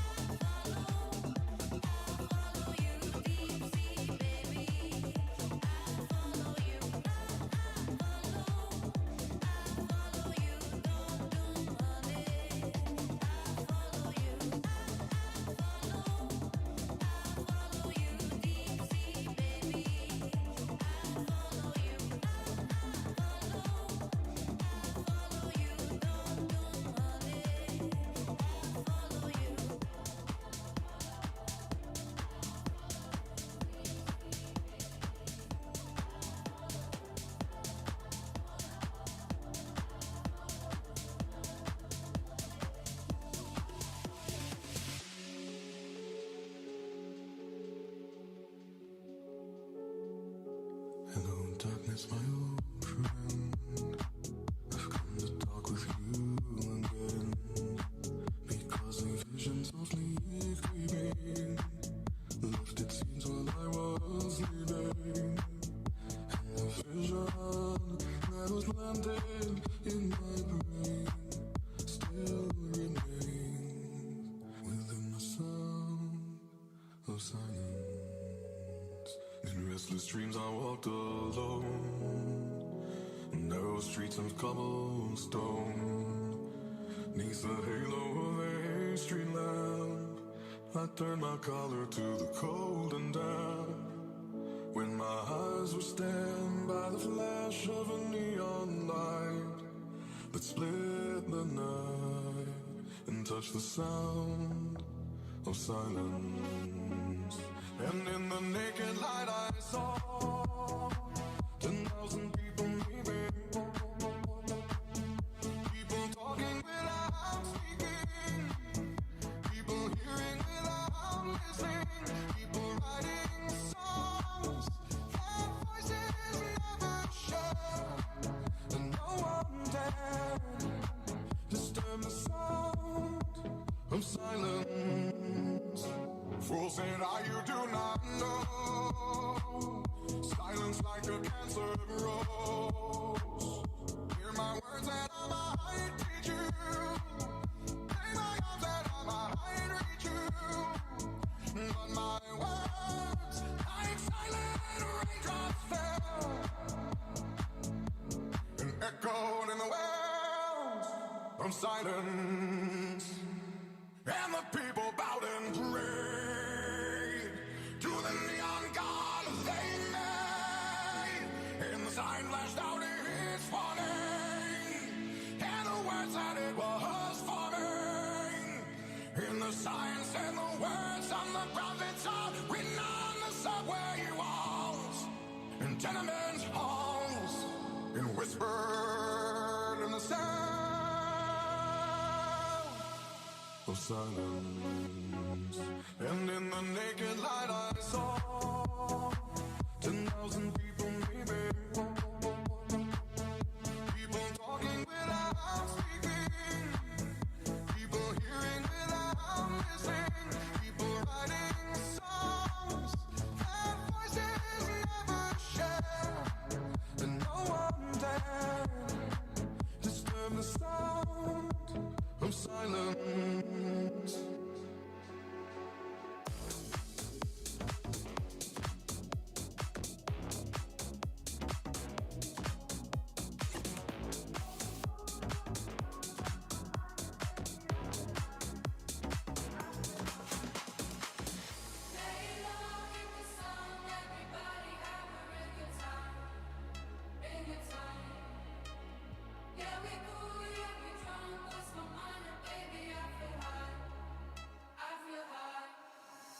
I'm hearing voices in my head, there's no way to escape. Da-da-da-da, you got me. Anytime, anywhere, my mind in the air. Da-da-da-da, surround me. Please surround me. Surround me. Anytime, anywhere, my mind in the air. They're waiting for me. They're calling on me.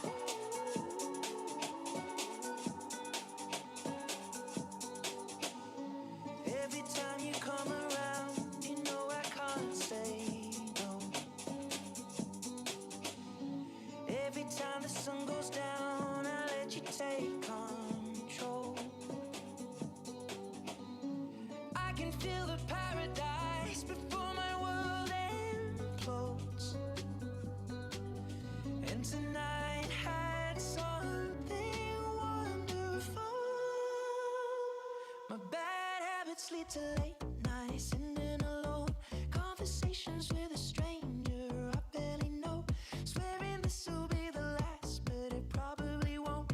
I got nothing left to lose or use, or do my bad habits lead to white eyes staring into space? And I know I lose control of the things that I say. Yeah, I was looking for a way out, now I can't escape. Nothing happens after two. It's true, it's true, it's true. Yes, I can see you. 'Cause every girl here wanna be you. Oh, she's a diva. I feel the same and I wanna meet her. They say she low down. It's just a room and I don't believe them. They say she needs to slow down. The baddest thing around town. She's nothing like a girl you ever seen before. Nothing you can compare to your neighborhood. I'm trying to find the words to describe this girl without being disrespectful. The way that booty moving, I can't take no more. I just stop what I'm doing so I can move. I'm trying to find the words to describe this girl without being disrespectful. Damn, girl.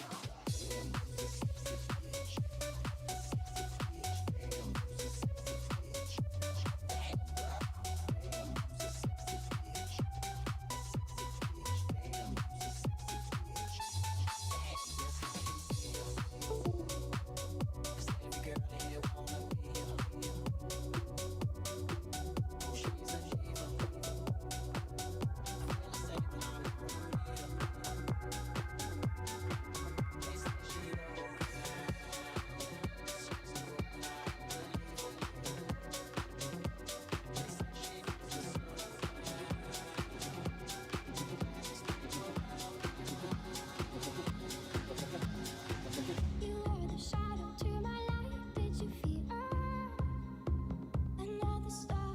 You fade away. Afraid our aim is out of sight. Wanna see you alive. Where are you now? Where are you now? Where are you now? Was it all a fantasy? Where are you now? We only imaginary. House time is anytime and anytime is house time. House time is anytime and anytime is house time. House time is anytime and anytime is house time.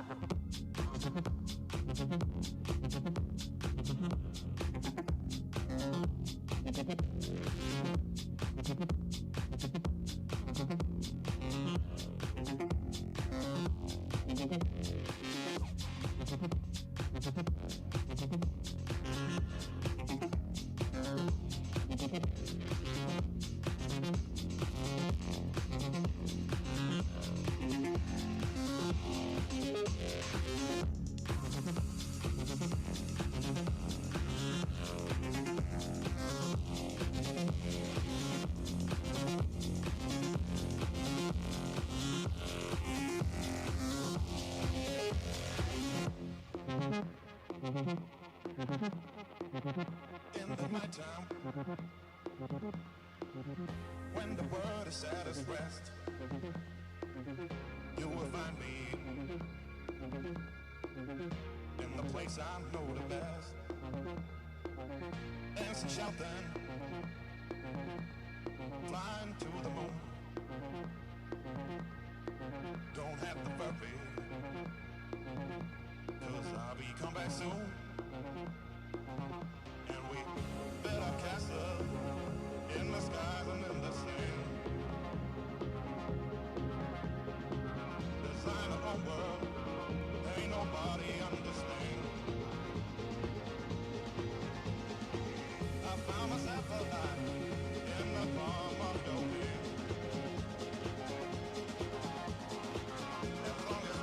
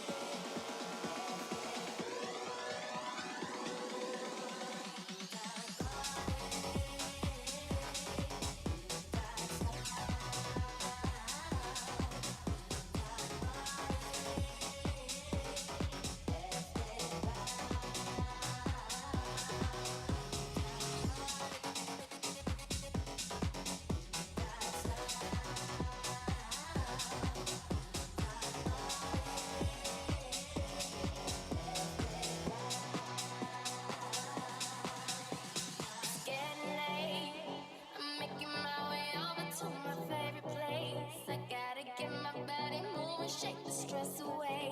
I wasn't looking for nobody when you looked my way. Possible candidate, yeah. Who knew that you'd be up in here looking like you do?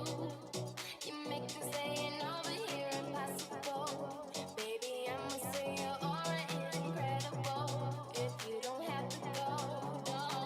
Do you know what you started? I just came here to party, but now we're rocking on the dance floor, acting naughty. Your hands are on my waist, just let the music play. We're hand in hand, chest to chest, and now we're face to face. I wanna take you away, let's escape into the music. DJ, let it play. I just can't refuse it. Like the way you do this, keep on rocking to it. Please don't stop the music.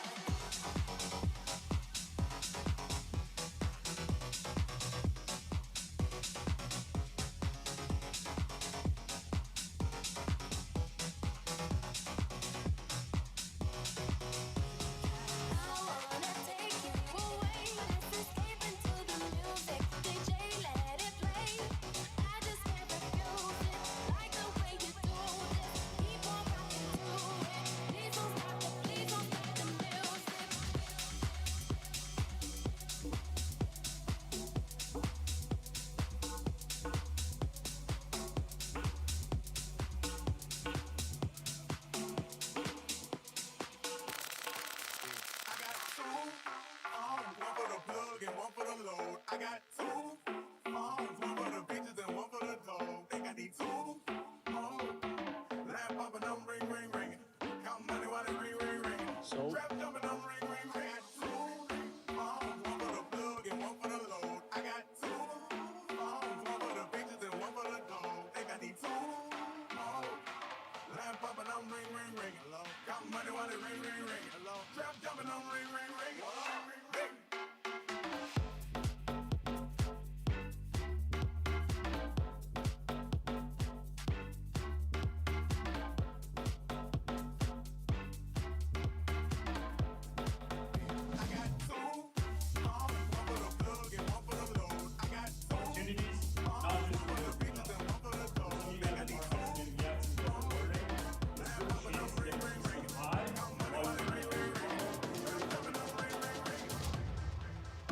Opportunities, not just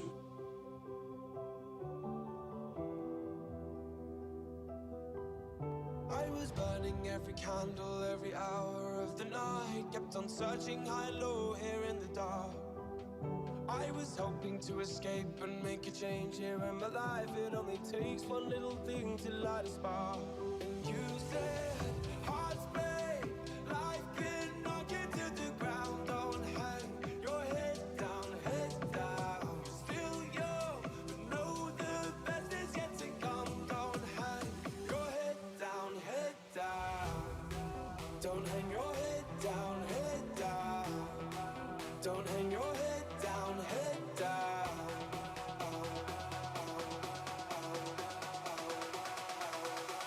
Don't hang your head down. Don't hang your head down.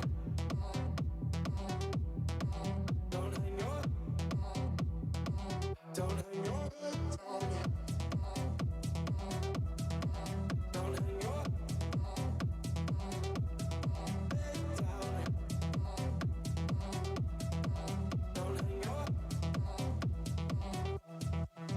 I worry about the things I can't control.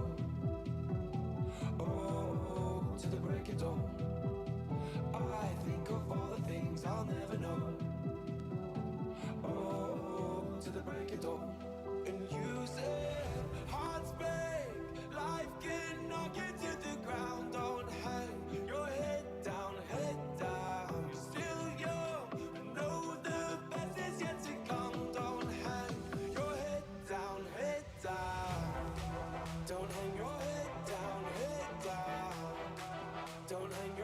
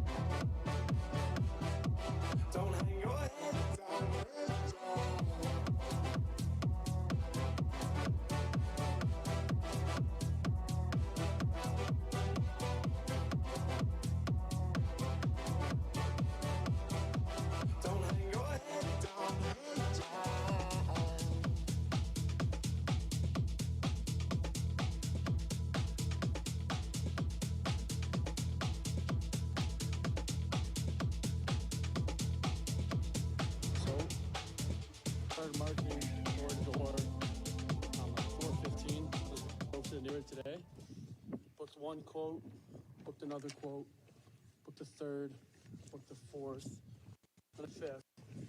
I got to that last one. So it's been just over an hour, and I had six quotes booked, 5 for Sunday, 1 for Monday.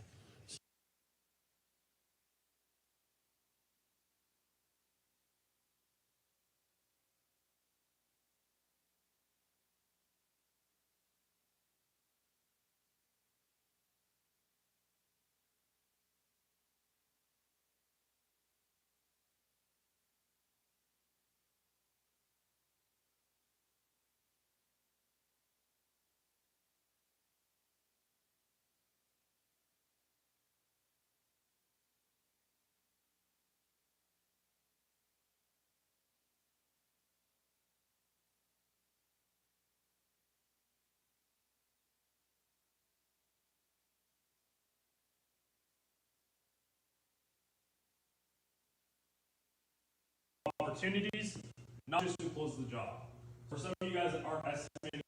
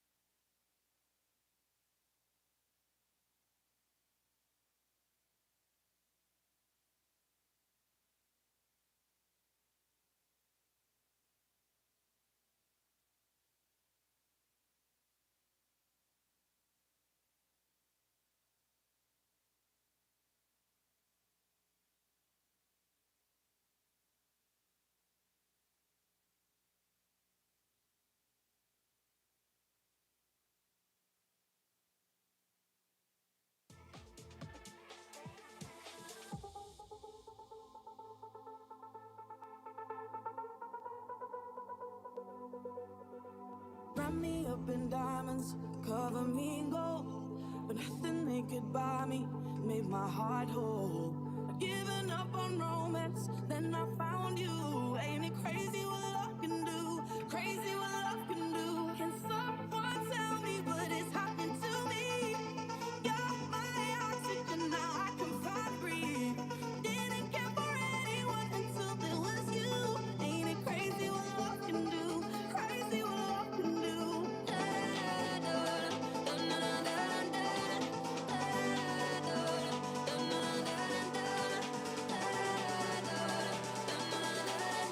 Ain't it crazy what love can do?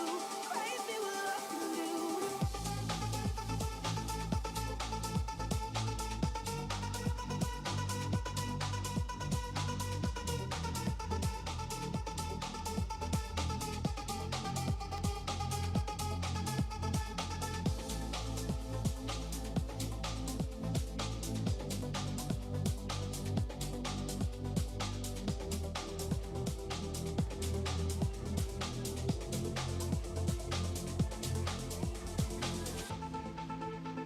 When night has become the day, they're sending you far away, so, so far away. When everything starts to fade, you don't have to be afraid. No, you don't have to be afraid. Take my hand and this is freedom. That's what we are made of. Yes, we are.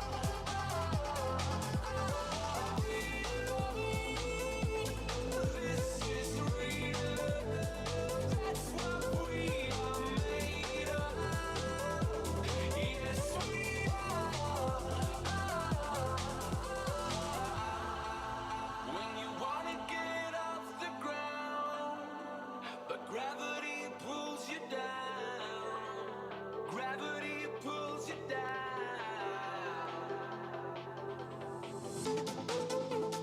When you feel out of place, you don't have to be afraid. No, you don't have to be afraid. Take my hand and this is freedom. That's what we are made of.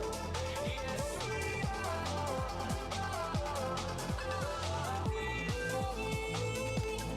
This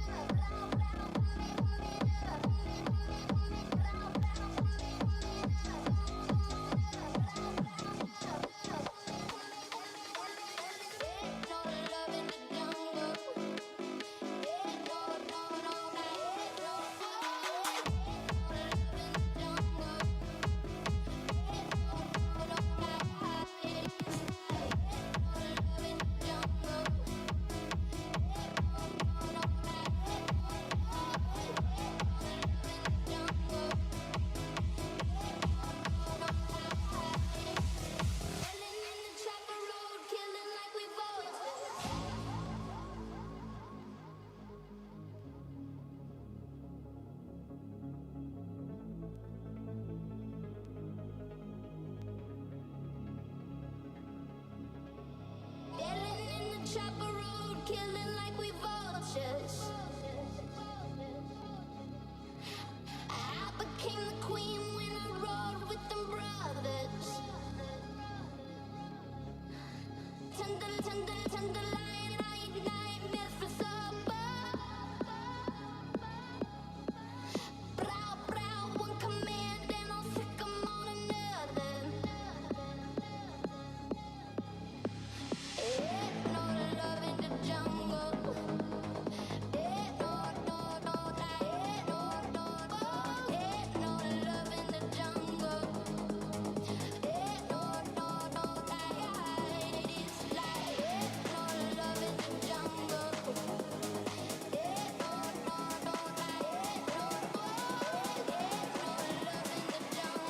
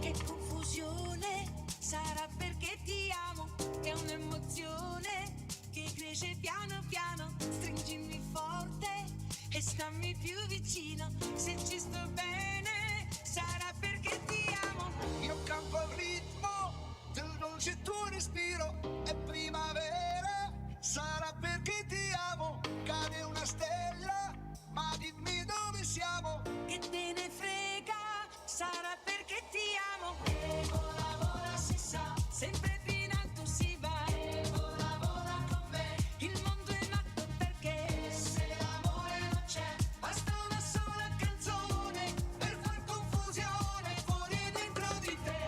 E vola, vola si va, sempre più in alto si va. E vola, vola con me, il mondo è matto perché se l'amore non c'è, basta una sola canzone per far confusione fuori e dentro di te. Nato con tutto, che cosa c'è di strano? È una canzone, sarà perché ti amo. Se cade il mondo, allora ci spostiamo. Se cade il mondo, sarà perché ti amo. Stringimi forte e stammi più vicino, è così bello che non mi sembra vero. Se il mondo è matto, che cosa c'è di strano? Matto per matto, almeno noi ci abbiamo.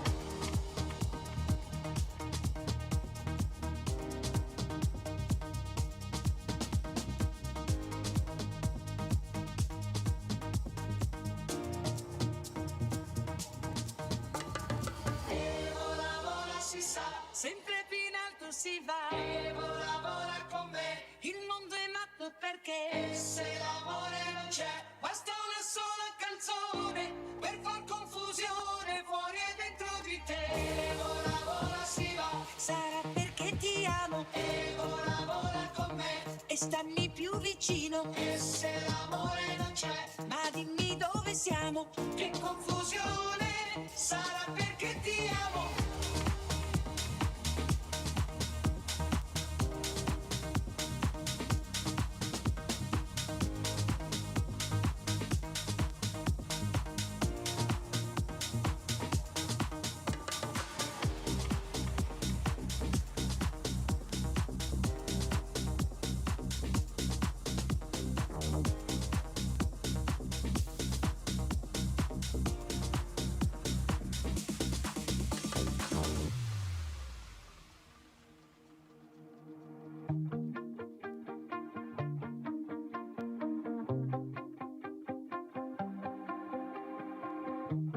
You shout it out, but I can't hear a word you say.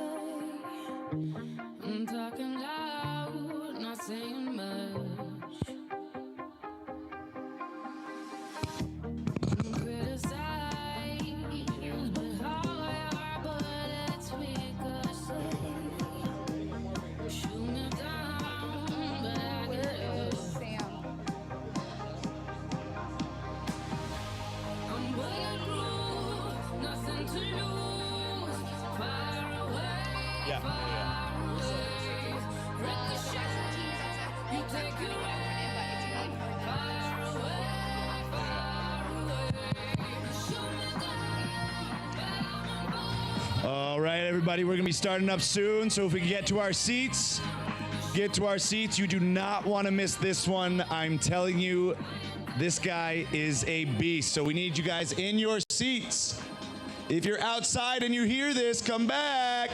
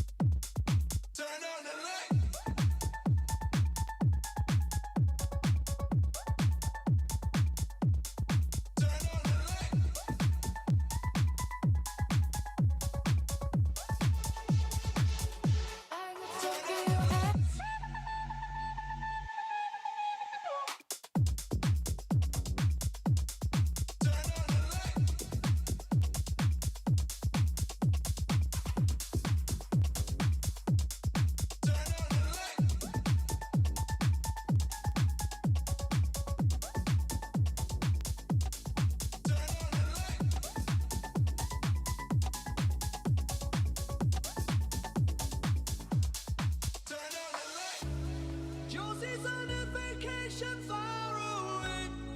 Come around and talk it over. So many things that I wanna say. You know I like my girls a little bit older. I just wanna use your love tonight. Whoa.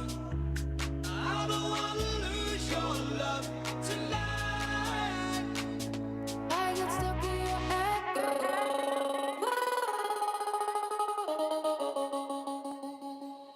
I get stuck in your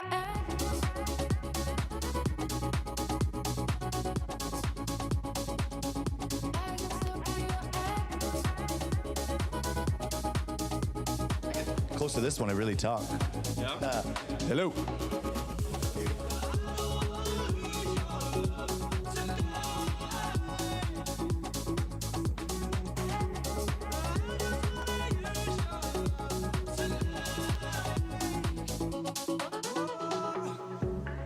As you're leaving, please won't you close the door?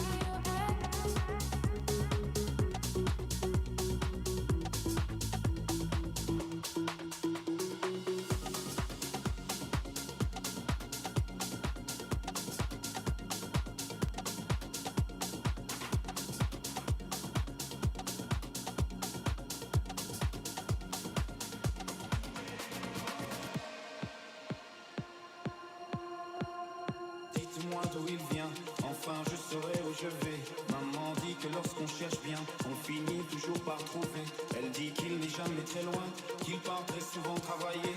Maman dit travailler c'est bien, bien mieux qu'être mal accompagné. Pas vrai, où est ton papa? Dis-moi où est ton papa? Sans même devoir lui parler, c'est ce qui ne va pas. Ah sacré papa, dis-moi où es-tu caché? Ça doit faire au moins 1000 fois que j'ai compté mes doigts. Où t'es papa, où t'es? Où t'es papa, où t'es? Où t'es papa, où t'es? Où t'es, où t'es papa, où t'es? Où t'es papa, où t'es? Où t'es papa, où t'es? Où t'es papa, où t'es? Où t'es, où t'es papa, où t'es? Où t'es papa, où t'es?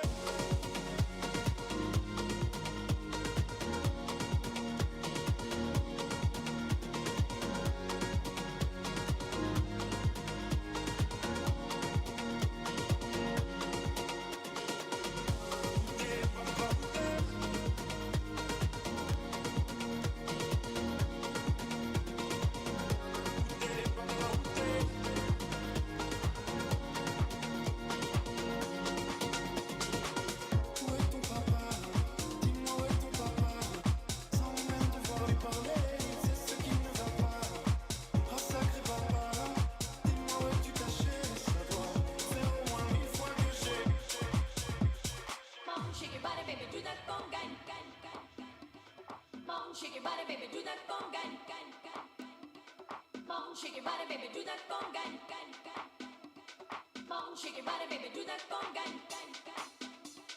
Mom, shake your body, baby, do that conga. No, you can't control yourself any longer. Come on, shake your body, baby, do that conga. No, you can't control yourself any longer. Mom, shake your body, baby, do that conga. No, you can't control yourself any longer. Come on, shake your body, baby, do that conga. Do that conga, no, do that conga. No, come on, shake your body, baby, do that conga. No, you can't control yourself any longer. Keep the rhythm of the music getting stronger. Don't you fight it, you try to do that conga. Come on, shake your body, baby, do that conga. No, you can't control yourself any longer. Keep the rhythm of the music getting stronger. Don't you fight it, you try to do that conga.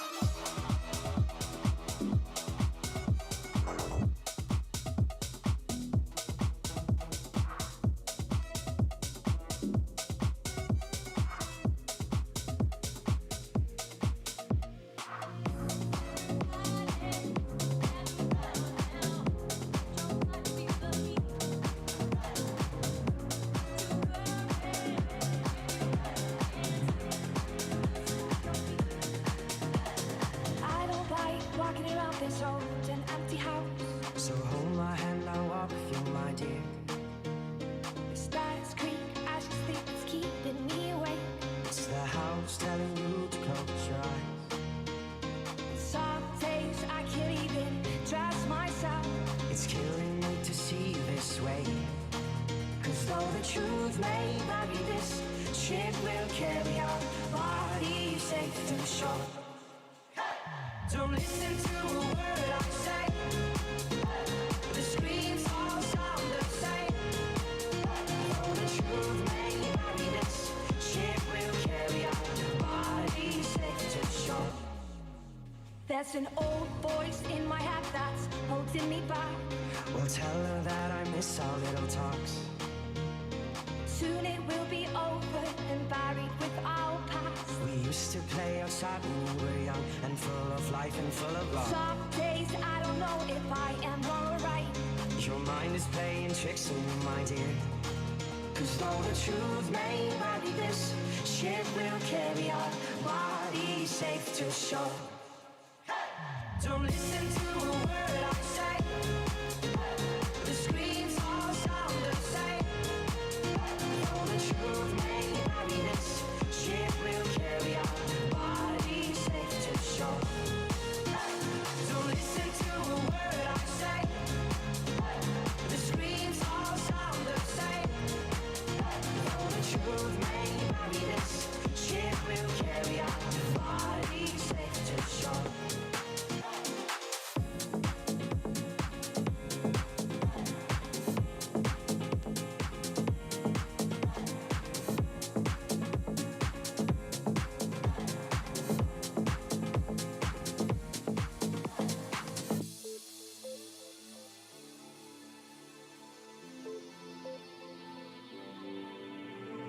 You said that we would always be. Without you, I feel lost at sea. Through the darkness, you'd hide with me like the All right, all right, all right. Guys, we're gonna get started in about 2 minutes, okay? If you see someone standing up, tap their shoulder, tell them sit down, okay? We're getting this pumping. But before we do, I wanna call someone up here really quick before we kick this off. We gotta get back into the state. And the best way to do that is through this right here. Shadrach. Come on. Come on. Come on. Come on. So, this guy right here drove 16 hours from Tulsa to be here. And today is Shadrach's 30th birthday. Let's go!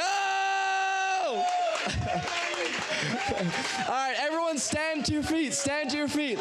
Come on, stand up, stand up. All right, and follow after me, okay? We're gonna sing. 3, 2, 1. Happy birthday to you. Happy birthday to you. Happy birthday, dear Shadrach. Happy birthday to you. Woo!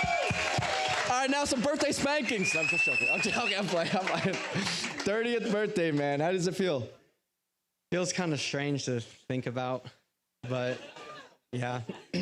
Yeah, I was telling them there's no better way to celebrate your birthday than investing in your own growth. So, Shadrach, we love you, brother. Happy to celebrate this day with you, and we'll have a great rest of the session. Yeah, thanks. He's gonna kick my ass after. He's a freaking purple belt in BJJ. He's gonna get me like a omoplata or whatever the heck you call that thing, dude. All right, guys. Next up, we got the one, the only, the door-to-door king, Mr. Justin Georgopoulos with Trade Launch.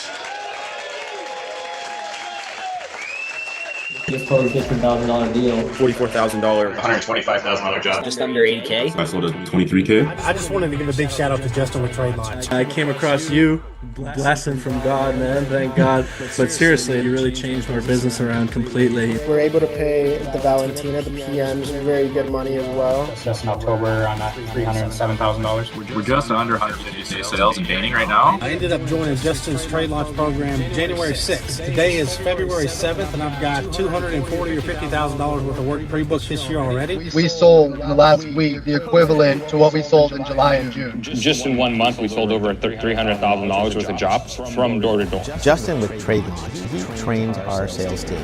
He's really helped my team grow in their ability to overcome objections. I had about 4 painters, and that's it. I had no production manager, no sales team, no anything. We were doing about $350K a year. I was bootstrapping it all by myself. It was super exhausting, super hard. 10 months later, now we have a full production manager and team. We have a sales manager and team. We have admin. We have all the things, and now we're going to hit $2 million this year. My biggest week in sales, this was within my 3rd month of painting sales.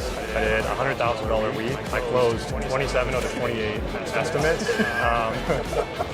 People aren't going to believe that. Yeah, I know. It is kind of crazy. The best part is that you're not just a coach, you're actively running a company. I love that. You also not only train me as the CEO to lead the team, but you also take our team and train them. So you take our sales team, you take our door knockers, our production manager, our admin, and you train with them. I spent from a couple $100 on coaching to $20,000+ on coaching. Best buck for the value I've ever gotten right here. That's the kind of guy Justin is. He takes what you need to do and he shows you how to do it, and he does it so well. I would call him, and my team calls him, the GOAT, because he takes action quickly and he does it well. So thank you, Justin.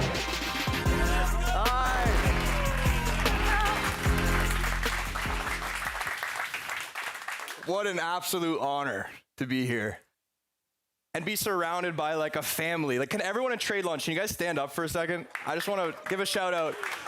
So we wanted to roll with our community as well. You know, from happenstance too, we got a bunch of people that are estimators for the owners. These aren't just owners, these are their sales team making 6 figures in their first year, commission only.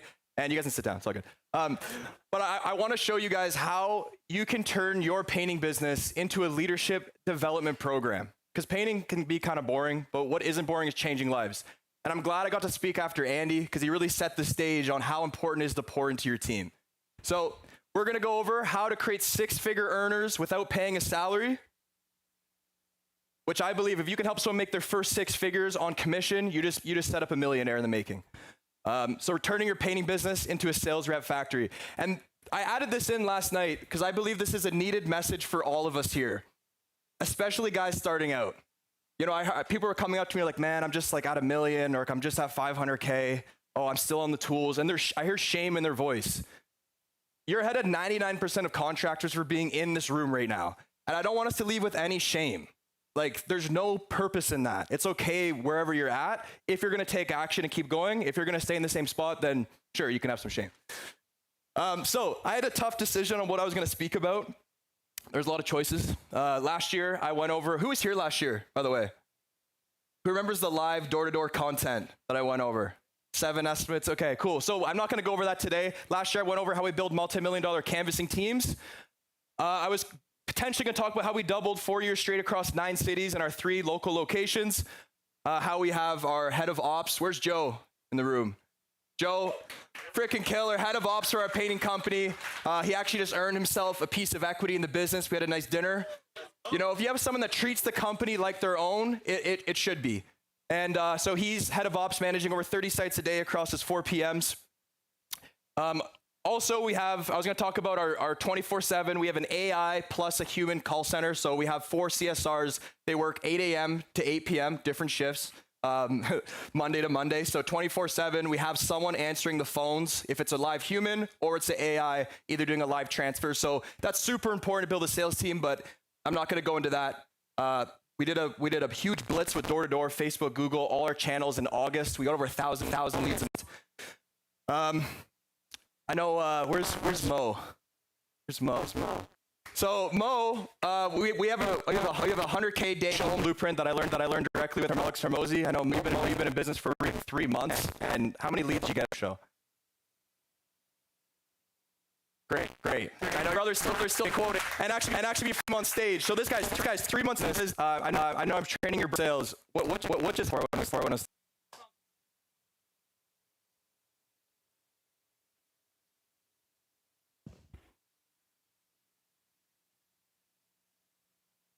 Beautiful. Home show leads. And then also building a business ready for life. But I decided I'm not going to talk about any of this stuff because I noticed a trend in the industry. Everyone's asking about how do you recruit, train, onboard commission-only estimators. It's what I believe is the most misunderstood and valuable position in our industry. Who right now has commission-only estimators on their sales team? Okay, perfect. Who here is still running estimates themselves? Okay, awesome. Who here has sales reps on salary? Cool. Plus commission, yeah. There's like a draw? Okay, cool.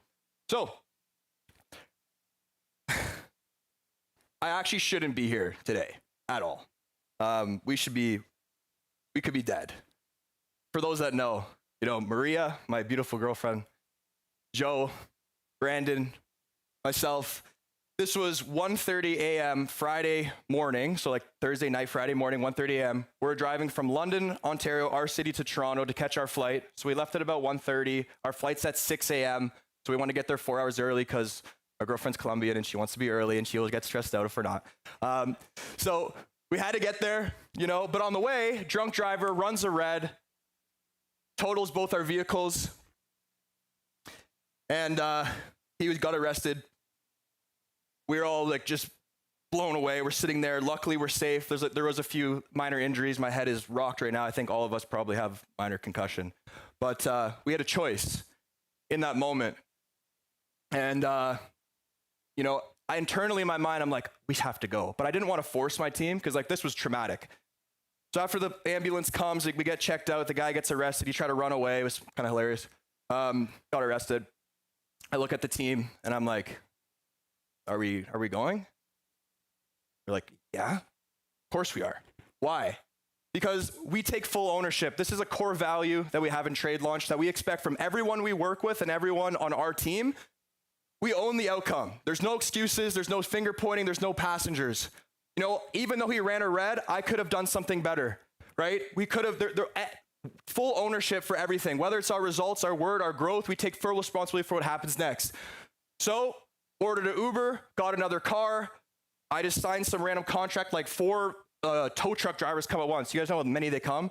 Some other guy was like living at his house and he saw the accident, comes outside, like trying to refer his brother. Like, it's crazy, like 5 of us around. So I just signed the first one I could see. I didn't fill it out. I was like, I'll just text you my information. We hopped in an Uber, came right, actually made our flight. And I'm usually bad for missing flights. We actually made our flight. And then we went right to church to say, thank you, God. So what we're gonna learn today as a team, we're gonna learn how to build an estimator factory. Who would love to have a system in your business where you could take young guys or girls, or really any age, but put them through a process to print out high ticket people closing estimates at a proper close rate, proper GP? Beautiful. All right, so, and what's more important is how to create 6-figure earners, because as a leader, I don't wanna drive my team by saying, I want you to sell $1 million for my company. I want to drive my leaders by saying, I would love to help you make your first 6 figures. That way, when we have coaching conversations, you just lead from a different spot when you have their best interest in mind. I know Joe, we sat down for 3 hours. I was like, we're making you 6 figures. You came from FedEx. You made 120 your first year. Knocked on doors, self-genned all his own deals, and closed, made $120,000 at 23 years old. And this works for any business size. You could be doing 40 million, you know, like John. Where's John? Put up your hand, John. Where is he? Oh, there he is. You could be doing 40 million like John. You could be doing 14 million like Josh. You could be doing 0, like some people in the room maybe that are thinking about starting their own company. Who knows? This works for any business size. Because would you guys like to have estimators that also get their own leads? Does anyone have estimators that self-generate their own deals? Okay, it's pretty rare. A lot of guys are waiters. We'll get into that. First little shout out, want to give a shout out to Humberto. Humberto, where is Humberto? So Humberto, we started working together 2 years ago, but your growth has been insane. You're doing 10K a month, and then now you're hitting 300K months. You got your estimator here as well. Corey, first time you came on that objection handling role play call, your energy, I was like, yo, you're going very far. Good to have you guys here. Kevin also. Kevin scaled his company. First year joined Trade Launch, went from 0 to $1 million, all door to door. And then this year he's gonna end at 3 million. You got 2 of your teammates here. Kevin, where are you at? Beautiful, it's all good. And this is the craziest one. This is Tyler. Tyler, can your whole team stand up? Look at this team. Look at this team. Tyler went from on the tools, okay, 160K a year operator on the tools. 2 years later, 900K months with a killer sales team. Connor, how old are you? 20? How much you sell this year so far? 2.6 million. All right, so now I say that not to brag, but also to give shout out to the guys who have been grinding all year, and also to show what's possible in this room. There's so many people with potential that just need you to go out and find them and give them this opportunity for your painting company. So 2 years in, I was doing about $1 million a year. I was burnt out. I was selling. I was managing fires and firefighting and being a therapist to my crews and, you know, all that. I'm sure we all can relate to that. I had 3 stolen vehicles, 2 of which was the same vehicle. We got stolen this twice, got it back, then stole it again. And then a truck. And then also I got sued for $500K. I was like 20 years old at the time. And I thought about walking away. You know, I kind of fell into the painting space. I went through the student painter's route, and it wasn't really like what I thought my purpose was. I wanted to be like a life coach. I was actually in school for psychology. I was like, what do I know about life at this time? So took this route, and I remember when everything was going on, I had my Honda Civic. I had a spare tire on, one roof rack, the other rack was broken, carrying a 40-foot ladder because I just fired my only PM I had like literally the day before, and then the van got stolen. So it's like everything could go wrong, and I in the moment, I had 2 choices. This sucks, be a victim, or this is gonna be a great story on stage in PaintCon 2025. So I chose that story. And I wasn't really on the tools that much, to be honest. Like didn't really want to be on the tools, but there was times I had to get up on a ladder, and I, wasn't very good at painting. Obviously, like maybe a lot of us are. But my mentor's advice changed everything. He said, "You don't run a painting business; you run a leadership development program." And that's where I was like, "Hey, painting. Maybe I think it's boring, whatever. But if I could develop people and I could give the gift back of making my first 6 figures in painting, I would love to do that." So I went from chasing money to building people, and the business exploded in those years after. So I just want to give a shout out to my mentors. Chris Thompson, owner of Student Works Painting, did $30 million a year. I got to work with him. Patrick Bet-David invested a lot to work with PBD. You guys probably know him. Hormozy, got to meet him multiple times and work directly with him and his team. Chris Lee right now, I'm actually spending $20K a month to work with Chris Lee. He's actually was Alex Hormozy's mentor. He sold his home service company for $324 million. So I'm just trying to get in the mindset and keep thinking bigger, because I would be a fraud if I was a coach that's not investing in my own self-development. And then someone I met recently, because we're also going and doubling our painting company, and I wanted to meet a big fish. So I flew down to Miami, met with John. Just again, shout out to John, doing over $40 million a year. This guy's a genius, the way he structures his 20 locations and what he's up to. So I just want to give a shout out to John. So I want to ask this question again. Who here has hunters in their business? Estimators that will generate their own leads, weekends, doesn't matter when. They will go out, knock doors, make calls because they want the business to succeed as much as you do. Who has hunters in their company? Okay, if you're in trade lunch, put your hand down. Okay, cool. So this is a need here. Who has waiters? Who has waiters? Like, be honest, you have estimators that will wait for leads to come in, right? It's not their fault, but it's okay. We wait, they wait. Leads come in, they're happy. Okay. Well, the waiter problem, we don't run a restaurant. The waiter problem is waiters only work when leads are fed to them. You stress when lead flow is going to dry up, and then you become their job security. And how fulfilling is that? If you have someone that just waits for food to come on their plate, are you really teaching them the skills of life to handle shit? So the hunter mindset, hunters, they self-generate deals. They knock doors, they cold call, they follow up. And they're weekend warriors. If you guys aren't doing estimates on the weekends, and here, I'm not here to tell you what to do at all, but for what works for us is selling on the weekends with both homeowners are home and they just got paid on Friday and they're in a great mood, and then you just, so we should be selling on weekends. But you have to find a certain personality that will work weekends. It's rare to find, but they're out there. So that's why I love hunters. This is a video, Joe, I didn't tell you I was going to play. This is from 2023. No, but listen, so just to show you, 2023, it wasn't like a setup thing. This is 2023. Just listen to this. So, started marketing door to door around like 15 as we drove to the neighborhood today. Booked one quote, booked another quote, booked a third, booked the fourth, then I booked the fifth. Then I got to that last house and I booked the sixth. So it's been just over an hour and I had six quotes booked, 5 for Sunday, 1 for Monday. So this guy, a good day. You hear that? So it sounds insane. Booked 6 quotes in 2 hours. That's not normal. Okay, I don't know what you're on that day, but you're like booked a quote. They're like next door neighbors. I know you're referencing the neighbors that you're knocking doors, being like, Susan's getting a quote. I'm going to be here. Might as well pop out anyway. But here he said on Sunday, like, I don't force our guys to work weekends. They want to because they know that's when they're going to make more money. And we still structure, if guys want to go to church, like they can go to church and quote after, or they don't have to, right? It's not like a bad thing, but just the fact that Joe is, you're 2 years at that time, I think, in our company, you're knocking doors. I don't know if that was a Friday or what it was, booking estimates for Sunday so you can go sell, because your vision was just as strong as my vision for you, and actually stronger for yourself, because we all want ourselves to succeed. But so what we do here, we start every new rep. I don't care how much experience you have as an estimator, you are not skipping door to door. You're not skipping it. Everyone has to start there. It could be for 2 weeks. It could be for a few months, depending on your skill set. But we start every new rep as an outbound hunter, knocking doors and making cold calls. During that time, that is their training process to learn how to market. During that time, we train them on estimating. We train them how to use Paint Scout or whatever apps, the product knowledge and everything like that. But we get an ROI from their training, and we get them getting reps in the field. Then we have them transition to commission only. That's after they start shadowing some of the leads that they got knocking on doors, spending time with the sales team. This is a quick way we onboard guys. So the benefits of creating estimators from outbound marketing. So we create hunters instead of waiters. We give our guys inbound leads. We spend over 40K a month on Facebook right now. We're trying to pump as much as possible for the slow season. But if they ever have gaps in their schedule, quote cancels, they're all knocking because they want to. They want to make more money.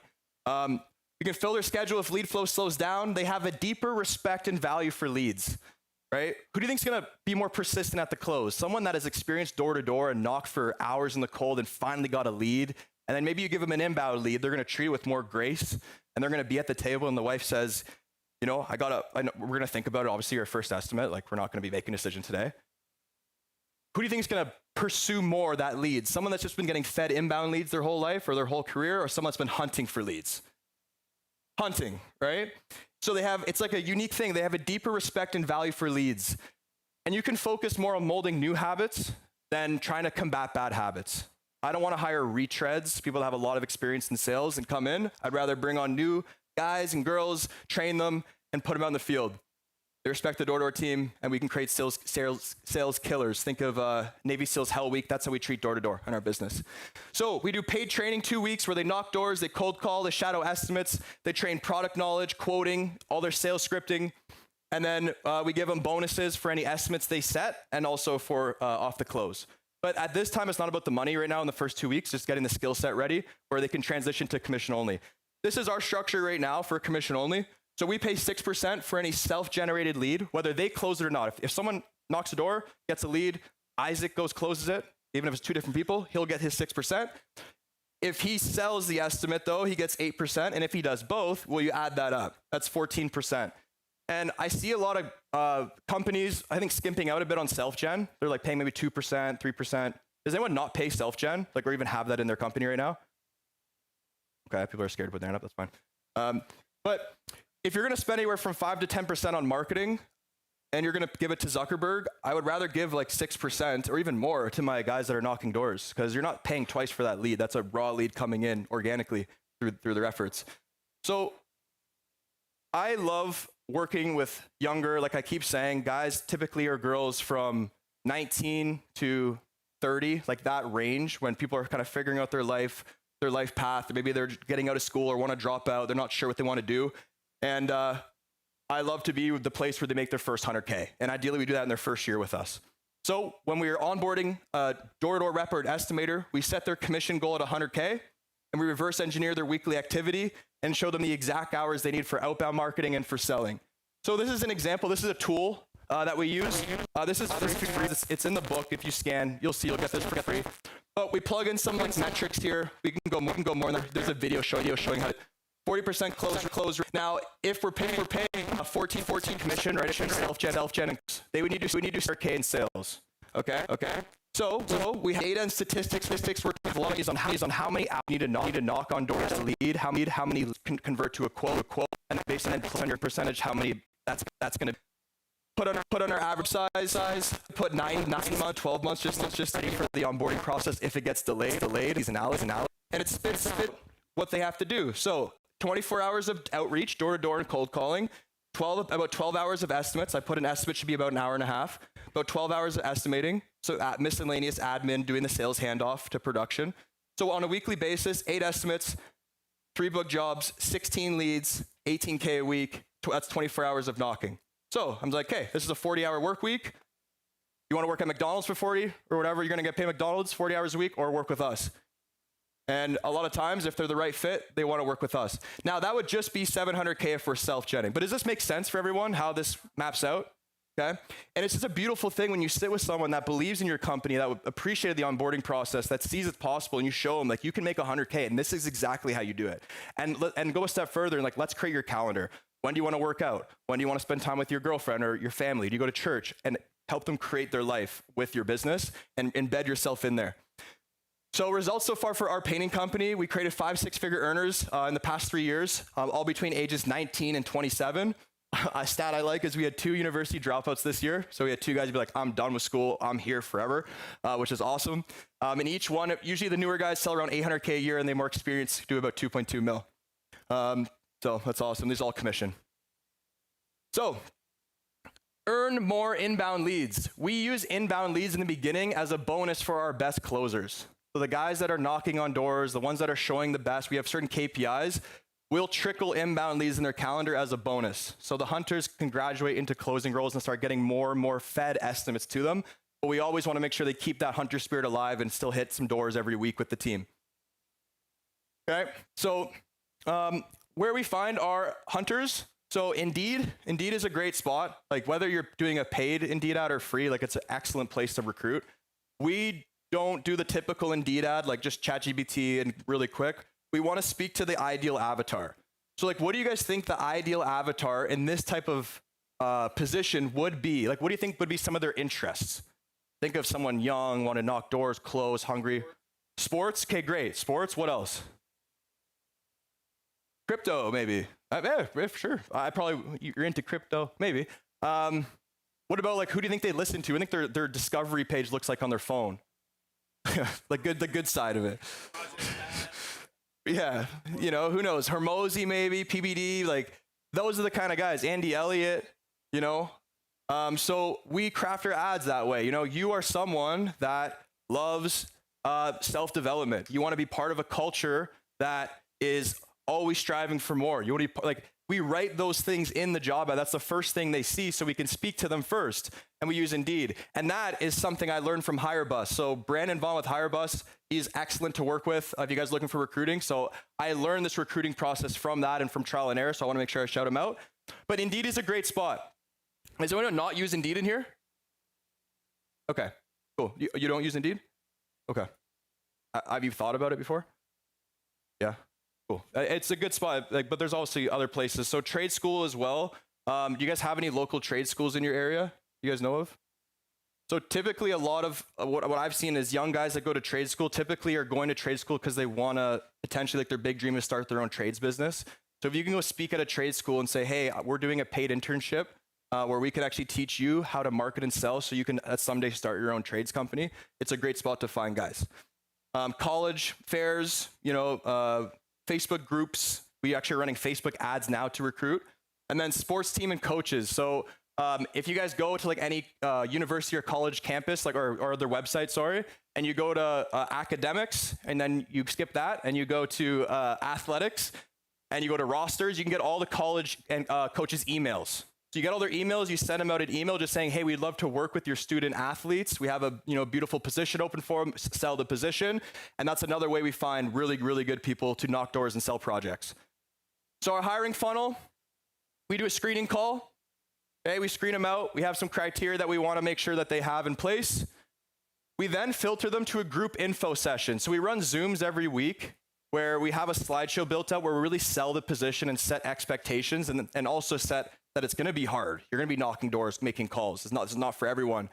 So our recruiter will hit screening calls, get them all into a group info session. Our sales manager runs them once a week to figure out who is actually going to fit into this culture. And then we bring them out for in-person interviews.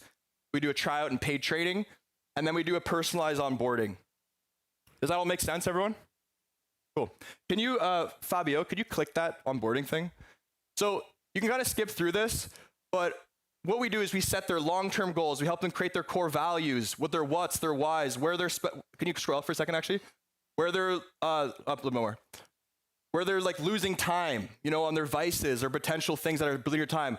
We go really deep with them, keep going, set their goals for the year, ask about, who are clients or other reps or other painters they can maybe, refer us to, and then any major commitments they have in their life coming up. You could exit out of that now, but these meetings sometimes take like 2 hours. If I find someone really good after we do the paid training and the paid onboarding, I know Joe, you and I sat down for like 3-4 hours. Yeah, we could definitely share that with you for sure. We sat down for like 3-4 hours and just went through everything. Now it's a big time investment, but if you want someone to work basically for free, but commission, they're going to put a lot of their time and they're not always going to see returns. So you got to make sure we're putting that back into our team. So training that never stops. Okay, I'm losing time here. Holy shit. In-person remote training, we do weekly and daily objection handling training with our sales team. We also do that with the guys in Trade Launch. Guys, how do you guys feel about the role play calls, the door-to-door role play, the sales role play? Game changing? Nice. Beautiful. We have online video modules and also stuff you can print out. So when guys hire reps, they put them in our program, they go through all the video trainings, come on the role play calls, and then we work very closely with your team. Something I want to point out here is Rilla. Now, I know there's a lot of softwares we talked about. If you have a sales team or you're building a sales team, I highly suggest Rilla. Both Josh, you showed me this, and also Tyler from Powerhouse. Rilla, does anyone know Rilla? Put your hand up, you guys know Rilla? Okay. Cool. So Rilla, let's go super quick. Amazing AI app, records the walk around, the objection handling, the closing process of your reps. You have your sales system already plugged into this app and it grades them. They can ask for instant feedback with the AI bot. It's just really good. It records everything. Great way to train your reps because you could ask them, hey, how'd you do at the estimate? Oh, they said it was too expensive. And you really don't know what happened. So you want to be able to listen in and understand. Okay, we also do monthly competitions. So May Mayhem, this is one we did in May. We did a self-gen competition. Whoever got 10 self-gen leads that closed gets to come drive supercars with us. Bunch of young guys, really excited them. If you could play that video. Opportunities. So that's our sales manager going over. We had a leaderboard up. You guys aren't estimating yet. So you guys We had some new reps and some older reps in there that were knocking doors, and we're saying whoever gets over 10 self-generated leads can come drive supercars. So we had some winners come out, hired a professional photographer, and this keeps the fire alive for the team. There's Rashid. I think this photo helped him get his first kiss, which is awesome. That's Rashid. That was Joe. You set that up. And just have a good time with the guys. Another one, or, you go a little bit, smaller. You bring your top estimator out into some nosebleed seats to watch the Maple Leafs lose. All right, you can play on a smaller scale, and then you could give them a Rolex as well, because you should treat your team well. All right? Isaac's the best. He used to work at Jack Astor's. He's working at Jack Astor's, and then he made 6 figures his first year with us. The goal is to build leaders who create their own opportunity. And especially when you build a leadership team like this, like I'm just so blessed to have you, Joe, and Broder, and just everyone in this room that has contributed. Because when life hits, your business can keep on growing. I won't want to go too deep in this, but with my mom and I, so last year my mom passed away. I had the privilege to spend 6 months with her up north. She lived like 7 hours away. My mom's super based, so she would like ground every morning, only grass fed. Like she was just so healthy and just a beautiful woman. And when you brought your mom on stage, bro, that just like I respect you so much for that. I saw the way she was looking at you as you were talking. It was just the most beautiful thing in the world. So I love that. And I got to spend 6 months away from my company, and our team drove, and we doubled our company that year without me being there. You guys didn't even want to bother me, which I loved. And that's what we want to build with the companies we work with, is how to really give ownership to the team, get them to grow and make 100K or more. And we're about that in our culture. That's why you see guys repping our brand. You guys didn't have to wear those shirts. I know we brought you guys out to dinner at trade launch. You guys came on your own time here. This isn't some planned thing. And it's just cool to see the amount of impact that we've had and that you've had on us as coaches in trade launch too.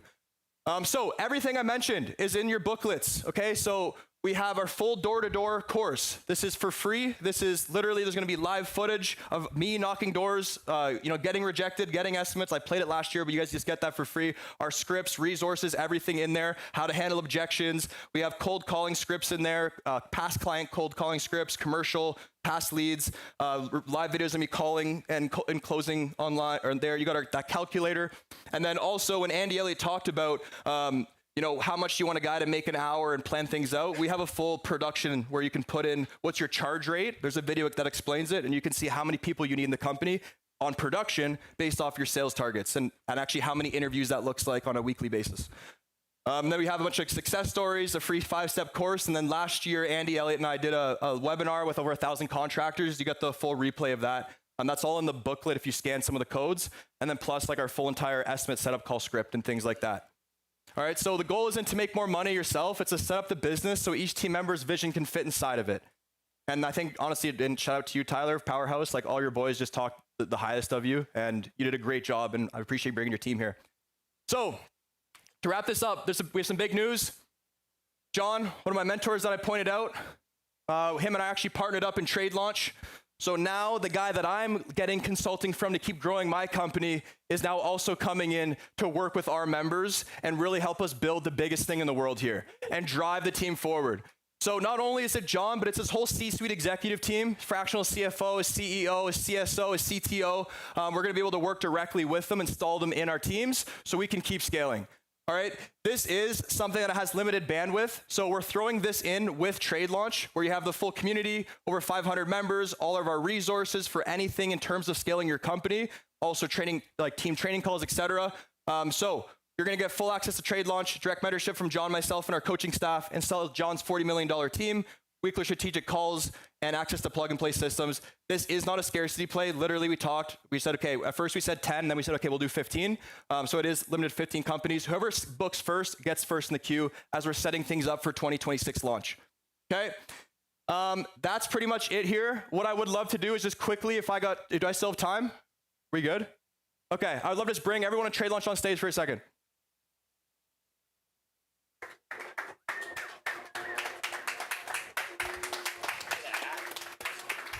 Huh? No. Yeah, come on. Your team.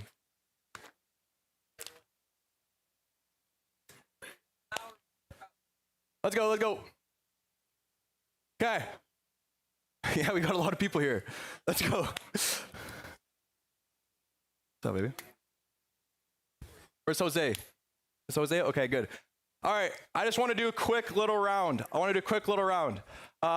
right, let's see. Mason, when did you start estimating for peanut butter painting? 8 months ago. How much you sold this year? 1.9 million. Okay, beautiful. Awesome. Jose, sorry, I'm overlooking. Jose, when did you start your company? Last year. What were you at in revenue? Where are you at now? Okay, you might not believe it, but like you can go look at his numbers. Ask to see his drip jobs. Brandon Lane, we talked to you. Connor, so explain your journey with Trade Launch and Powerhouse Construction. One day, ad on Instagram, and it was for Powerhouse Construction, Tyler's company. I was in my gap year after high school, so just thought I'd give it a try. I was on scholarship to be a lawyer at University of Guelph. But I was doing door to door, and Tyler slowly gave me more responsibility within the company. And then finally got sold. It was about 6 months sale by these guys for me to not to go to school and to give estimating a try. So it was all over about a 14-month period. This is the 14-month of estimating heavily and doing calls and everything. Within that time, I was able to train all of my estimators on the team who are similar position. I 0.5 million. These guys have done over $1 million. So the whole time running them estimates, and it's engine, and now I'm sales manager. So beautiful. 20. It's tough, bro. It's tough. Talk about your journey real quick. Alrighty, so around last winter, I started with Trade Launch, joining Top Pick Painters, just as a door-to-door sales rep. So I got on with Justin. I was in there in the cold trying to get leads, didn't really understand, kind of thought they were crazy. I'm like, dude, like I can't even talk. What do you expect me to do? Kept doing it. It worked. I trusted it. Now I'm a sales rep for the company and closing off the year around 1.2 mil in sales. I'm still learning right now at the moment. Humberto, I've been in calls with all of them. They're great, and it's just continuing learning, whether it's from the bottom, the middle, or the top. They're here to help. Beautiful, dude. I remember the first time on the door-to-door call, I was like, oh, you're going to be a stud. Cody. Oh, shoot. I know. Well, last year and this year. Yeah, last year, did the whole business by myself, 90K. 90K for the year? For the year, entire year. Yeah. Actually, 11 months, February to December. This year, brought on a whole team. We'll do just shy of $1 million. Yeah. Beautiful. And estimator. So I started in June with Cody, and I've booked 600K this year. So. All right. I don't know. Does anyone want to share anything else? Humberto said he wants to. Hey, let's go. All right. So I started with Justin about 2 years ago. Had no idea what I was doing. Didn't know how to paint. Didn't know how to sell. Closing out 2.5 million this year, year two. So thanks to Justin. So what's beautiful, we can keep going. I want to respect time, but what's just beautiful here is like all of these young killers, and by young, I mean young in spirit, student mind, ready to learn, coachable, and the owners also bring in the sales team. And, there's no shame on not being the owner if the vision of the owner is so big that you can fit inside of it. And I love that, because without you guys, without number twos, without running mates running the company, us owners would be nothing. So give a pat on the back for all employees here, all sales reps. Let's go. All right. Hey, did you talk? Yeah. Okay, cool. What? Okay. All right, cool. Sorry. We just want to say, I'm the COO with Trade Launch. My name is Broder. Pleasure to meet you guys. I just want to say, whether you work with us or not, we hope you took something away. I want to say thank you, God. I think everyone could attest to that. We can clap for that for sure. Justin's a very humble guy. I want to say thanks, Justin. I'm sure all of us would like to say thanks to Justin. And then lastly, I don't know where Lucas and his team is, but I'm sure we can all attest. You guys have been fucking, pardon my language, fucking fantastic. Appreciate you guys. Appreciate everyone. So just round of applause for Trade Launch and for you guys. Awesome. Thank you. Thank you. Cool. Awesome. Okay. Good. Wrap up. Awesome. Thank you. That was awesome, guys. Seriously, that was a big crowd. Feels like 80% of the crowd went on stage there. Thanks, bro. That little 20% should join Trade Launch. I feel like, I don't know. But did you guys hear those stories? That's a lot of money, right? That's a lot of revenue. Yes, sir. What are you going to do with that revenue, though, right? There's costs, there's expenses. What are you going to really ultimately do with that money, though, right? Thanks, bro. So, am I on here? I don't sound like, oh, there we are. There we are. What a beautiful singing voice. But yeah, what are you going to do with all that money when it comes in? You're going to sit on it? You're going to put it in the wrong place? You're going to do this? Well, with our next speaker, we're going to show you exactly what to do with each dollar effectively so that it works for you. You either save money, make money, and just momentum build with the money you make. So let's give a warm welcome to Daniel Honan, and he'll be with, dang, I messed up the name. Pardon me, Daniel. We're gonna figure that Profitable Painters. He's a CPA for painters specifically, guys. Good. I felt like I was if you are going to have money come up, speak with Daniel. Enjoy the show, guys. Thank you, sir. Thank you, sir. So despite being in the Army for 13 years, multiple deployments, I'm an analyst turned CPA. So I'm not going to yell at you. I'm not going to stand on a table. I'm not going to say something that I want you to chant back to me. I'm just here to try to make you some more money. Does that sound fair? Yeah. Okay, cool. Appreciate your support. Thank you. All right, so Benjamin Franklin,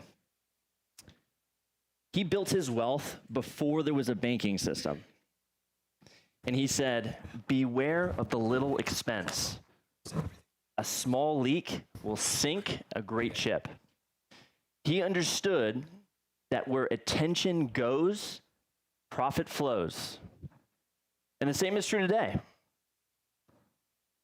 But many painting business owners struggle to hit profit margins and getting slammed with tax bills. So in this session today, I'm going to go through what a great accountant can do for you to help you protect, build, and grow your wealth. I actually need a clicker. Just realized that. Justin, I think you got it. Oh, is it behind me? Okay, cool. All right, that will help. All right, so how many of you get a profit and loss and balance sheet each month, but you're not sure quite what to do with that information? Is this anybody? Wow, you guys are very high acumen people. You guys know exactly what you're looking for. I saw a couple honest hands. I mean, to be honest, I didn't know what P&L even stood for when I ran my painting business. So, you know, no judgment zone. All right, how about this one? Maybe your bookkeeper sends you reports, but it's late. You ask questions of your accountant, but you don't hear back for days. Or there's no plan for taxes. It's just a surprise. It's a tax bill surprise. And it's never a good surprise, right? You're not, ooh, my tax bill. This is fun, right? It's always a bad surprise. So that's because your accountant is acting like a historian. They're just reporting what's happened in the past. Not super helpful. But a great accountant should be more like a coach, where they're using your numbers to help you protect, build, and grow your wealth. The slides are a little weird, just a note. So my goal today is to show you 5 things that your accountant should be doing to help you protect, build, and grow your wealth. All right. So this is what I hear from painters every week. They don't get reports, they're inaccurate, they're late, they never hear from their accountant, they don't get any guidance or advice. Tax season is always kind of nail biting, don't know what to expect. Does any of this sound familiar? Yeah, I mean, just look at the slide, right? You just see all that stuff there. It's great. Just giving you a hard time. It's all good. All right. So awesome. There we go. Looks good. All right. So that's not accounting, right? That's just data entry. True accountant, a good accountant, helps you make better decisions. And don't take my word for how important this topic is. Having a great accountant has helped Heidi increase her net profit by 57%. It's helped Nils increase his bottom line net profit by $78,000. It's helped Maya increase her gross profit from 34% to 51%. It's helped Charlie increase his gross profit from 24% to 41%. Jessica saved $10,000 in taxes, and hundreds of others who work with us to know their numbers, protect, build, and grow their wealth. In fact, over the last several years, the folks that work with us, on average, increased their bottom line net profit by $78,000 and cut their taxes by $44,000. So once you are working with a great accountant, it doesn't take a ton of time to get results. You just got to do the right stuff the right way, and specifically these 5 things. All right? So let's dive into the 5 things that your accountant should be doing to help you in your painting business. All right, so number 1, your accountant should be meeting with you on a monthly basis to go through your numbers and identify what your bottleneck is in your business. Anybody here, are you hitting a certain revenue level either each month, like over the last several months? Maybe you've hit a certain revenue level and you can't seem to break beyond it. Or maybe this is the last couple of years. Does this sound familiar to anybody? All right, got a couple honest people. All right, so if you're hitting a certain level of revenue, you're hitting a bottleneck, right? If you can't get past it. So your accountant should be able to diagnose, okay, what is going on with the numbers? What are we looking at? So in my firm, we have a framework. It's called the GAPS framework, and it helps you identify what specifically is holding your business back. And it's usually only one thing, one of 3 things. So I think the first 2 things are pretty straightforward. People understand, okay, I need more customers to grow, to break past my revenue level. Or I don't have enough of a team. I need more painters, or I need more salespeople. Makes sense, right? But often a hidden one that people don't really understand is the policy or behavior constraint.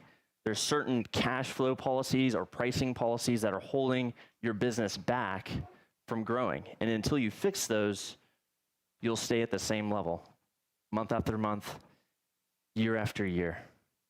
I was talking to a painting business owner actually a couple of weeks ago, and he was doing about $700,000 in revenue. He had hit the same revenue level for the last couple of years. And I was like, hey, so what do you think is holding your business back right now from, he wanted to hit 1.5 million. And he's like, I just need more customers. If I could just get more customers, I mean, we'll hit that goal. And we looked at his financials, and he only had $5,000 in the bank. So I have to disagree with you, sir, but I think it's actually the cash that you have. You can't, it's hard to grow, you can, but it's very, very difficult to grow without cash. So we took a look at his cash policies. Are you taking a deposit? Are you putting your materials on a credit line? The whole goal with cash flow is to get paid faster and then slow down payments to others. So we put in some healthy practices with cash to boost his cash balance. Once we get that cash balance up, then we can focus on the next bottleneck, which is getting more customers so he can invest in his marketing. All right, so that's number 1. The first thing is your accountant should be helping you identify the bottleneck in your business to help you grow to the next level. The second thing your accountant should be doing is to help you understand how you compare to other painting businesses in your industry of the same size. Because if you don't know where you are, it's kind of hard to understand where you should be, right? So, by the way, has anybody gotten this book, Profitable Painter? Wrote it a couple months ago, released. Okay, cool. All right, so the second framework in the book, in part 2, the scale framework. And so this is about the numbers that you should be hitting in your painting business to be in the top 20% of painting businesses. We benchmark all of our painting businesses that we work with, a couple hundred. So we can see what the top performers are hitting on their metrics and what the middle of the road is and what the bottom is hitting. So we've consolidated those numbers. You can purchase the book if you'd like to take a look at those.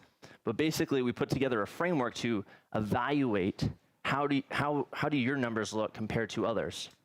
And obviously, the first one here is secure profitability, which is huge. How many in here know what their gross profit to customer acquisition cost ratio is? Okay, I'm only seeing, I should see, okay. I was like, you better know. All right, so I'm seeing a couple of my clients raise their hand. This is the most important ratio for profitability. So if you don't know what it is, just write that down, gross profit to customer acquisition cost ratio. That is the most, if you want to be profitable, you have to know this ratio. And just to quickly explain it, I think everyone understands what gross profit is, right? Please raise your hand. Okay, hopefully, it looks like most people raise their hand. Okay, so gross profit, we got that. Customer acquisition cost. All that is all the money you spend to close the deal. So if you're using Justin's system, you know, you're paying your canvassers, your door-to-door marketers, you're paying your salesperson that does a job, or maybe you're spending on, you're working with Lucas and you're spending Facebook marketing, right? So those are all acquisition costs. So the idea or the minimum that you want, but just profit and customer acquisition cost minimum is a 3-to-1 ratio. For example, if you're hitting 45% gross profit at a minimum, or at a minimum, your customer acquisition cost should be 15%. That's a 3-to-1 ratio, right? That's the minimum. The ideal ratio, if you want to push it, it's 6-to-1. That's kind of the ideal ratio. So this would be something like you have a gross profit of 60% and a customer acquisition cost of 10%, right? So knowing that ratio, if you just know that ratio and you track it and you understand it, that will most likely allow you to become very profitable. All right, several other things here in this framework, but let's go on to the next one here. So we talked about your accountant should be helping you identify your bottleneck. They should be comparing your numbers to other painting businesses so you know where you stand, evaluating that profitability and cash flow. The third thing that they should be doing is giving you near real-time visibility into your numbers. So this is 2025. Gone are the days where you just wait for a PDF to be sent to you via email or print it out. Hopefully nobody's doing that. You should have a dashboard where you can go at any point during the month and pull up your numbers, and this dashboard syncs live with your QuickBooks Online, okay? Because if you don't know your numbers, it's hard to make decisions. So you need to have that information so you can make decisions, right? Okay. Now, that dashboard hopefully will compare your numbers to other painting businesses so you have a good understanding of where you stand, right? Doing that comparison. Maybe also visually displaying your data, because not everyone's a number nerd like me, right? They want to see things displayed graphically, so it's easier to understand. All right, so the fourth thing that your accountant should be doing, your accountant should be helping you understand how much your painting business is worth, even if you never plan on selling it. A business that is more valuable to you, I'm sorry, let me take two. A business that is more valuable to someone else is more valuable to you, right? So understanding how much your business is truly worth even if you don't plan on selling it, can help you identify, okay, what things do I need to improve to get the value up and make it more valuable to myself? Now, obviously, if you want to, does anybody want to sell in here eventually? Nobody. Okay, we got a couple of people.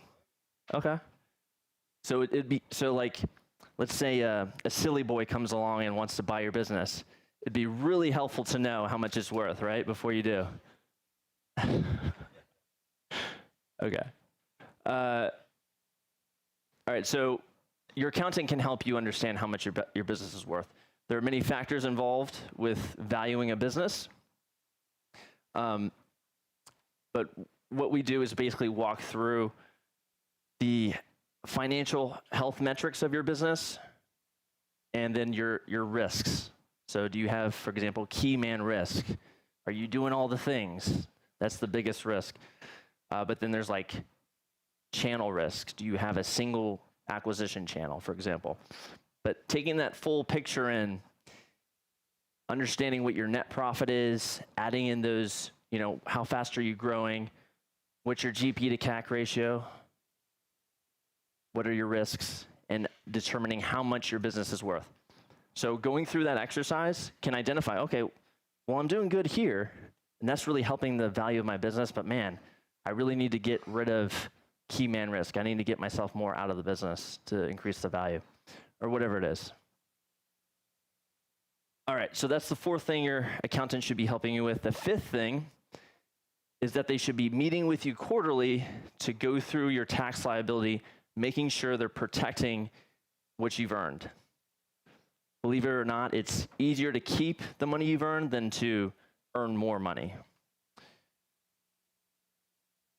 All right, so there's the third framework, if for those of you that are reading the book, which is the cover your butt framework. So we've talked about identifying and fixing your bottleneck in your business, talked about knowing your numbers, increasing profitability, increasing cash flow.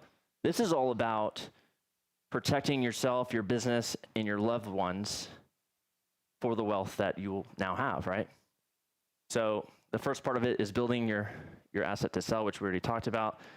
The other three things are untouchable assets, tax planning, and transferring wealth wisely.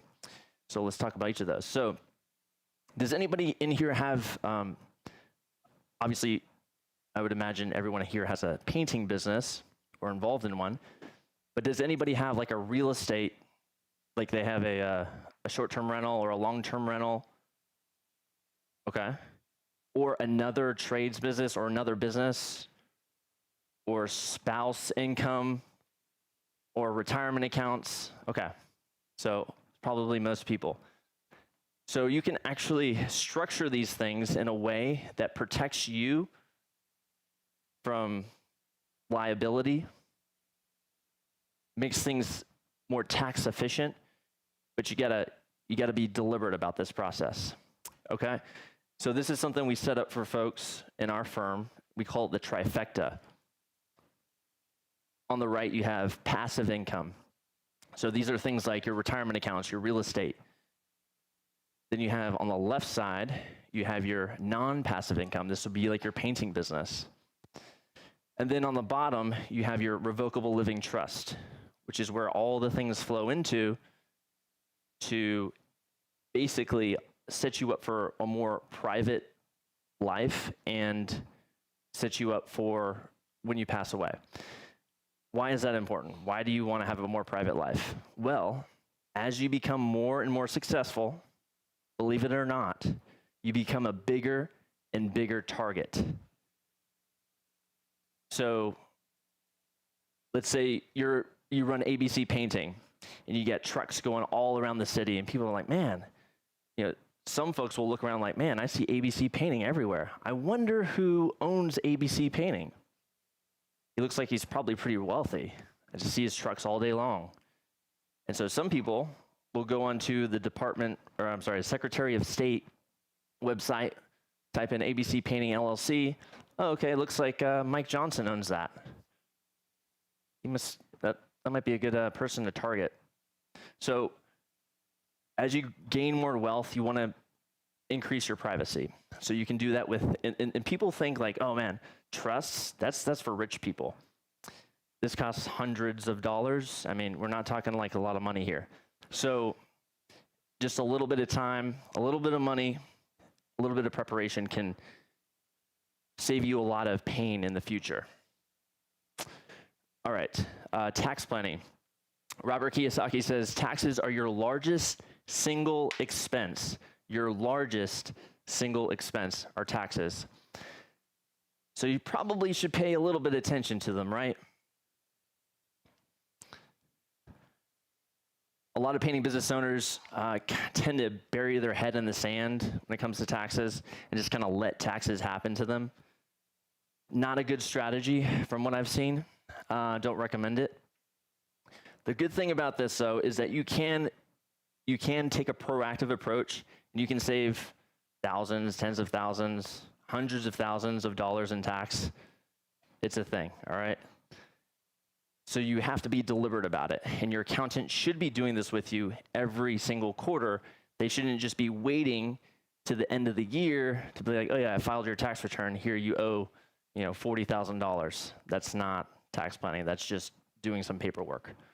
All right, they should be sitting down with you every quarter at least to go through your tax situation to see what moves you need to make to save big in tax.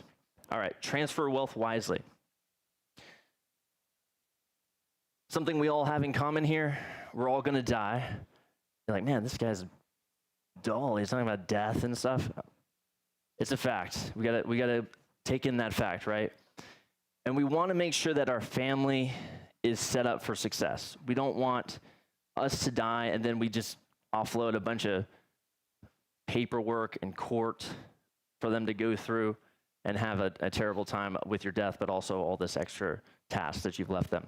So with a little bit of planning, setting up something like a revocable living trust can save a lot of headache for your family so they're set up for success.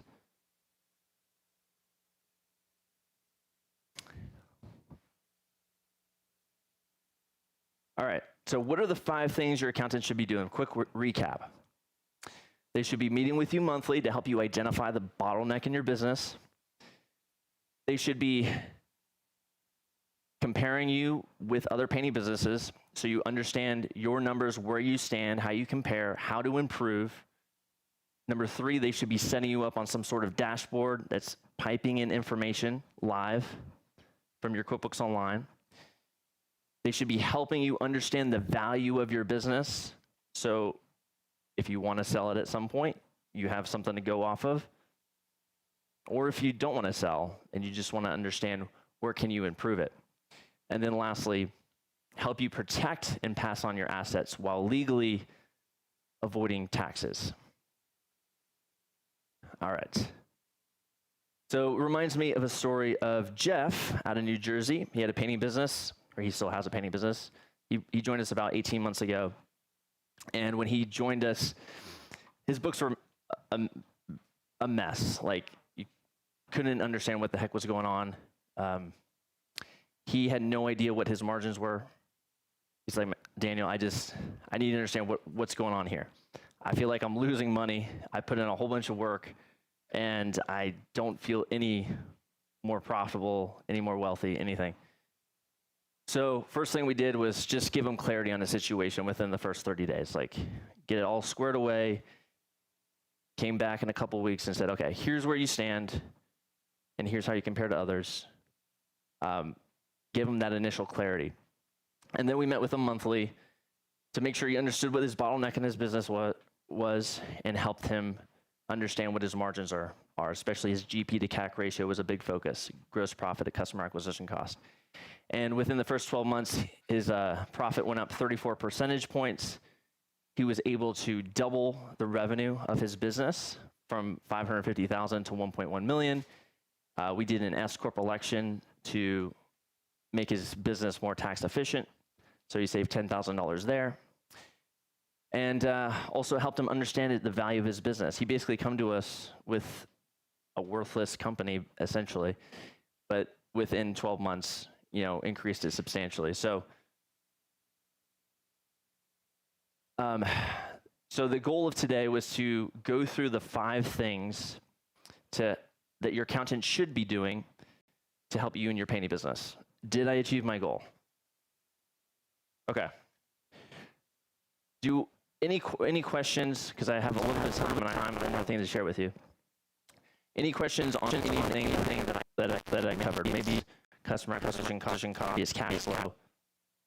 Before I share one more thing with you guys. Yes, sir. Yes, sir. I'm glad you asked that. I'm glad you. California. I feel so sorry for you. So California has a lot of legal constraints. This is there. They can only charge it up to 10% or $1,000, whichever is. Okay. So as a residential repaint company, usually residential repaint companies are super cash flow like rich because you can charge. A lot of states can allow you to charge 50% down to get that cash immediately. Amazing. California, not that case. So what you can do, anybody in California, by the way? Okay, we got a few folks. Cool.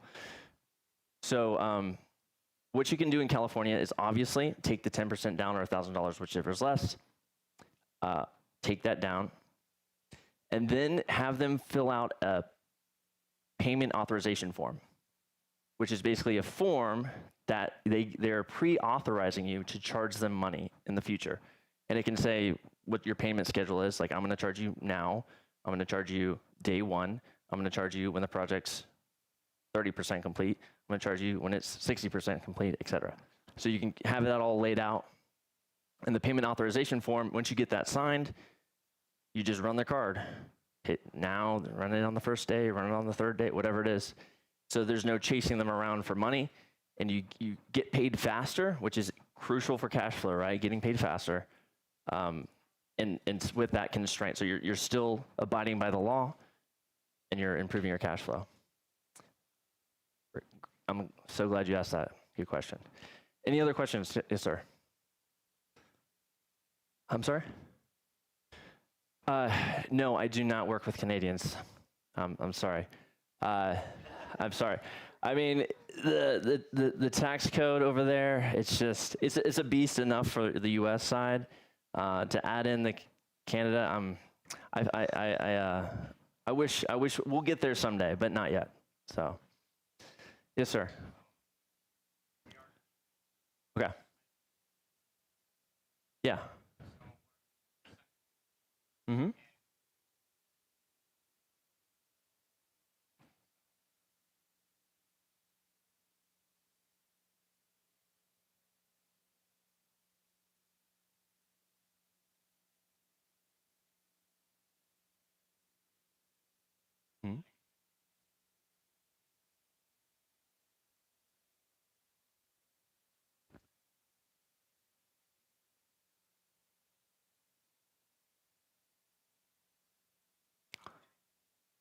To be precise, I think it would be a shitload. I think is the precise. I'll have to check the numbers, but oh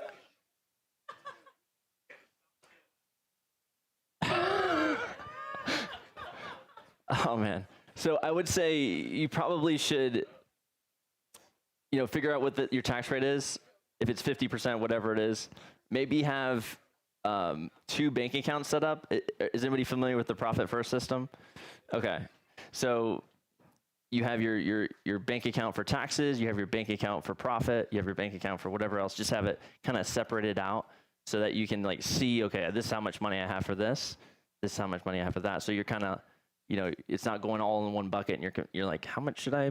And just do some math up front and then separate it out so that you feel confident. Okay, I have this set aside. Okay. Maybe one more. I think I had somebody raise their hand. Yes, sir.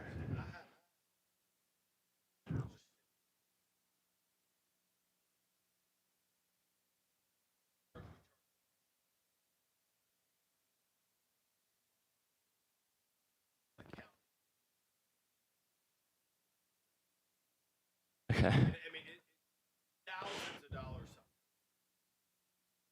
Okay.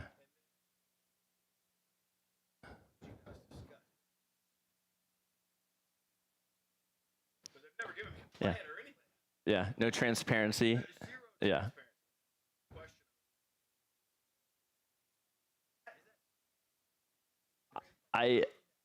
We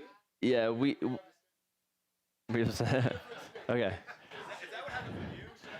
No, I mean, we'll charge you money for sure, but yeah, but it will be agreed upon up front. So these are the services. This is what you're going to get. We don't charge by the hour. It's always by the value we're providing. So you'll know up front, like these are the deliverables. This is what I'm getting. This is how much I'm paying. So you'll know what you're paying for. But yeah, we don't like charge you by the hour or something like that, or just, yeah. Yes, sir. Yes, sir.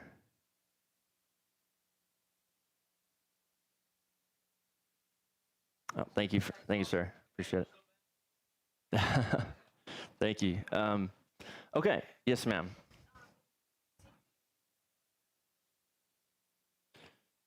Do CPAs need to be licensed in all different states? You have to be licensed at least one state. It depends on what they're doing. So if they're auditing your company, yes. Like if you're having an audit, if they're just doing bookkeeping, financial planning, all the things that we talked about, then they can serve you wherever they are. So like if you're in Washington and I'm in Florida, I could still serve you, for example. So it depends on what you're wanting the CPA to do. Yeah, just taxes, they can be wherever, like in the United States. So for example, I'm out of North Carolina as my state, but I do taxes all across the United States. Yeah.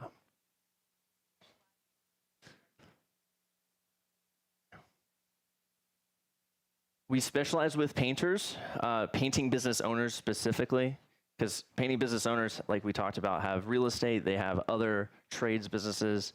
So we work with painting business owners. Yeah. Cool. All right. So I got 2 minutes left. So quick question. How many of you feel like you're paying too much in taxes every year? Okay. I don't know. That's a lot. Yeah. Okay. Yeah. All right. The IRS has what it takes to take what you have. That's for sure. Okay. So that makes sense. Most painting businesses are. And it's not because you're doing anything wrong. It's simply because your accountant is more focused on filing the taxes than actually saving you money. All right? Right. Yeah, they're just doing some paperwork. They're not, most people say, like, I just hear about my accountant in April or March or April, and then I don't hear from them again. They're just doing data entry. That's all that is. So, that's where we come in at Profitable Painter CPA. We work exclusively with painting business owners to help them save big in tax, understand their numbers, and so I'm doing a one-time offer here for PaintCon attendees for folks that feel like you're paying too much in taxes. I'm pretty busy right now going to this conference. I have meetings with Humberto, Logan, a couple of other folks here this week, so I'm working actively with clients. I only have, I think, like 8 slots last I checked to do this, but I will sit down with you for 45 minutes to go through your tax situation to see, and my goal is to save you at least $5,000 in taxes. If I can't save you at least $5,000, I will pay you $100 for your time. So I'm very confident that I can do that, obviously, because I run a business and I don't want to be paying people money to do things. So all I ask is that you pay a $100 refundable deposit, $100 refundable deposit. So I'll give this money back. I just want you to show up, because again, I have several meetings with folks here in this room and outside this room this week. So I don't want you to book it and then not show up, because then I'd be sad. All right. So if you scan this QR code, no rabbit's going to pop up, right? It should just be a landing page. Was it a rabbit? I can't remember. Oh, okay. So you scan the QR code, and there's a quick qualification form. Basically, the qualification form is, are you making money? Because if you're not making money, then you don't need to worry about taxes, which I can still help you in that case. But for this specific offer, looking for people who are making money that are worried about taxes. And then you'll be able to pay the $100 refundable deposit. You'll get that back once we meet, assuming you show up. And then after the meeting, hopefully I find you at least $5,000. If not, you'll get $100 sent to you. So that's all I got. I appreciate your time. Yeah.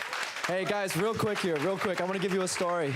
So, all right. So when I started my business, I was looking for an accountant. Okay. And I went with a guy who was down the road from me. Okay. So he was doing all of our taxes, and it wasn't like anything. There wasn't any planning or anything like that. So I just kept giving him my quarterlies, right? Expenses, invoices, yada, yada. He'd stack it up. Okay.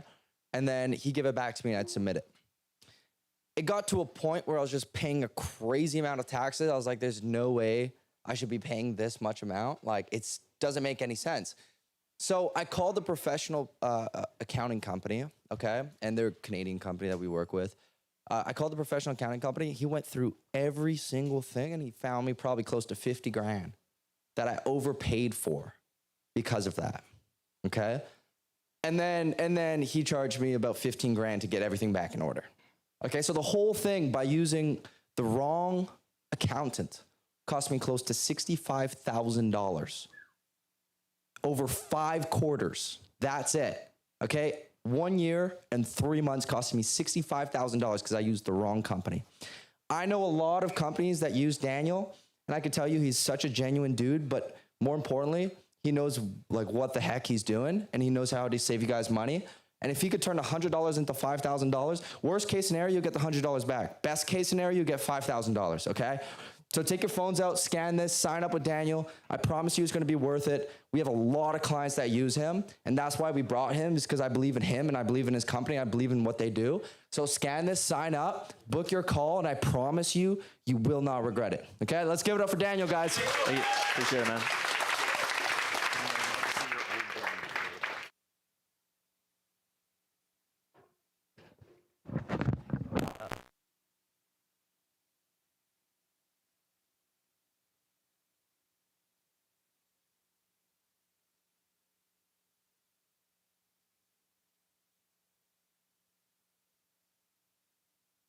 How we doing? Check. It's off.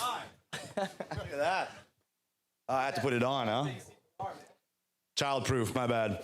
So, beautiful. That was awesome. Guys, book that call for sure. That's a win-win.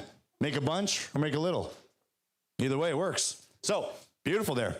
Awesome. So with our next speaker here, guys, this guy's got huge businesses, right? Time efficiency. Where are you going to do that? What are you going to do with your business? What are you going to do with all this scaling and your time management and stuff like that? So a guy like this, really take out your notes. True. Sorry. MC skill sets, right? So right before that, we're going to leave you on a little cliffhanger with that story, okay? So right before that, I want to bring on Mike on stage because you guys scanned all that on page 19, right? And signed up before noon for that $100,000 of value. Beautiful. So let's find that winner. Who we got? Awesome. Let's go, guys. First of all, I want to thank you all for applying for the scholarship. We ended up having 52 of you apply. So thank you, guys. Huge. And part of this was filling out your why you deserve the scholarship, what makes your case, deserving, like what makes you stand out. And before I do that, I only have 5 minutes here, so I'm gonna go really quick. I want to bring Myrna up on the stage first because last week, literally, it was in Leachville. Myrna was awarded a scholarship at the Women in PaintCon. The first time we ever got a scholarship, and Myrna had such an incredible story. Can you just give us like 30 seconds what does mean to you? This scholarship has been a blessing for me, for my kids, and for the people I represent is my Hispanic people, because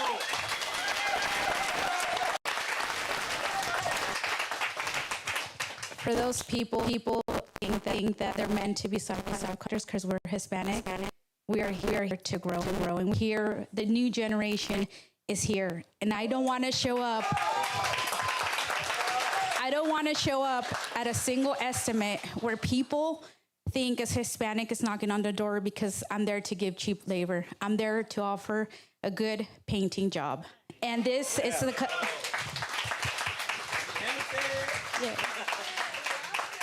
This is why this scholarship has been a huge blessing to me. Within the first week, I knew that I was needed to get my together. And I knew that I was just like, this is a whole new level of organization and love to yourself. Because if you have love to yourself, you have love for your family. And if you have love for your family, you have love for your company. Thank you so much, Megan. Okay, so before we announce the winner of the full ride scholarship, we were going to give away 10 momentum grants, and we're going to reach out to many of you starting tomorrow. But I'd like to give away 4 of them today.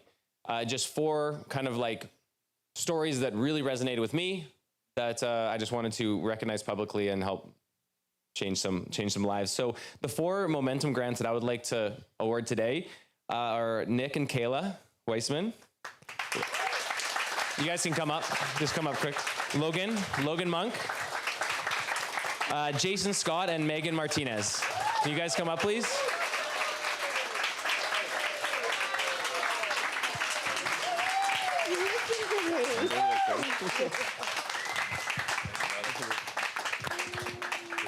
Okay, what I'm going to do is I'm going to give you guys a book here.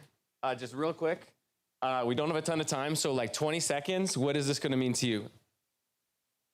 It's going to change our business's life forever. Oh, brother. Yeah! There you go.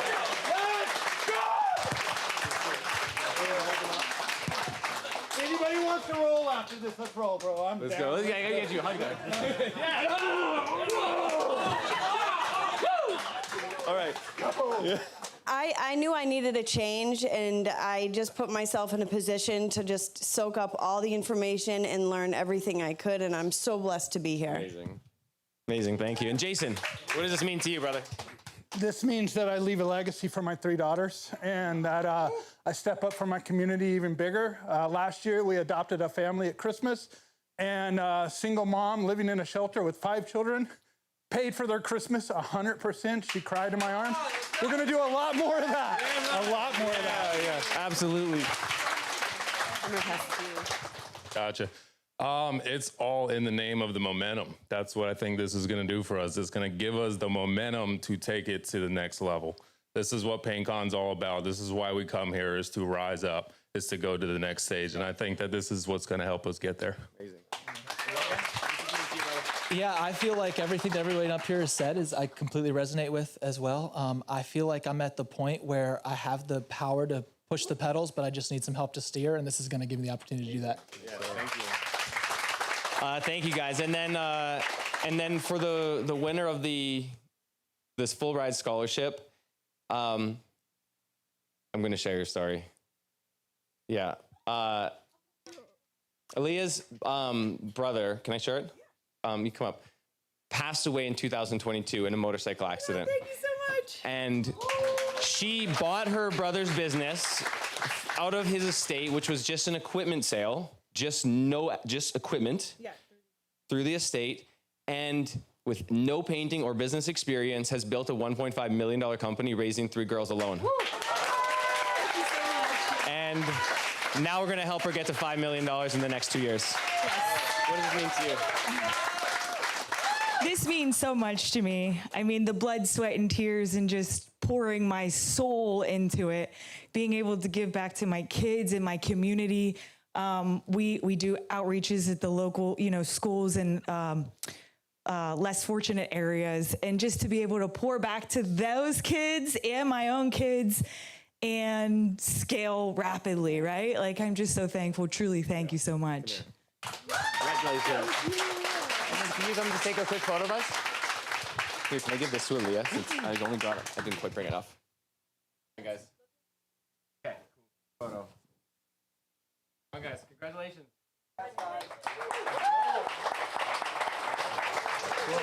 Yeah, I'll reach out to you guys right after this. Okay. Thank you so much. Talk after, man. Cool. Thanks, everybody. Now, Can I do Brandon's intro? Can I do Brandon's intro? Brandon Vaughn is, not even kidding, the smartest entrepreneur I know. I look up to Brandon as the pinnacle of what entrepreneurship should be. He has built so many incredible businesses. He recently sold Conquer Coaching to a software company. He built Wise Coatings to 40 plus locations. Now he's building HireBus to be the next $1 billion company in the trades industry. I personally get mentored by him, and every time I talk to him about my business, my whole business model changes. He is the smartest man I know, Brandon Vaughn. Wow. That's awesome. Appreciate you. Appreciate you. We are 1.9 days into PaintCon. How's everyone feeling? I'm going to make the last 0.1% actually, like bring the energy. That's my goal. I think that this stage just brings out the masculinity from what I've seen, At least that's what I'm hoping for. If we could just get everyone to stand up really quickly. Really, really fast. If you're farther than like arms or distance away from someone, scoot in a little bit closer to your neighbor. Last little thing. Everyone take your arms and just like nice big tall stretch up, okay? Put your hands straight forward like this, okay? 90-degree angle like this. Want everyone to face that wall back there. And then give your neighbor in front of you a little karate chop back massage. Little karate chop back massage. Lean on, yeah, good. Now turn around the other way. Give it back, pay it back. How did they do? They did a good job. Okay, great. Everyone shake it off. Sit back down again. Thank you. Loosen up a little bit. Feels better, right? Hopefully the person behind you wasn't like, right in the neck or something. Let's start off with a statistic. And I want to see if this is true. I want you guys to see if you feel like this is true. 91%. Very interesting number. The reason why this is such an interesting statistic, I have to be careful, statistic, when I heard this stat, my mind was kind of blown. There's this interesting correlation. 91% of all home service business owners are either today still on the tools doing the work, or have at one point been on the tools doing the work. The vast majority of them are still on the tools doing the work. If that's you either started on the tools or you're still on the tools right now. Raise your hand. Raise your hand. If you are still on the tools now, or if you've ever been on the tools, raise your hand with painting. There we go. All right. About 91% of the room. What's interesting about this number is that 91% of all NFL team owners have never played football before. Isn't that kind of wild? What is it about them that causes them to feel like they don't need to know how to play football, actually professionally play football, in order for them to own a football team? They're the owner. You got to know what you're doing. Not in the case of this man right here. Raise your hand if you recognize this man. Love him, hate him. Robert Kraft is a very savvy businessman. Did you know his background is actually paper products? That's how he came to all of his fortune, was in paper products, like logging, turning into paper products, Kraft paper. So Robert Kraft bought the New England Patriots. Love him or hate him, deflators, whatever you want to call them. It's very interesting how he came to be a football team owner. This is what happened. He bought this business for $172 million. Now, this was crazy at the time because it was the most anyone has ever paid for a football team before. People are like, what is going on? You want to know why people thought it was so crazy? Because they had the first draft pick. What does it mean when a football team has the first draft pick? They suck. Are they the best team in the league? Oh, okay. Patriots fan right here. Were they the best team in the league? No. The answer is no. The correct answer is no. They were the worst. That's why they had the first draft pick. You get the first pick of the star players, first draft pick. It's like how you can kind of get the edge back again. So first draft pick, $172 million. What's interesting, Robert Kraft gave it away. Did you know that? He gave away his first draft pick. He traded it. He traded it for the opportunity to talk to this man right here, Bill Belichick. Kind of fascinating. Why did he do that? Well, he bought this team, and he knew, I don't know anything about a football team. I need to go find someone really good. So he found this guy. Now, what's interesting is that the culture of that company, company, was they hated him. They didn't empower him. The leadership there did not empower Bill Belichick to actually make a difference. Bill Belichick hated that company he worked for, was happy to leave. And could you imagine getting your picture on the front page of the New York Post with the words, "Good riddance"? Like, people didn't love him either.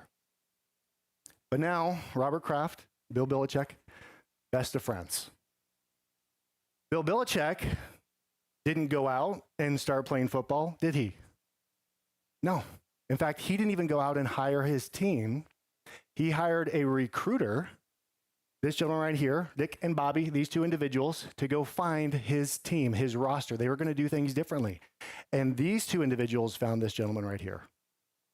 Tom Brady, love him or hate him, it's very fascinating that he actually deliberately takes lower pay in order to allow the company to be able to afford more talent, optimized to win Super Bowls. When you really study the playbook that this man, Robert Kraft, put in place, it's a master class in an owner-investor. Get the right team, and we're going to talk about these 4 other secrets as well to be able to scale and grow. What were the results?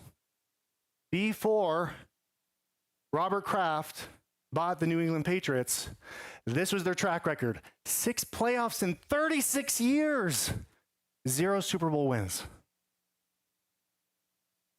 After, next 27 years, they were in 21 playoffs, 6 Super Bowl wins. Go from the worst team, but to the best. 6 Super Bowl wins, history makers.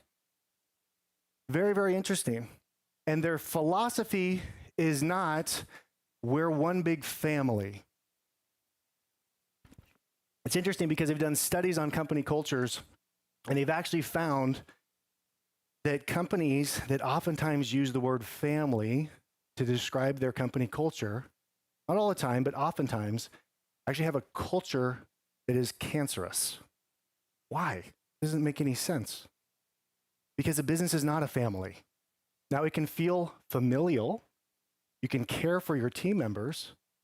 But at the end of the day, a business is a team. You don't fire your brother or your sister. You put up with them no matter what.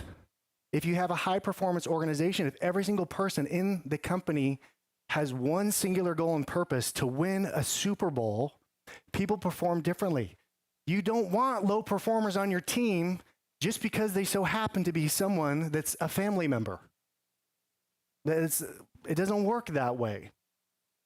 But if everyone's unified in one goal with a common mission, some magical things can happen. And you can form very, very close bonds with other high performers on your team when you're unified with one singular goal. Robert Kraft knew this, Bill Belichick knew this, Tom Brady knew this, and so does anyone who grows a successful business, is that at the end of the day, it comes down to one unified mission. You can still feel like a family. In fact, the best high-performing organizations feel like family because they care for each other, because they know that their care drives high performance. So my question to you, in your company, who do you want to be? You want to be the player on the field? You want to be the coach on the sideline? You want to be the owner in the box seat? Please, own men celebrating like little kids in their box. Must feel to win those kind of Super Bowls, I guess. It does feel good to win. And everyone else on the field, they're celebrating the exact same way. By the way, my name is Brandon. This is me as a child, my child photo up on the wall, because my whole life I've had ADD. I would say I suffered with it, but I've actually learned to harness it as a superpower in my life. Thank goodness. But it's because I've learned several things that I kind of want to share with you guys. The bottom line is I am unemployable. I've tried going out and getting a job once, but since the day I turned 18, I've been self-employed, 100% commission only pay, like we all are as entrepreneurs. That's it. Your paycheck, everybody, it's correct. If you're an owner, because you're on 100% commission as well. But my resume, I mean, it literally would look like this. Strengths, works well under pressure. Weaknesses, doesn't work otherwise. Anyone else feel that a little bit sometimes? Why we got to manufacture accountability in our life and some pressure? I feel like I need professional babysitters around me to actually make sure that I get stuff done. And my team, when I show this slide, they laugh a little too hard, a little too hard when they see this. I've started out as the owner-operator path. My dad was an owner-operator business owner, and I followed in the exact same footsteps. Guy in the tool, doing the things. It wasn't until I had some unbelievable mentors. I am not special. I am not this incredible person that just, has all these fantastic ideas. I have made every single stupid mistake that you could possibly make as a business owner. I'm convinced of that. But I've had a lot of really great mentors along the way that I've just decided to just listen to. And if there's one thing I feel like I'm good at, it's actually just sending it. Where's my Canadians at? You just got to send it. You just got to send it. You know I'm going to send it. Hey? No? Okay. Larry? No? Any other Larry fans in the room? Yeah, there we go. You just got to send it. And that's what I've done. I'm very risk averse. Maybe that's part of my ADHD, low executive function. I just go. But I've executed. And along the way, I built some really cool companies I'm very proud of. I built my owner-operator window cleaner pressure washing business to 70 employees. Sold that company. Started another company, Conquer. Sold that company. More recently, started a garage floor coatings company in 2021. This time, I decided to do something different. No work in the field from day one. No sales, literally no sales calls, period. No estimates from day one. Don't answer any phone calls from any customers, ever, from day one. I just hire people, focus on marketing, get really good marketing agencies like Lucas, and drive sales, and then get a really good team to come in and run the place. And I grew that company faster than I have anything else to date. Went from 0 locations to 39 locations across the country in about 4 years. Thank you. I'm going to show you the formula for it, and you're going to laugh when you see it because it's so stupidly simple. You will say, is it really that easy? It is. It really, really is. And we're going to talk about perfecting that balance. I do own multiple businesses. I have about 12 in my portfolio. One of my portfolio companies is Hammer and Forge. We're doing an electrical roll-up, so electrical companies. In the United States, I actually own an electrical company in Tucson, Arizona, about earlier this year, and we're buying more electrical companies up in the area. This is Volt Vikings. And HireBus, my full-time gig. So I have CEOs and GMs that run every single one of my companies. The one company I'm CEO of that I'm in every day is HireBus. Hope you guys come and talk to us if you want to find some great talent. All right, we're going to talk about 4 secrets. 4 secrets of an owner investor. First one is collapsing time. Collapsing time. It was so cool hearing Andy talk about time and the correlation. Anyone that I talk to, any entrepreneur, any wealthy individual, they talk about time with such reverence. They talk about it differently. And they should. Everybody here should. Because time is an infinitely valuable currency. You can spend money, you can save it, you can lose it all, but you can gain it back again. Time's not that way. Every day, every hour, every minute, every second. Time gets spent whether you want it to or not. You can't get it back. But too often, what do? We trade our time to save money. Why do we do that? If we all know, we all get that. Like we hear that, you're like, duh, infinitely more valuable. But we do this all the time. We fall into the DIY death trap. Wealthy people, they don't think in terms of money, they think in terms of time. Case in point, even this individual right here will make $1 million. May take him 30 years. Wealthy people think, how do I make $1 million? In an hour, in a minute. Or you look at someone like Jeff Bezos, who has a net worth of some stupid billion-dollar number. It's like $194 billion or something. He can spend $9 million a minute, and his net worth never goes down. Like, let that sink in for a second.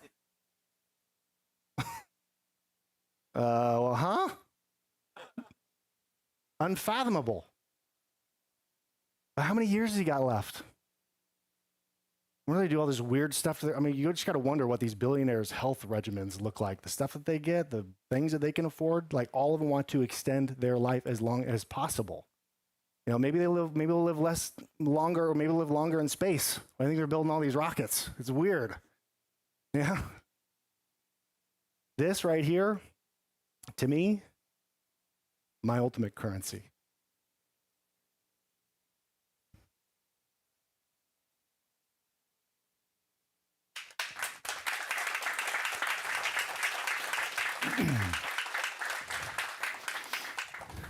Thank you. It gave me time to compose myself. Time with your kids, your family. My wife and I, we did something very interesting. I saw this chart online somewhere. It's a chart of your child. 18 rows, 18 years, 52 columns, 52 weeks. Every week that goes by, you fill in a dot. Every week. We did this. This is my son, Ethan. My daughter's chart, we did this. It's full. She's 18. At that point in time, things change. You have precious time with your kids. And when I look at this, I'm like, I got 4 more family vacations with my son until he's a grown adult. If I do it once a year for summer, how do we choose to spend the time that we have? Well, you know, I'm working hard, I'm grinding, I'm hustling right now because then I'll be able to give my family X, Y, Z. They understand the sacrifice I'm making now so that later, who are we to say if later's a thing? Who are we? Time is the ultimate motivator and driver of how we spend it. This is a chart that really wrecked me. This shows how many hours per month you spend with your children in their lifetime. Notice the sharp drop off. The fact of the matter is that by the time your kids are 18 years old, you will have already spent 90% of all of their time with you by the time they're 18. Think about it. You're with them every single day, all day long. And they're 18, college, life, marriage, spouse. How many hours a week do you spend with your parents in person? These are your children who will experience something similar. My dad, average life expectancy, 76 years old. This is my father where he's at. His dots are full. If I go on a family vacation with my dad once a summer, how many family vacations do I have left to be in person with my dad? It changes your perspective. It changes it. And you know what? It should change it. Because money, let me tell you, it means nothing in comparison to time. No wonder the wealthiest people on the planet only think in terms of time. No wonder they will spend all the money to collapse time. What a trade-off. How much to trade for a currency that's infinitely valuable? Yeah. I could DIY it. It could take me a year. It could take me 4 years to do it. I could work the extra hours. I could work nights. I could work weekends. I could sacrifice it. Why? What's the point? What is ultimate wealth? Time. How do we spend our dots? How do we fill in our circles? Highly recommend going and printing off this chart, putting it up on your wall, taking a picture of it, post it on social media, spread some positivity in the world, and circle that dot every week on the day with your spouse and watch what changes in your mind. Maybe you start scheduling date nights a little more often with your spouse. Maybe you put reminders on your phone to call your parents a little bit more often. Maybe you're a little more intentional about coming home in the evenings and spending time with your kids. It's wild. But we have this weird thing with time where it feels infinite. It's not. Secret number 2. Who, not how. Fantastic book, by the way. If you haven't had a chance to read it, by Dr. Benjamin Hardy, Dan Sullivan, highly recommend it. Who, not how. You'll hear this, you hear Andy Elliott talk about it. I'm telling you, success leaves clues. I'm not the originator of any of these ideas, but I've learned in my life that it is all about the who. Richard Branson, when he wanted to go start Virgin Cruise Lines, what did he do? He'd never done a cruise line company before. He got the number 2 at Carnival. Made him CEO. What a boss move. Recruit that guy away. 25 years experience, plugged him right in. My production manager, my first, well, I'll call my big boy pants hire, Steve, operations manager for a trailer manufacturing facility. He came in and transformed my business. I was able to look at him and say, bro, I want to break you. I want to grow this so fast. You better keep up. Hire trucks or hire techs, get trucks, get the inventory. Let's go. And he did. And we were adding a truck a month our last year of All Clean, ramping up. Hired 25 technicians in 30 days to kick off our busy season. Like, it was go time. And they landed fully trained to run their own crews in 1 month's time. Training program was impeccable because of this guy, because that's what he did in his job. It's like, easy, let's go. Ex-military, strong.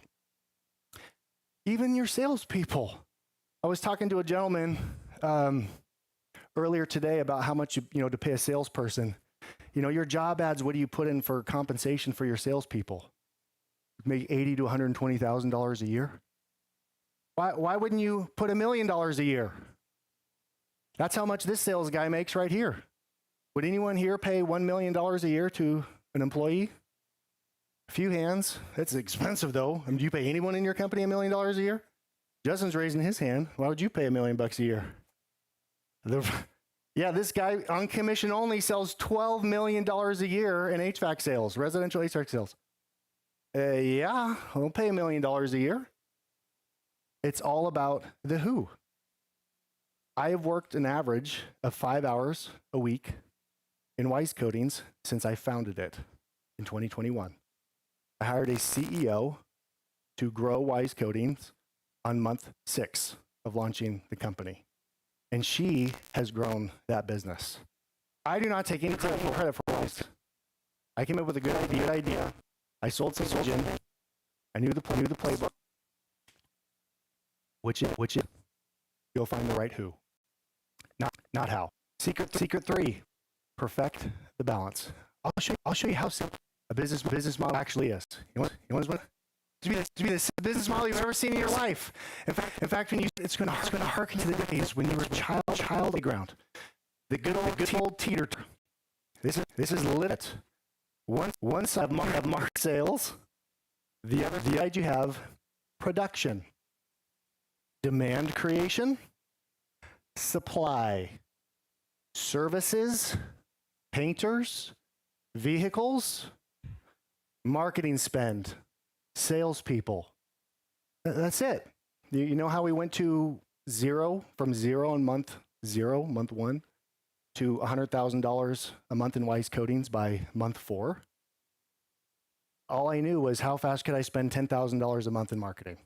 How fast could I spend $10,000 a month to Facebook? All I did. First 100K, 100% spend on Facebook. That's it. So if I knew I was at $6,000 a month in spend over here, or I had too many techs, I would run out of work, right? So when I put a new truck on the road, I hired 2 more technicians. What do I need to do? I need to put more money over here. And if I overcorrect and I spend too much and I don't hire the next crews, guess what happens? We get booked out for 2 months. You're usually like wasting all this money, all this spend. Some people like wearing it like a comfort blanket. I'm booked out for so long. You know how much money you're wasting? Put another truck on the road. Let's go. Balance the growth. Don't be scared. It's okay. Spend it. You want this to be balanced. And all this is like systems and stuff and managers and teams. Yeah, that's a little footnote there for you. This is like the business. This is simple though, right? I guess. No, I know it's more complicated than that, but that at the end of the day, the most important thing. So 120K, $12,000 in spend, one salesperson. One salesperson, and this is my floor coatings company, by the way. They can sell 120K a month. No problem. Keep 2 trucks busy. One salesperson, 2 trucks busy. Supply, 2 trucks, 4 technicians. My floor coatings business, 60K a month, 1 truck, 2 technicians. So this is balanced here. You had a quick question? This is how much I spend on marketing right here. This is my marketing spend. This goes to Facebook, mostly Facebook. A little bit might go to Thumbtack, some other channels, but I like digital channels. 2 trucks, 4 techs. Anyone want to wager a guess on how we do $2 million a month? Yeah. $200,000. $200,000 a month in spend. 16 salespeople. This is not that big of a company. 16 salespeople is not that much. That's easy. 16 salespeople. And then over here, there's only 33 trucks. That's easy. 16 technicians. I mean, I'm not in one market. I'm all over the place. I got a bunch of locations. We're like, popping little locations out. But it's math. It's really simple math. If I want to put another truck on the road, I go buy the truck, I hire 2 technicians, and then I increase my marketing spend by $6,000. I want to do 2 trucks, right? Like you see it. So what's your goal for this year, for next year? What do you want it to be? What's your monthly revenue right now? What would you like it to be? Fortunately, it's really, really simple math. You can do this in a really easy spreadsheet that looks kind of like this. So this is just this is a 9-line P&L. It's not very complicated. Have target monthly revenue in the first column, goal monthly revenue in the last column, 12 months. I have my materials and labor, rough COGS, my marketing spend, how much I pay my salespeople, other overhead, like just bucketed, nice, simple numbers. And then this sheet actually spits out exactly how many hires you need to make in order to do that amount of revenue. How many technicians you need to do, how many salespeople you need to hire. And these are drivers down here. How much revenue per technician do you do per day? How much could a salesperson sell? How much do you pay some of your key managers like office managers, project managers, director of operations, director of admin? Like how much do you pay those individuals? When should you kind of roughly hire those individuals at what revenue thresholds? So we actually have this as a free tool. Would you guys like it? You guys want to fill it out right now? It'll take 30 seconds, build you your whole plan. You guys ready? We're gonna do a little workshop, okay? I'm gonna not talk for like a minute, and we're gonna fill this out. Go ahead and scan this real quick. I'll step back so everyone can scan it. I can't promise anything.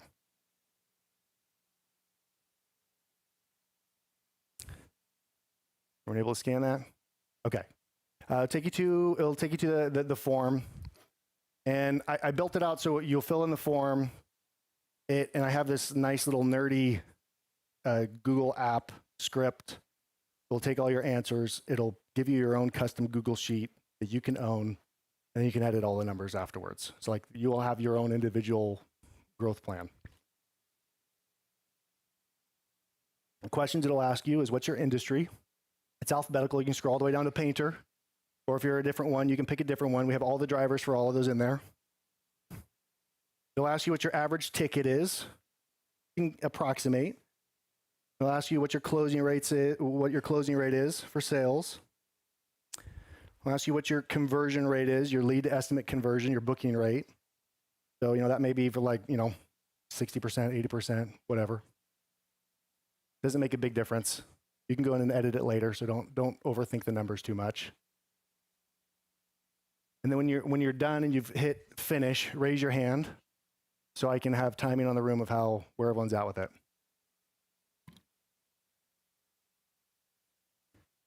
Okay, first guy's done. Raise your hand when you're finished. The next one. Yep, question?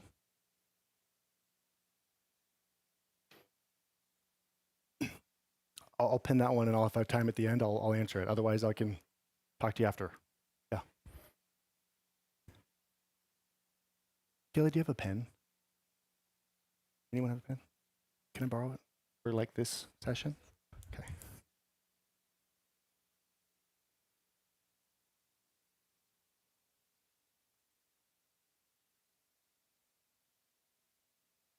Raise your hand if you have it done.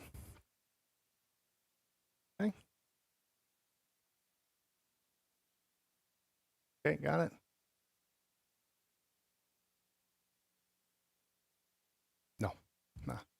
No, you'll get it. It takes about 5 minutes for the app script to run. You'll get an email link, and it'll also text you a link to it as well. Done. Good. Done. Done. All right. See a lot more hands popping up. Okay. Raise your hand if you are not done. You're still working on it. You need an extra bit of time. Raise your hand if you need an extra bit of time. Okay. I don't see anyone's hands go up. Awesome. Okay. So what you'll get in about 5 minutes, you'll get a link to your Google Sheet. It's your growth plan, unique just to you. All your exact goal, exactly what the monthly step up should be, your full 9-line P&L, exactly how many hires you need to make over the next 12 months. Completely done for you. That's pretty cool, right? That's nice.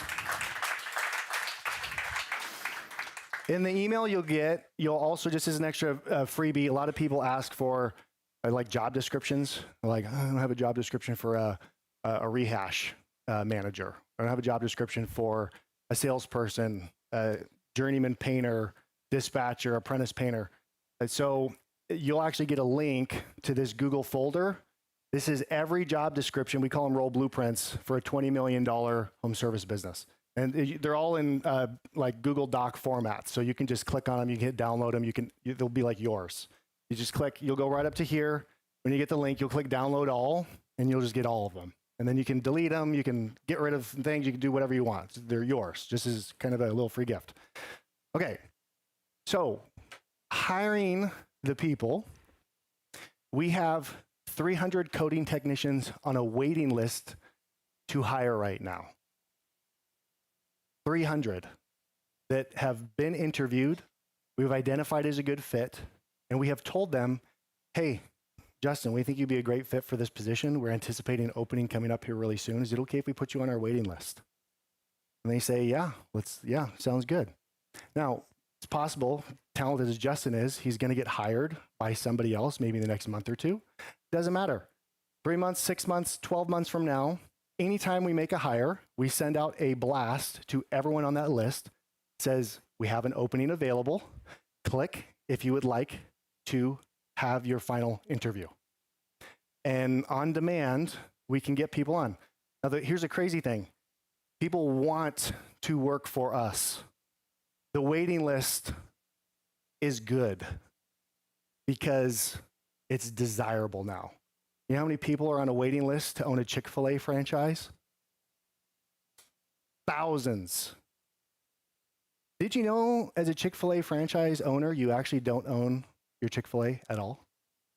You make about $250,000 a year, and you have to work 6 days a week. You have to. You do not own any equity in your franchise. And there's people on a waiting list for it. There will be people will go and work as a fry cook at Chick-fil-A to hopefully one day possibly be considered as a franchise owner. Wild.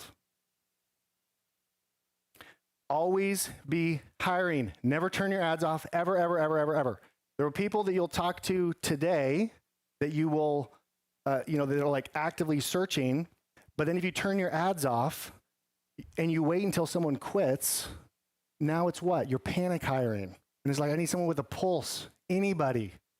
Guess who are the people you get? People that barely have a pulse. Barely. You have to always be hiring, always be interviewing. And two things are going to magically happen. One, people in your team, when they see people constantly coming in for interviews, they tuck in their shirts a little bit more and they do their checklists and they stop saying, what are you going to do? Fire me?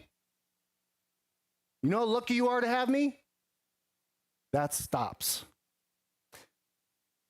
Friends, it's okay to fire people on your team. You don't have to wait for them to quit. I know you know the person in your head right now you're thinking about. You want to let go for a while because it's not doing the checkout. I see you smiling, I see you laughing, you're looking at each other. You're dapping each other. You're like, yeah, you know. Oh, savage. Don't point at the guy in the room with you. Bro. But you know you got to replace, but it's hard. It takes a lot of work. You got to train, you got all this stuff. It's like so much. Top grading is a real thing that every business owner does. You have a list of all of your people from first place down to bottom place, and you top grade.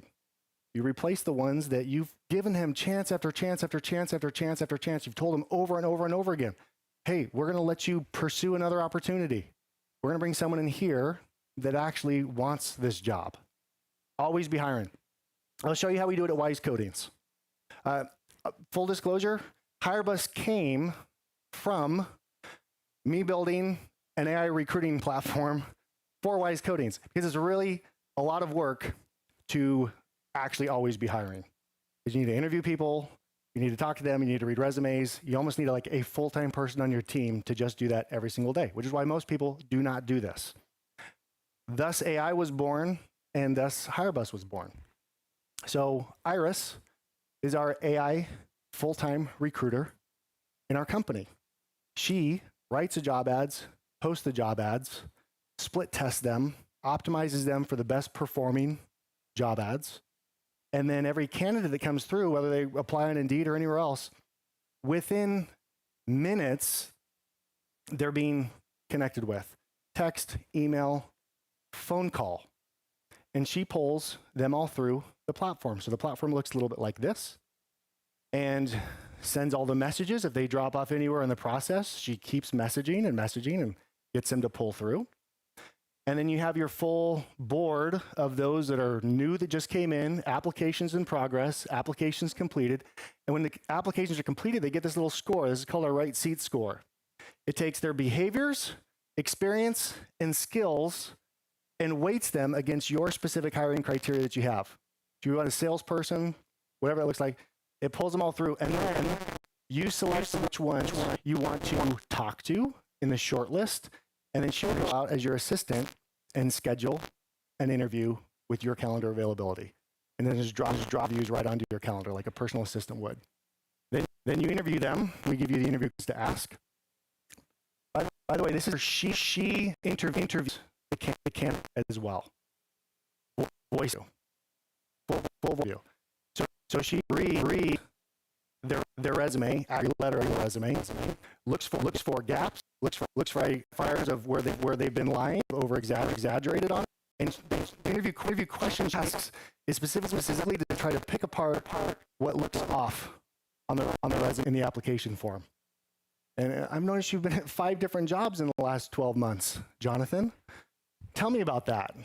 Like, she picks the questions to ask with the objective of trying to figure out, is this person actually going to be a good fit?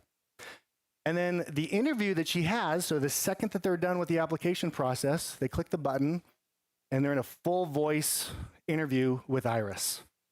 And she knows everything about the job because you've told her it. She knows everything about your company. She knows exactly the person you're looking for. And then you can read the entire transcript of the interview. So this is Iris. For sales, she does scenario-based questions. Okay, great. Here's the first scenario. You have an estimate scheduled at 2 p.m. You arrive on time, but the client's upset because they thought the estimate was at 1 p.m. How do you respond? And here's his response. Okay, thanks. Here's a second scenario. Can you walk me through a time you connected a product or service to a personal value that you thought a customer had? You know, it's just like, she'll ask all the questions in here. What interests you about the position? Can you describe how you build rapport with homeowners when you first meet them? And then she advises whether or not they're actually good. And then this is the benchmarks that we have. So she measures 21 different behavioral profiles. And then we have benchmarks for every position in a home service company off of millions of data points. And then this is your right seat score. So the average, and you have behaviors, experience, and skills. Strengths. This, by the way, this is no drip painting. This is an actual client that we have that has 9 pipelines open with us right now. For outside sales rep, strengths, 5 years as an HVAC home comfort advisor with a stated 60% close rate and a 2.5 to 3 million annual sales. Demonstrates strong homeowner-facing selling ability. Wouldn't you like to have those individuals come in? And the difference is speed to lead. So within minutes of applying, Iris is already interviewing them on behalf of Wise Coatings. Skills, experience, all the summaries, all that stuff's all there. All calendar integration, all of that. If you want to learn more afterwards, come talk to me, because we can put Iris in your business. And it's way cheaper than you think. Secret number 4. Owner investors, they move very fast, right? And this has to do with the speed with time. Understanding the value of time. Have you ever seen those individuals that you know have big businesses? And when a speaker says like, hey, this is the book that I read, or this is the book that I recommend, like they got their phone out and they're on Amazon, they're like buying it. They execute so fast. Speed to execution is everything. So here's my offer. You guys give me permission to give you an offer here? You got to say yes. I got to hear yes. You have permission to oh, wow, that was a good one. Okay. Just buckle up. Just get ready. Just get ready, okay? What we do is we do 30-minute strategy sessions where we interview you. We go over exactly what your goals are for the next 12 months. And we put together a strategy plan for you. Whether you use us or you don't use us, you'll leave having a recruiting strategy. We'll give you all the tools and resources to do so, even example job ads that you can go out and you can post on your own. I'm a big fan of showing you exactly how to do everything yourself, because I know that on the back end, you have to talk to all these people, and Iris will do it way better. 12-month growth plan, career video script. So the exact career videos, if you want to check them out, you can go onto YouTube and you can type in Leveling Up at Wise Coatings. You'll see our careers video script. Every single person in here should have a sales video, a marketing video on what it's like to work at your company. Your employees are your internal customers. All the same marketing stuff that you have for your external customers, you should have for your internal customers. You do that by interviewing them. And I have all the questions on how we created ours. Give you the exact funnel templates that we use, the exact reminder sequences of text messages and everything else. Cost of ad hire calculator that you can plug in to see right now what your current team might be costing you. And then the role blueprints, which I already gave you for free. So actually this offer is a little bit less because I already gave you some of this. But this is also what this looks like. All these, including our ads that we run on Facebook. By the way, Facebook is a wildly good way to get in individuals, even better than Indeed, because the intent is different. You're getting people that aren't actively searching for a job, so you don't get all those career like serial hop like serial hoppers. They jump all over the place. They just want to do an application so they can tick off the box to get their unemployment. Keep getting that, those ones. So this here, you get this, and it's free. So I put limited to 25 spots on here, but the truth is that everybody in here can absolutely do it. Okay, I'll just be real with you. We can absolutely get everyone to do this if you're interested. This is how you'd book the call. So if you want to get on the call, you'll get on the call with TJ, Dan, or Mark. They're our top recruiters, including my COO. And we'll get on a call with you. We'll walk through everything. And I promise you, at the end of 30 minutes, not only will you get all the stuff that we talked about in the package, but you'll also leave with more clarity. And genuinely, I hope that we can show you why Iris is such a rock star assistant, that you could plug into your business and actually find incredible talent. If you feel like hiring is a bottleneck for you right now, I promise you, this can absolutely help improve it. Robert Kraft, Bill Belichick, best of friends. Remember how much he bought that business for? Who remembers? Let's go, 172 million. Good memory. That was good. You know how much that business is worth now?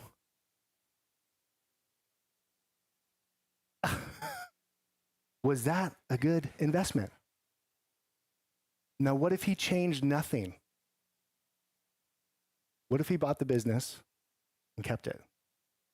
And kept the managers, kept the team, kept the coaches, and continued to have the worst NFL team with the first draft pick? What if he used that first draft pick to go get a star quarterback and blow all of his budget on some rock star? No difference. The value came from his investment he made in his team. Who, not how. Collapse time. Who, not how. Balance your growth and speed of execution. Thank you guys so much for having me. My pleasure. Let's go.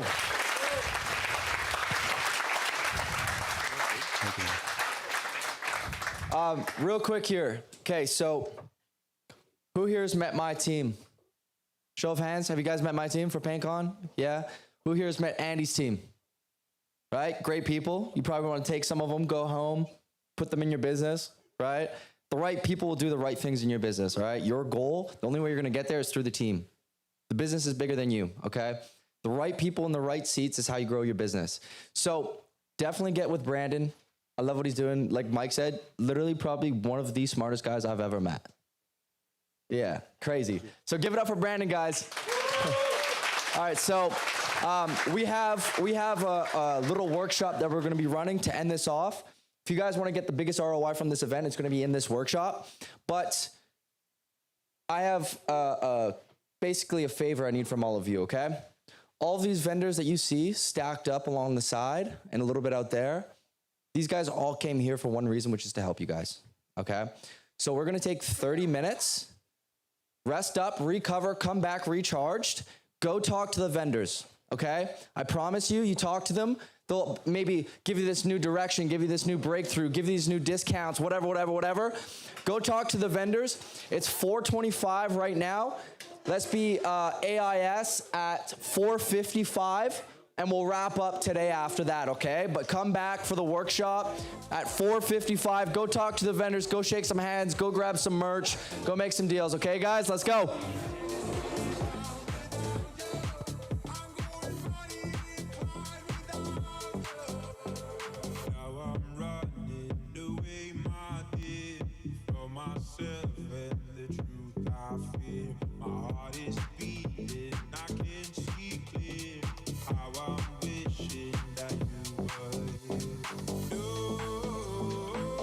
Said you follow me anywhere. Do you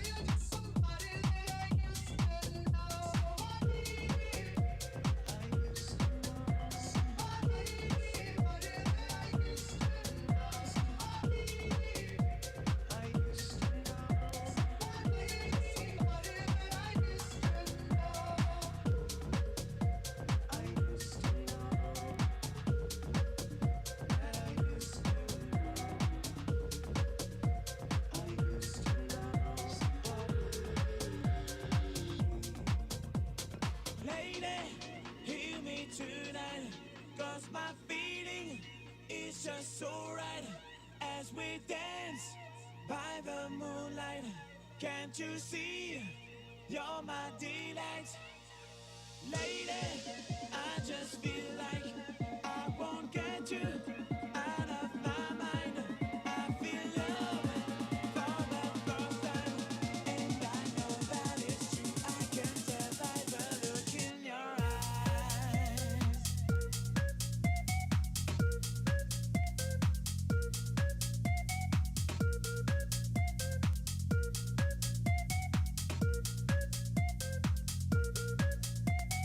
Lady, hear me tonight, 'cause my feeling is just so right as we dance by the moonlight. Can't you see? You're my delight.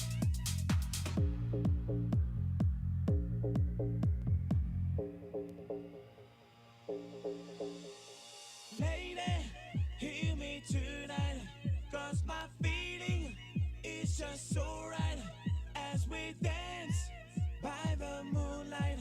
Can't you see? You're my delight. Lady, I just feel like I won't get you out of my mind. I feel love for the first time, and I know that it's true. I can tell by the look in your eyes.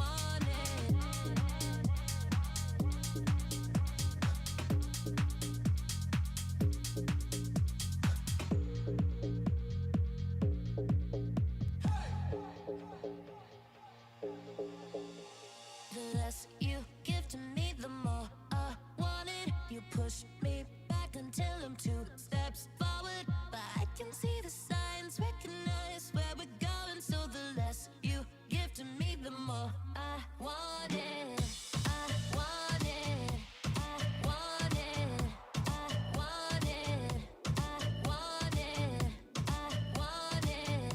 I want it. 1, 2, 3, 4, 1, 2, 3. I know you want me. You know I want you. I know you want me. You know I want you. I know you want me. You know I want you. I know you want me. You know I want you. 1, 2, 3, 4, 1, 2, 3, 4. Rumba, sí. Ella quiere su rumba. Rumba, sí. Ella quiere su rumba. Si es verdad que tú eres guapa, yo te voy a poner gozar. Tú tienes la boca grande, dale, ponte a jugar. 1, 2, 3, 4, 1, 2, 3, 4. Stick to the top, on my way to the top. Your pit got it locked from goose to the locks. R.I.P. a big impact, that he's not, but damn he's hot. Label flop, but pit won't stop. Got her in the cockpit playing with bits. Now watch me make a movie like Albert Hitchcock. Enjoy me. You know I want you. I know you want me. You know I want you. I know you want me. You know I want you. I know you want me. You know I want you. This time, baby, I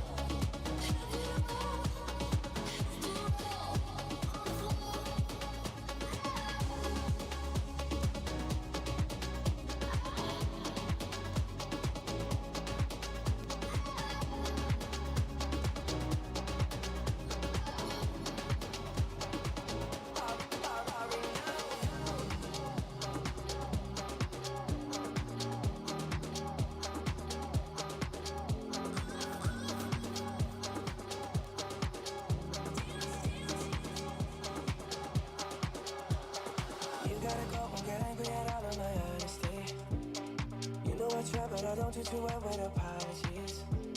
I hope I don't run out of time, can someone call a referee? Cause I just need one more shot, have forgiveness. I know you know that I made those mistakes maybe once or twice. And by once or twice, I mean maybe a couple of 100 times. So let me redeem on myself tonight. Cause I just need one more shot, second chances. Yeah, is it too late now to say sorry? Cause I'm missing more than just your body. Oh, is it too late now to say sorry? Yeah, I know that I let you down. Is it too late to say I'm sorry now?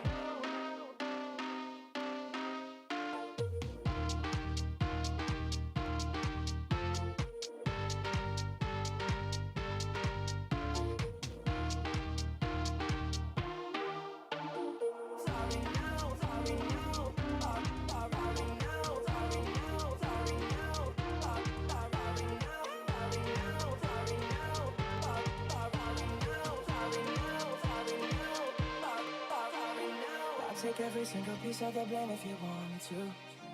But you know that there is no innocent one in this game for two.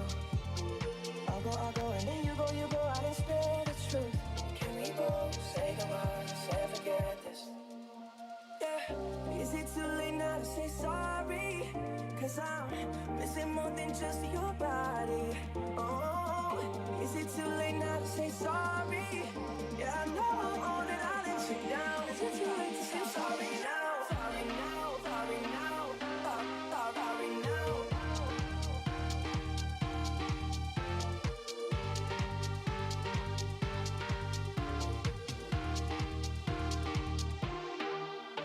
Yeah, is it too late now to say sorry?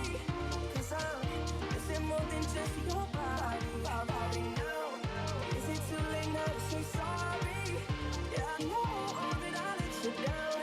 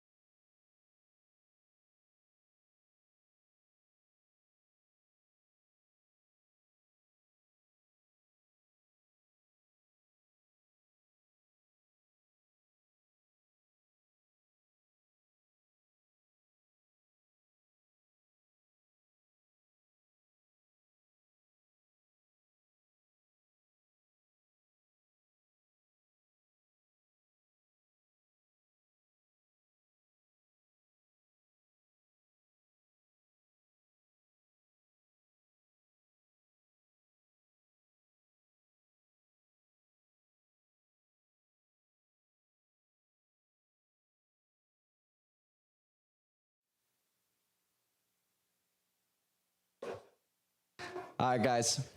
So I want to wrap this event up with something to help you guys get the biggest return. But before I do, I mean, you've seen me with my beautiful girlfriend here, Christina. You know, I talk a lot about like leadership and showing up and things like that. But to be completely transparent, over the last couple of weeks, I've just been so instilled into this, and my energy's been into this. I've been going to bed at like 2 a.m., up at 6, jumping into work, everything like that. And she's just been such a rock in all of that. So I just want to, first of all, give her a big round of applause. And I'm going to give her a few seconds just to introduce herself and just speak from the heart a little bit. Hi. I don't usually do this. I don't talk in front of crowds, but I'm Christina. And thank you, guys. It has been so inspiring to watch you all and to see you all come here for Lucas and for the industry and just all come together as a community. It's been beautiful. And I'm so proud of you. I think I can speak for all of us that we are all so inspired by you and we all look up to you. And I think each and every one of you guys are so awesome. And I can't wait for PaintCon 2026. Let's kill it, guys. So, Christina owns a hair salon. And so everyone know like Jason Phillips, right? So what he does is he pushes his whole team through a DISC assessment. And a couple of weeks when we just first started dating, I was like, hey, I need you to take this behavior analysis. Because I was like, hey, if I'm gonna like see a future with you, I wanna know how to, you know, the strengths, the weaknesses, how to react in a certain situation. She's like, what the fuck? Like, why is he making me do this? Like, she's like, is this the Tinder swindler right here? Like, what's going on? No, but yeah, so it turns out our personalities are like identical. And what really got me too is just how supportive she was and how understanding she was. Like, building a business is so freaking hard. Like I said, it just demands like so much energy from you, and having the wrong partner, having the wrong person, having the wrong friend, the wrong teammate, that just pushes you down even harder, right? But having the right person, man, that just skyrockets everything. And having such a beautiful person just inside and out in my corner helping me out and just build this entire thing. Like, she's just done wonders. And even during this event, she's like, we should change this for this. We should do this next time and all these other things. And it's just like, just incredible. So guys, give it up one more time for Christina. Love you, baby. Okay, guys. So, do you guys still have your workbooks? I know there was a little bit of like, when we were cleaning up, like some workbooks got pushed to the side.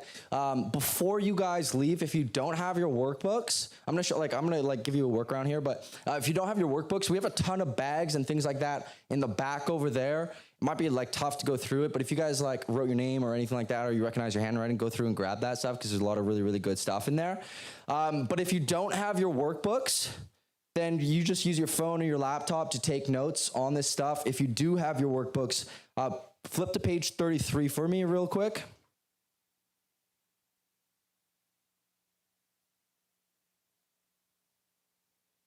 Cool. And if you don't have a workbook, or you do have a workbook and your neighbor doesn't, just like share the page with them. You don't have to write.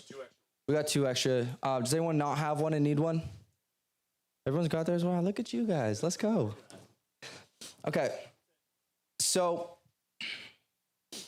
the title of this event is Setting the New Standard, right? That's not a jab at other events, that's a jab at you guys. The industry, the painting industry is beautiful. I love it. I'm just so grateful to have such a warm industry. But like Andy was saying, the home service space has some negative connotations to it, right? Cigarettes, gambling, drugs, all this other stuff. But the people that are really going to come across and come up front are the people that don't do that and surround themselves with positive behavior, right? So the kind of overall theme of this year is to set the new standard. And what that really comes down to is leadership, right? So I want you guys to take a moment and answer the following questions and just be completely vulnerable and transparent, right? In this event, you've probably heard things and it's just taking you down this rabbit hole and I need to do this and this and this and this and this. But self-reflection is the most beautiful thing. Like when I went through and I put Christina through that DISC assessment, we analyzed it together to be like, okay, for him, I shouldn't say this, or for her, I should do this, right? But you guys should be doing that on yourself, right? You have the most conversations with yourself on a daily basis. So have a little bit of self-reflection here of what are your greatest strengths and your greatest weaknesses as a leader. Take 2 minutes and write that down and just be fully transparent. Don't sugarcoat it. You don't need to sugarcoat it for yourself. If you suck as a leader, write down like, I suck as a leader. Okay, just be vulnerable and be honest with yourself, okay?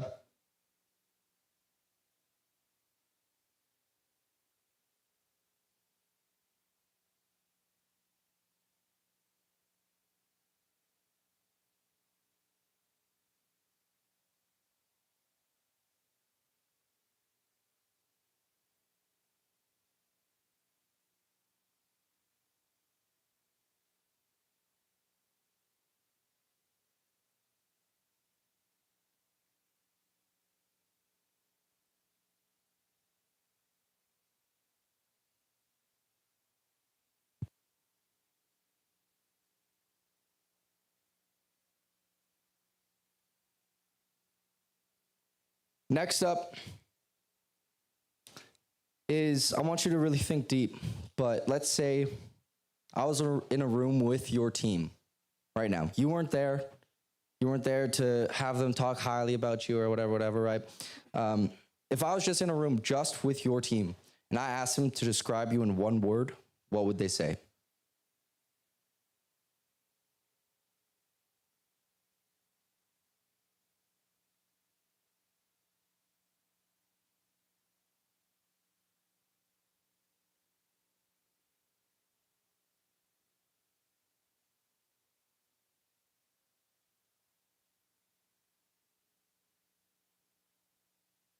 Now, show of hands, who would like to change the way that they're perceived as a leader? Right? Show of hands, who wrote a negative word down? Who wrote a positive one? Did you really mean the positive one, or are you just sugarcoating it for yourself? Really mean it?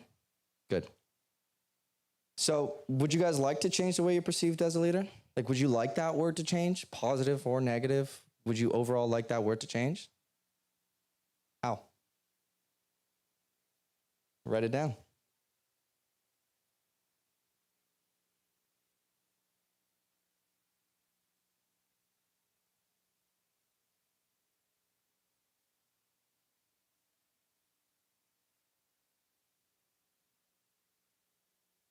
Now, the next one is about your vision, okay? Like I said, we probably came here not expecting things we might have learned, those 2 to 3 intentions we set on page 9 at the start of this. It might be completely different than what your intentions are now, right? And it's going to events is one of those things that's just like the more you know, the more you realize how much you don't know, right?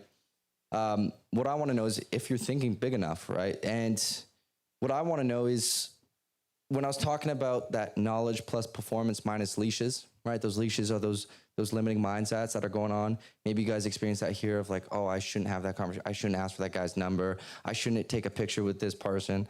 Right? What are some false beliefs that are going on in your mind right now? Or that you currently inhabit, or you've experienced this weekend, or you've been experiencing it up to this weekend? What are 2 things that you've been telling yourself you can't?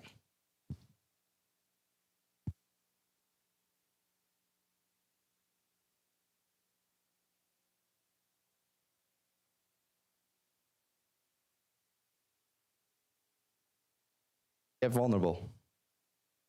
No one's going to read your paper. It's just you.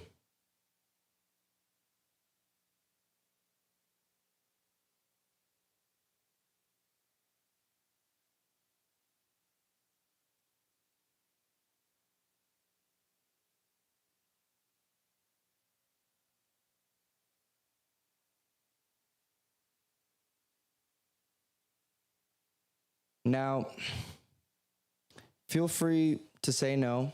Okay, I know this is a pretty big ask, but would anybody like to come up here and share what their false beliefs were or currently are?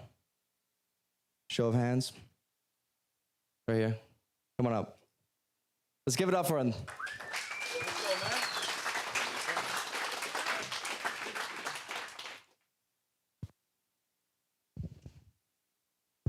Geez, feels like I'm always raising my hand. Thank you. So I'm very blessed to have a excellent sales team, thanks to Trade Launch and the team. I have a hard time, like I've been at a few events and a lot of it's painting, lots of painting companies in here. I think we might actually be like one of the only general contractors, if I'm not mistaken. So my guys are always put in the position where they're presenting super high ticket in front of homeowners and scripts aren't really applying. We have Rilla, we have these tools. So when I'm matching it and I'm like, this is a script they have memorized, this is the conversations that are happening to sell, completely different. But I do realize that as a limiting belief because everything can be systemized. It does not matter. It just needs to be dialed in. More time needs to be dumped into it instead of just throwing your hands up in the air like it's a painting script. That doesn't apply. So I think that's one, and that's one of the main focuses when we go back. Thank you, man. Thank you for sharing. Anybody else?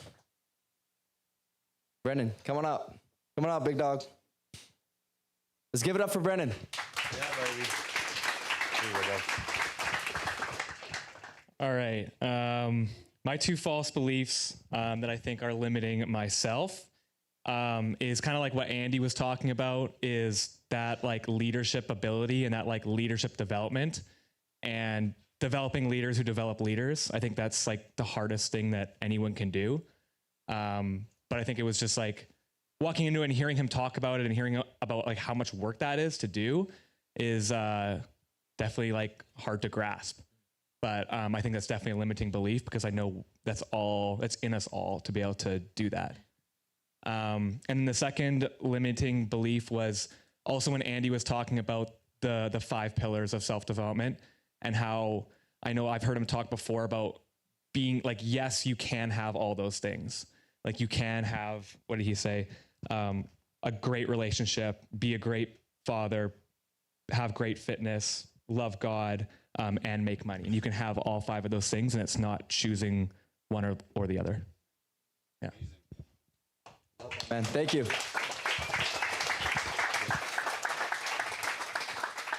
My good buddy Joel Mercado, coming up. Coming up, big dog. Let's give it up for Joel. So, Joel has a saying, and he told me this. Joel coaches me one-on-one every single week. And Joel told me this one saying that really stuck with me, and it said, if you say you can or you can't, either way, you're right. Okay? And these things that you're telling yourself, those conversations that you're having, like Andy built his business, like they do $100 million a year. All of this was because of a vision. And some of you have that shirt that says it's delusional until it works. And it absolutely is, right? And sometimes we're getting in our own way and we're holding ourselves back because of the limiting mindset, the leashes we have on ourselves. And if you could just clip those and cut those off, you guys are just doing insane numbers for your business. So, yeah, dude, Joel, I just want to thank you for bringing that to light. And I'll let you talk a little bit on this subject because I know that you're big into NLP, which is the neuro-linguistic programming, which is the conversations we have with ourselves. So do you want to like share a little bit on that? Yeah, I mean, it's kind of just like what we talked about yesterday when I was on stage, right? What you say is what you get, right? And last year, if you guys were here last year, I always said there's 2 types of people in this world. They either have to see it before they believe it, or they need to believe it before they see it, right? So it's super important for you guys to start casting the vision. And these aren't things I made up, right? Like I read so many books now. And by the way, 10 years ago, I didn't pick up a book ever in my life.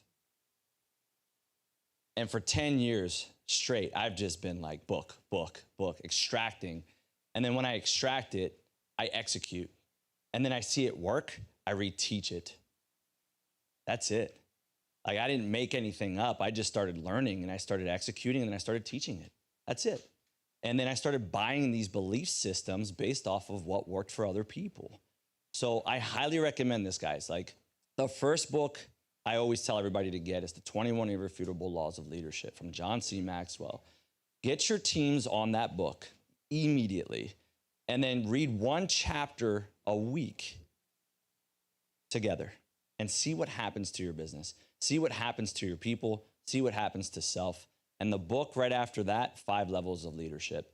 So you can understand what's the difference from a title and how to build leaders. You get those 2 books, shoot me a DM, see how you guys are doing with it. I would love to hear about your successes from there. Thank you. Thank you, brother.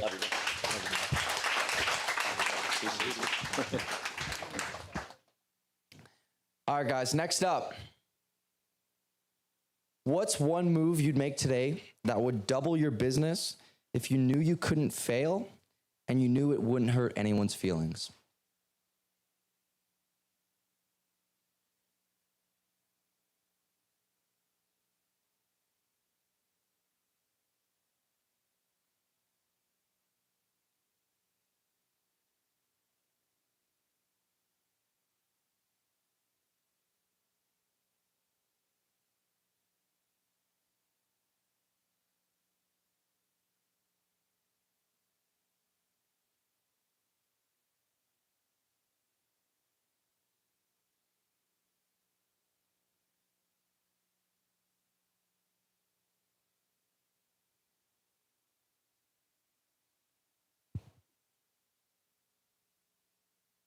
All right, now next.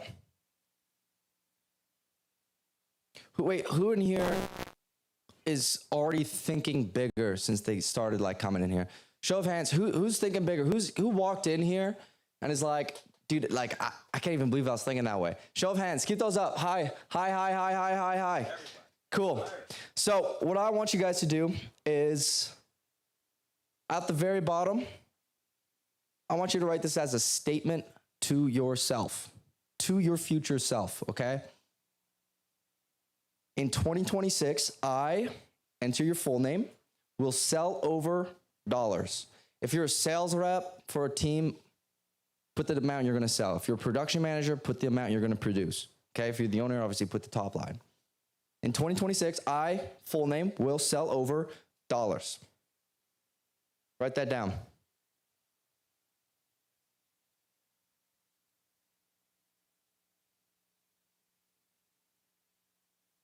Now, right below it, it says, in exchange, I will enter something you will develop, action, sacrifice, or change in order to get to your goal.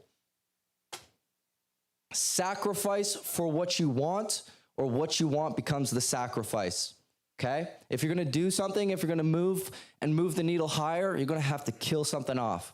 That could be gambling. Stop gambling, stop watching porn, stop hanging out with bad friends and losers and things like that. What are you going to sacrifice in order to get to your goal? Write that down.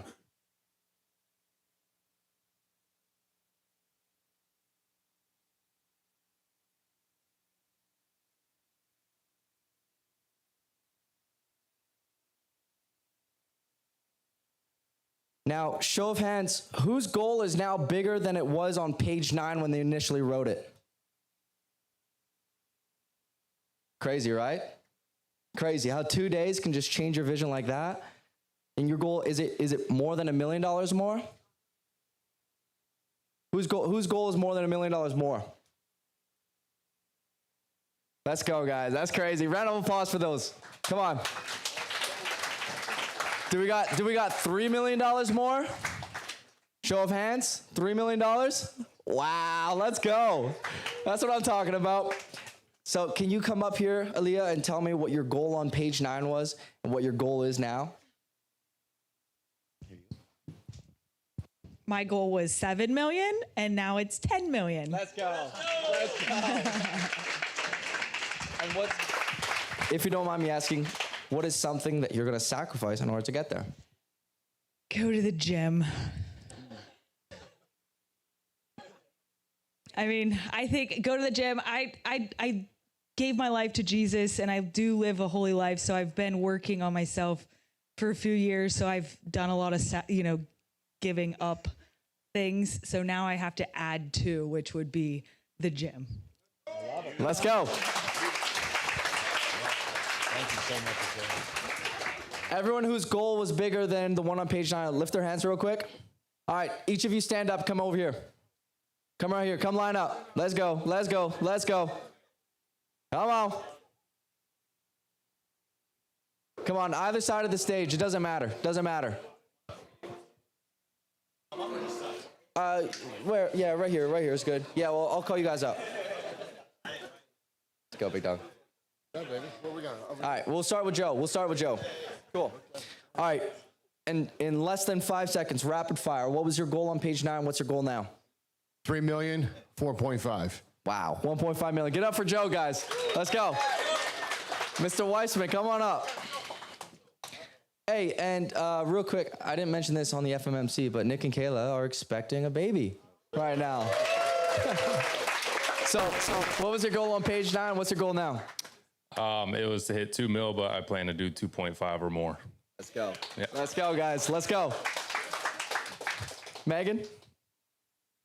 My goal was 2 million, and now it's going to be 3. Let's go. I love that. Go, Brendan. The goal is 4 million. We're gonna do 7. Let's go. Let's go. Amir, come on up, big dog. Yeah, so we were planning on doing 3, but I strongly believe with the teams that we're going to pick up here, we're going to hit 5. Let's go, man. Let's go, bro. Let's go. Let's go. Hey guys, this is all you can literally just by surrounding yourself and getting yourself in the right room and having the right conversations, you can propel your business forward. Okay? Now, real quick here, Brian, what you got? So last year, I was planning 2 million, but after the past 2 days, I'm going for 3. Let's go. Let's go. Birthday boy. My goal was 1 million, but I'm gonna go for 2. Let's go, man. Let's go. Was 8 million, now it's 10. I got the lowest number, 350K to $500,000. Dude, let's freaking go, man. Let's go, Jeremy. Let's go. I was at 3.5. I'm shooting for 5. Let's go, Walter. Hey, I'm gonna hit these guys quick over here, okay? Real quick. What's it at? I had 750, but I want to shoot for 1.25. My man, let's go. I had 3 million. I'm shooting for 4.5. Woo! I had $250,000, and now I'm at 2.5. Let's go, dude. Let's go. Let's go, Patty and Manny. I had 1.7. My wife put us at 2.5, so we're just... Oh, let's go. She scratched that thing off. She's like, let's go. I was at 1 million. Gonna shoot for 2. Amen, brother. Lock in. Connor? Same thing. I was at 1. Now I'm at 2. Boom. Yeah. Boom, big dog. Let's go. I was at 6 million. We're shooting for 12. So me and him are partners. We're gonna do 20 instead. Damn, dude. Let's go. I was at $500,000. I'm shooting for $1 million. Nice, my man, dude. My man. It was 1.7. We're going for 2. Dude, lock in, baby. We were gonna do 1 million. We want to do 1.5. Let's go. Let's go. Let's go. We were gonna add another million, and then after talking with Justin, might as well make it 3. Let's go. Hey guys, this is all 100% real proof that you step and you surround yourself with the right people. There's no dream big enough, right? You guys can literally do whatever you guys want. I said that at the beginning. You can get whatever you want in this life. Okay? I want the people that are just so freaking delusional. I want the underdogs that started from nothing and built something. Okay? I want the people that make my dreams look small. That's my goal, is to surround myself with people that make my dreams look small. Okay? So give it up for you guys, man. If your goal grew, even if it stayed the same, but you're going to get leaner and more profit or whatever, guys, just give it up for yourselves. That's incredible. Okay. Now, like I was saying, the reason your business is not where you want it to be right now is because of the actions that you take. Okay? So flip to page 34 here. You'll have 3 priorities. At the start, you set your intentions. Now, after talking to people, hearing from people, all these, your intentions might have changed a little bit. So I want you to write down your 3 top priorities that you are going to do as soon as you get home, and start that for the next 6 months, okay? Write down your 6-month game plan. Right below that, you're going to put the definition of done. So don't just have anything vague like, oh, increase our close rate. How much are you going to increase it by? Be specific.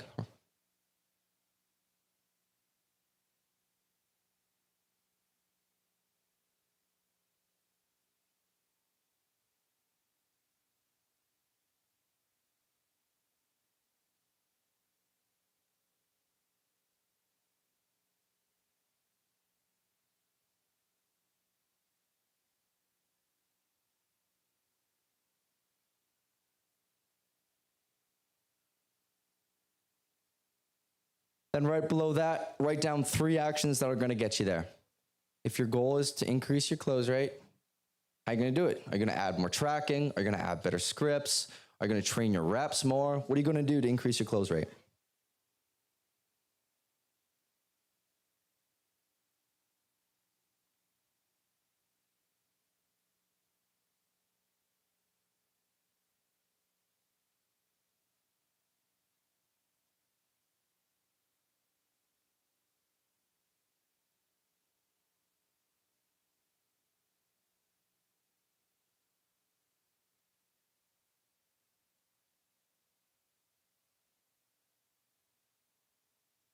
Cool. Everyone pretty much done? Or still working at it? Hand up if you need a little bit more time. We got 1. Okay.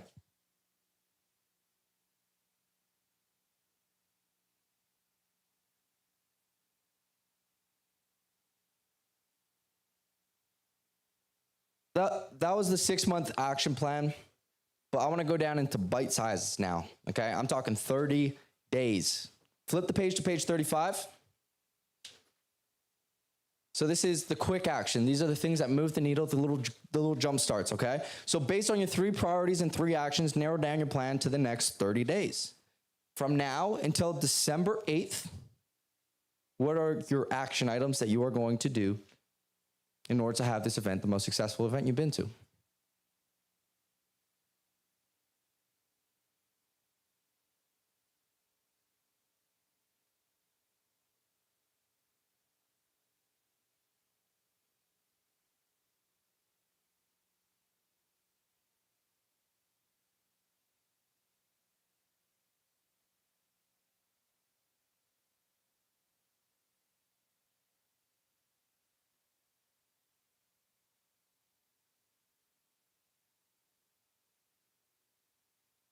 Okay, now, we broke down the 6 month to 30 days.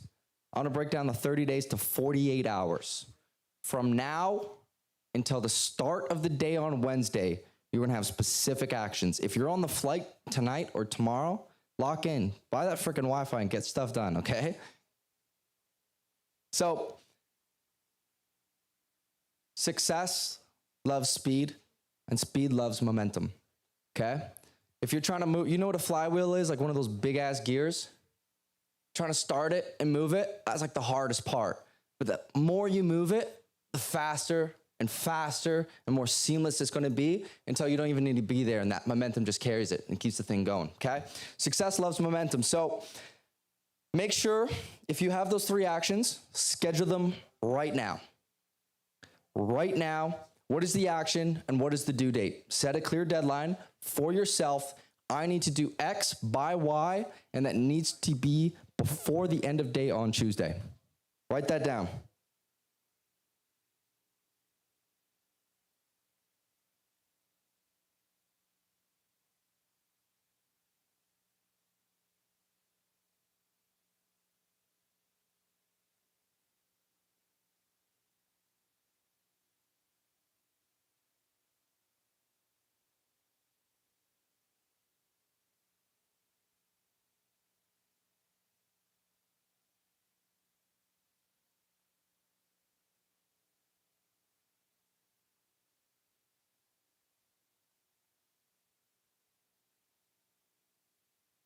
Okay, guys. Everyone pretty much wrapped up? Everyone knows a plan of attack? Okay. Now, what's important here is you guys are not on this journey alone. This is a community, okay? Each of us are here for, like I said, all these different stories and all these different backgrounds. We have to travel all these different hours in order to get here and take all this extra time away from our friends, our team, our family, whatever, to be here. but we're all here on the same mission, okay? So not just at events, but what's important is what happens after events and what happens with the community after events. So I want to stay tight with you guys, okay? And for you guys that took the offer, we have our stuff or whatever. But for everyone else, we have the PaintCon community chat. Like, everyone in there is so amazing and will answer any question you have. If you're like, what yard sign is working, lean on the community, okay? Or if you guys are like, how should I hire this person? What should my interview questions be for this sales rep or whatever? Lean on the community, because that's where the growth happens. And a person can be beat, but a team cannot be beat. And that's what I want to form here, is this big ass team that's across the nation or across, multiple countries. Like, we have a dude from Scotland that flew out here for the, like, this is such an amazing group of people that's all here on the same mission, which is for growth. But what I want to do real quick before I get you guys sent off, I want to give a call up my team. Can we have the FMM and PaintCon team come up here?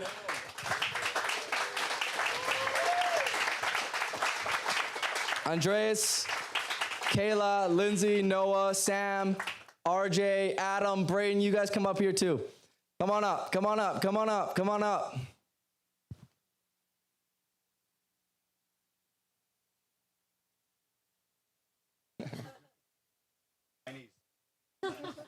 Cool, guys.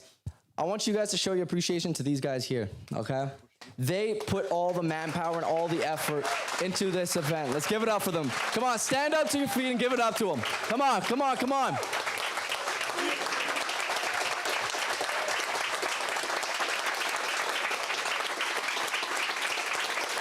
And I want to give a special shout to Kate, who's on partnerships and coordinator. Help put this all together.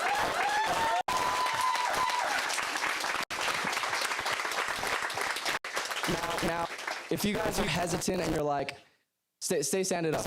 If you guys are hesitant and you're like, I'm afraid to ask a question to this person because I know their goals are bigger, or maybe I'm too whatever, lean on my team. Each of these people here is here to help, okay?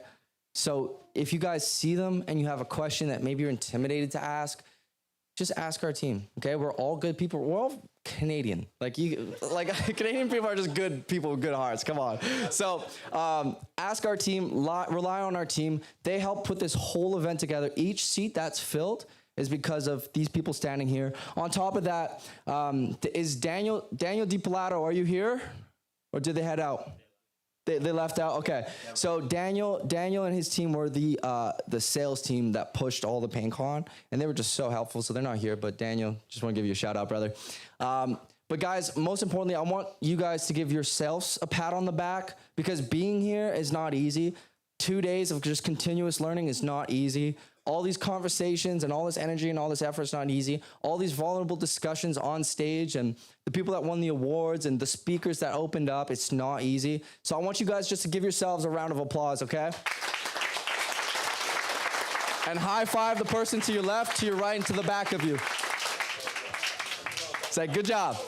Good job. Say, let's grow. Let's grow. Let's grow.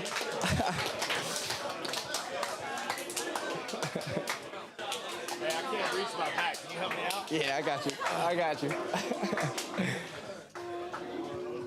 All right, guys.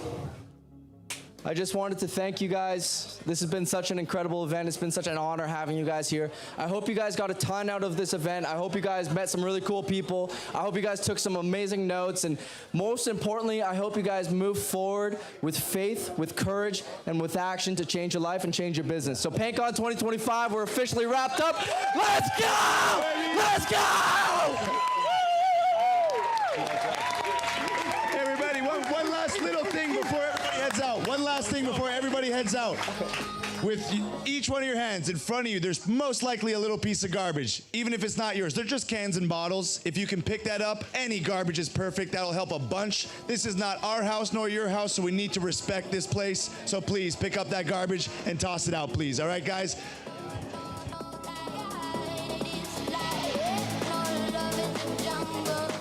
Yeah, and if you guys lost your workbook, we have bags and stuff over there. Just go sort through and find them. But safe travels home, everyone. We love you all. Let's go.